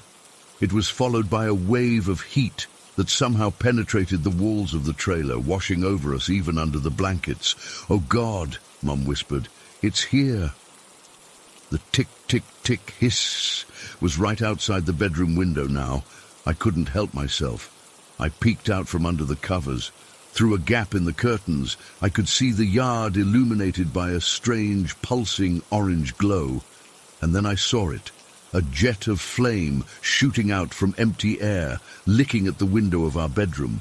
The glass didn't break, didn't even seem affected by the heat, but the flame was definitely there, hovering about 5 feet off the ground. Mom yanked me back under the covers. "Don't look at it," she hissed. "What is it?" I asked, my voice breaking with terror. "I don't know," she said, "but I think it might be what happened to Diamond." We stayed under those covers for what felt like hours, listening to that terrible sound circle the trailer. The heat would come and go in waves, sometimes so intense I thought my skin would blister. Mom started praying in a whispered rush, repeating the same words over and over. Eventually, the sound began to grow fainter, the heat less intense. The tick-tick-tick hiss moved away from the trailer, back toward the tree, and then toward the woods. Finally, it stopped altogether. We didn't come out from under the covers until morning light filtered through the windows. Mom checked every inch of the trailer, looking for burn marks or any sign of what had happened. But there was nothing. The only evidence was the scorched grass in a circle around our home, like something had dragged a flamethrower around the perimeter. When Dad came home the next day, Mum told him everything. I expected him to dismiss it like he had with the ghost dogs, but he didn't. He just listened, his face growing more pale. "I've been hearing things at night, too," he finally admitted. "When you're both asleep." like something scratching at the walls. We should have left then. We should have packed up and never looked back. But where would we go? Dad was sick, his treatments were expensive, and we barely had enough money to keep the trailer, let alone find somewhere new. So, we stayed. For 3 more years, we stayed in that cursed place. The fire thing came back several times, always when Dad was away for treatment, always at night, always starting from the edge of the woods, always circling the trailer with that terrible tick-tick-tick hiss sound. We developed a routine. The moment Mom heard it, we'd huddle together under the covers in the master bedroom, praying until it went away. Dad got worse. The cancer spread despite the treatments. In his final months, the fire thing came more frequently, sometimes 2 or 3 nights in a row. Once, it left scorch marks on the vinyl siding that Dad insisted must have come from an electrical short. After Dad died, we couldn't afford to keep the trailer. The bank foreclosed, and we moved in with my grandmother in Lafayette. I've never been back to Darlington, never want to go back. Mom doesn't talk about what happened there. When I've tried to bring it up over the years, she changes the subject or pretends not to remember. But sometimes I catch her staring out windows at night, watching the tree line with that same terrified expression. I've researched the area since then, trying to find any history that might explain what we experienced. The only thing I found was a small mention in an old county newspaper about a fire at a farm on that property in the 1940s. 4 people died, along with several animals that had been tied to a large oak tree. I still have nightmares about that sound. Tick, tick, tick, hiss.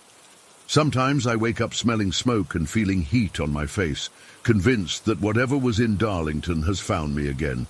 It never has, but I sleep with a fire extinguisher under my bed just in case. Whatever was in those woods, whatever claimed Diamond and tormented us, and maybe even took my father, I believe it's still there, waiting for the next family desperate enough to move into that trailer. And I pray they listen if some stranger warns them about tying animals to that tree. Story 20. I've been carrying this memory around for nearly 60 years, and I still get goosebumps thinking about it. I was just a young woman back in 1912, newly married with 3 small children when we moved to Natchez. Times were hard and work was scarce, but my husband found steady employment at one of the cotton plantations outside town.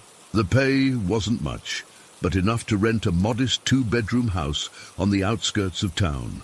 The house wasn't anything special, a simple wooden structure with a tin roof, small front porch, and a well out back. But the rent was cheap, and we were grateful to have our own place after living with my parents for the first years of our marriage.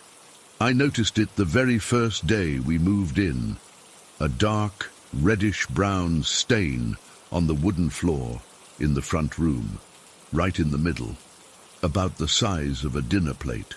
The landlord, Mr. Jenkins, hurriedly explained it was just an old water stain that previous tenants had been unable to remove. Said the wood had been permanently marked. I accepted this explanation at first. The house had other quirks, doors that wouldn't close properly, windows that rattled in the wind, floorboards that creaked with every step. An old stain seemed the least of our worries, but something about it bothered me from the start. It wasn't like any water stain I'd ever seen. The edges were too defined, too deliberate, and no matter how much I scrubbed, and Lord knows I tried everything from lye soap to borax to vinegar, it wouldn't fade. I eventually covered it with a small rug and tried to put it out of my mind. Then the first big rain came about 2 weeks after we'd moved in. I noticed something strange while sweeping that morning. The rug was damp. I pulled it back and found the stain glistening as if it was fresh. When I touched it, my fingers came away slick. Not exactly wet, but oily. And there was a smell. Not strong, but unmistakable, like raw meat left too long in the summer heat. My husband Thomas laughed when I told him that evening. He said old houses get damp when it rains, that it was probably just water seeping up through the boards.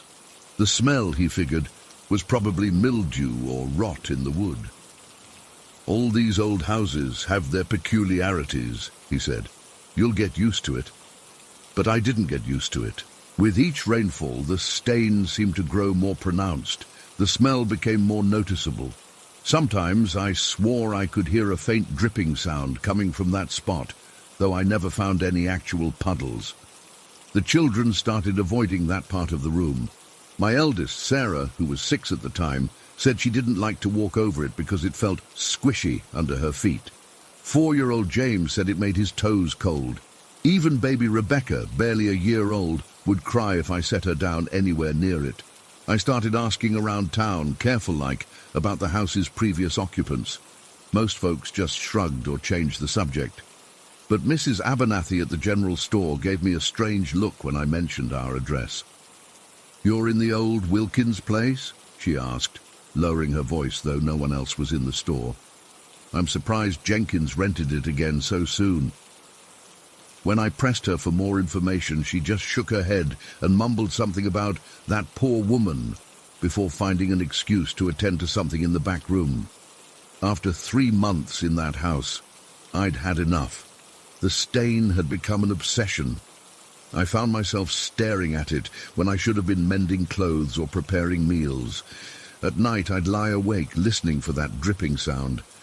The smell had become so pervasive that I was burning candles all day just to mask it. I told Thomas we needed to find another place to live. He couldn't understand my fixation.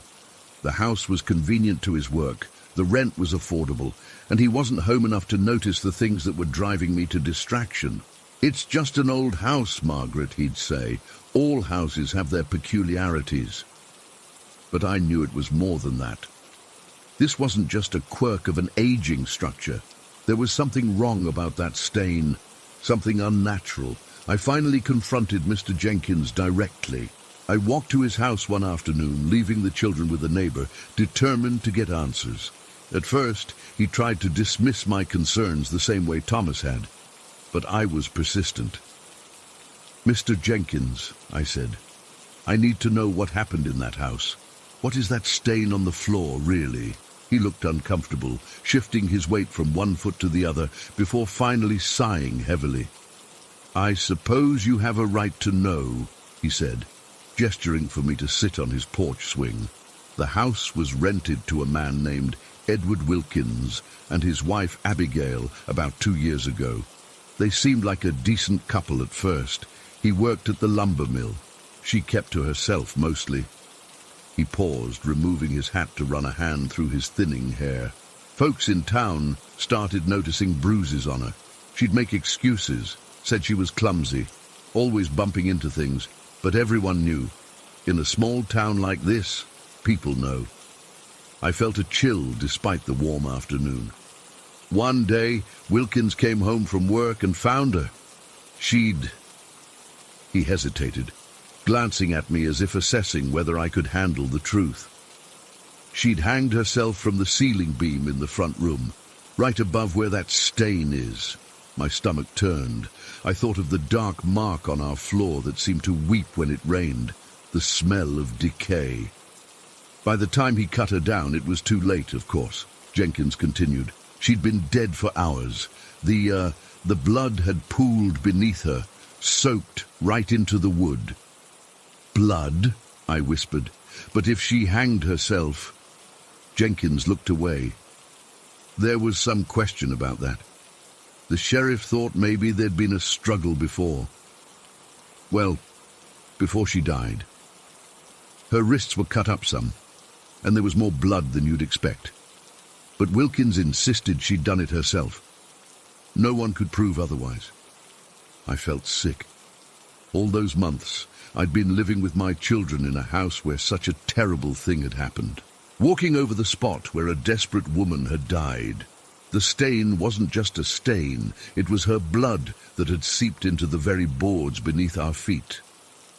"Why didn't you tell us before we moved in?" I demanded, my voice shaking with anger and disgust. Jenkins had the decency to look ashamed, The house had been empty almost a year. I needed the rent money, and most folks don't want to live in a place where someone died that way. I figured what you didn't know wouldn't hurt you. I left Jenkins' house with my mind made up. We would move whether Thomas agreed or not. I'd take the children to my parents if necessary. I couldn't spend another night in that house knowing what I knew now. Thomas still resisted when I told him what I'd learned.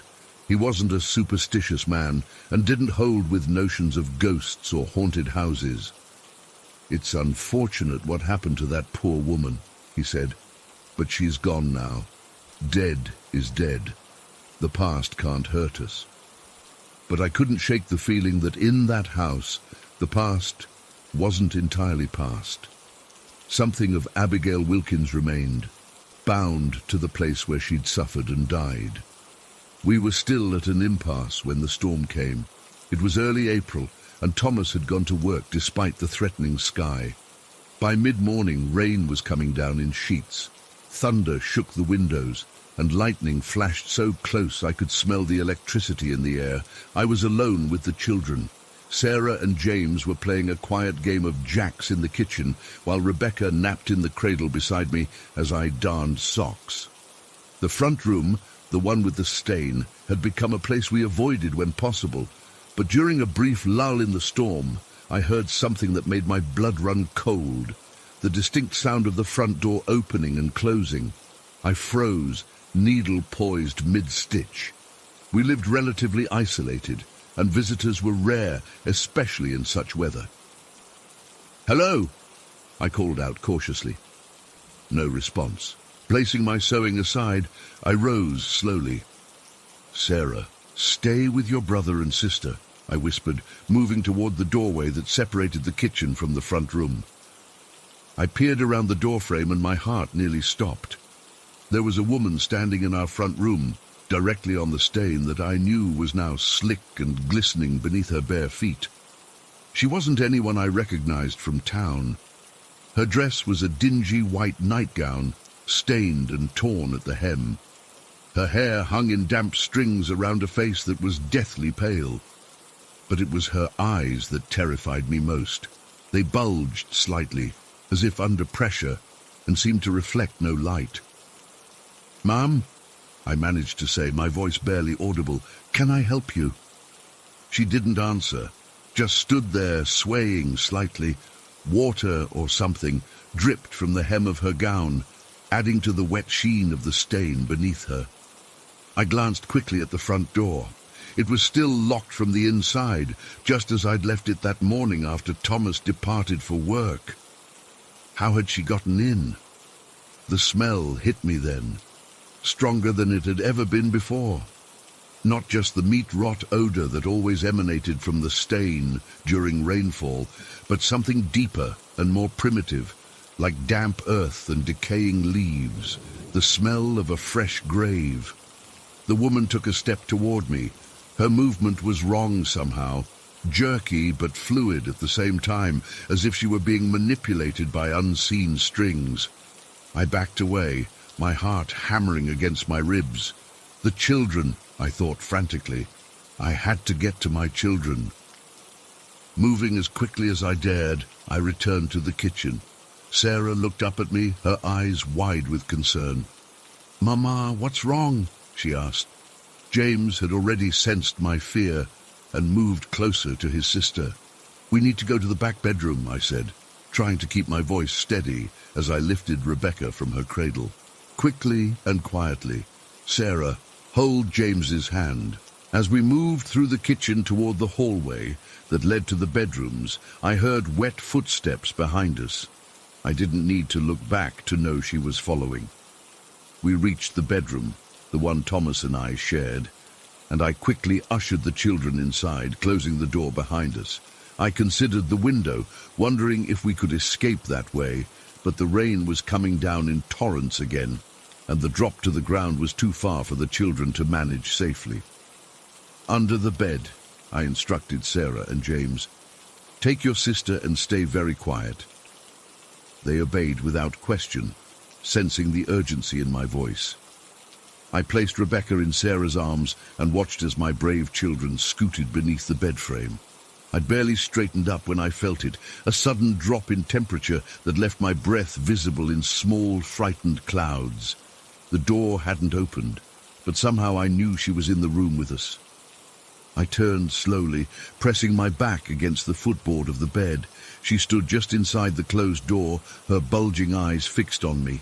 Up close, I could see details I'd missed before. The bluish tint to her lips, the unnatural angle of her head, and most horrifying of all, the dark purple bruising around her neck in the distinct pattern of a rope. "What do you want?" I whispered, instinctively placing myself between this apparition and the bed where my children hid. For the first time, she made a sound, a low, rattling moan that seemed to come from somewhere deeper than her throat. She raised her head, emphasizing the grotesque angle of her neck, and I saw clearly the raw abrasions where the rope had cut into her flesh. The room filled with that grave smell. I could feel the floorboards beneath my feet becoming slick, just like the stain in the front room. The wet patch was spreading, seeping outward from where she stood. I was certain we were going to die, that whatever unfinished business had kept Abigail Wilkins bound to that house would end with our blood joining hers in the wooden floors. Instead, she raised one pale, dripping hand and pointed, not at me or the children, but toward the wall behind us. With agonizing slowness, her outstretched finger moved downward, indicating something low on the wall. I didn't dare take my eyes off her to look. Lightning flashed outside, illuminating the room in a harsh white glare. In that instant, her form seemed to flicker, becoming momentarily transparent before solidifying again when darkness returned. The storm was directly overhead now. Thunder crashed so loudly the windows rattled in their frames. Rebecca began to whimper beneath the bed, and I silently prayed she wouldn't burst into full-blown cries. The woman, Abigail, took another step forward. The movement brought her within arm's reach of me. The cold emanating from her was so intense it burned my skin. Her eyes, those terrible bulging eyes, bore into mine with an expression I couldn't read. Was it anger, accusation, or something else entirely? Desperation? "Help," she seemed to mouth, no sound emerging from her blue-tinged lips. Then, in a voice that sounded like water running over stones, she spoke the only words I would ever hear from her. "He's coming back." Another lightning flash, brighter than before, and she was gone. The cold lingered, as did the smell, but the apparition of Abigail Wilkins had vanished as suddenly as she had appeared. I remained frozen for several minutes, unable to move or speak. Finally, Sarah's small voice from beneath the bed broke the spell. "Mama, is the bad lady gone?" I dropped to my knees, helping my children out from their hiding place. They were pale and trembling, but unharmed. "Yes," I assured them, gathering all three into my arms. "She's gone now." We stayed huddled together on the bed until Thomas returned home that evening. I told him everything, about my visit to Jenkins, about the appearance of Abigail's ghost, about her cryptic final words. This time, he didn't dismiss my fears or try to rationalize what had happened. Perhaps he saw something in my eyes that convinced him I was telling the truth. We packed our essential belongings that very night and went to stay with a friend of Thomas's from the plantation.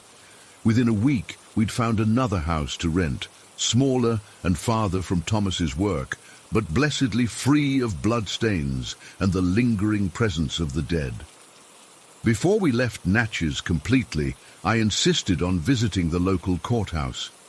Something about Abigail's final words, "He's coming back," haunted me. I needed to know more about Edward Wilkins. The clerk was initially reluctant to share information, but relented when I explained we'd been living in the Wilkins house. According to the records, Edward Wilkins had left town shortly after his wife's death. The official ruling had been suicide, despite the sheriff's suspicions. What chilled me most was learning that 2 weeks after we'd fled that house, Edward Wilkins had indeed returned to Natchez. He'd been arrested the same night for breaking into our former home, now empty again, with a rope and knife in his possession. In his drunken rage at finding the house unoccupied, he'd apparently confessed to the murder of his wife to anyone who would listen at the local tavern, how he'd made it look like suicide after strangling her, how he'd always intended to return and do it right next time. They found the evidence Abigail had hidden in the wall behind our bed, letters documenting his abuse and her fears that he would kill her, along with a small diary where she'd recorded every injury, every threat. The same wall she'd pointed to during her ghostly visit. I don't know if I believe in ghosts, not really, but I do believe Abigail Wilkins saved my life and the lives of my children that stormy April day. Her blood had soaked into the floorboards of that house, but so had her suffering, her fear, and ultimately her determination to expose the truth. Thomas and I never spoke of what happened in Natchez after we moved away. The children mercifully seemed to forget the incident as they grew older, but I never forgot. And to this day, whenever it rains, I find myself checking the floors for signs of seeping blood and listening for footsteps that make no sound.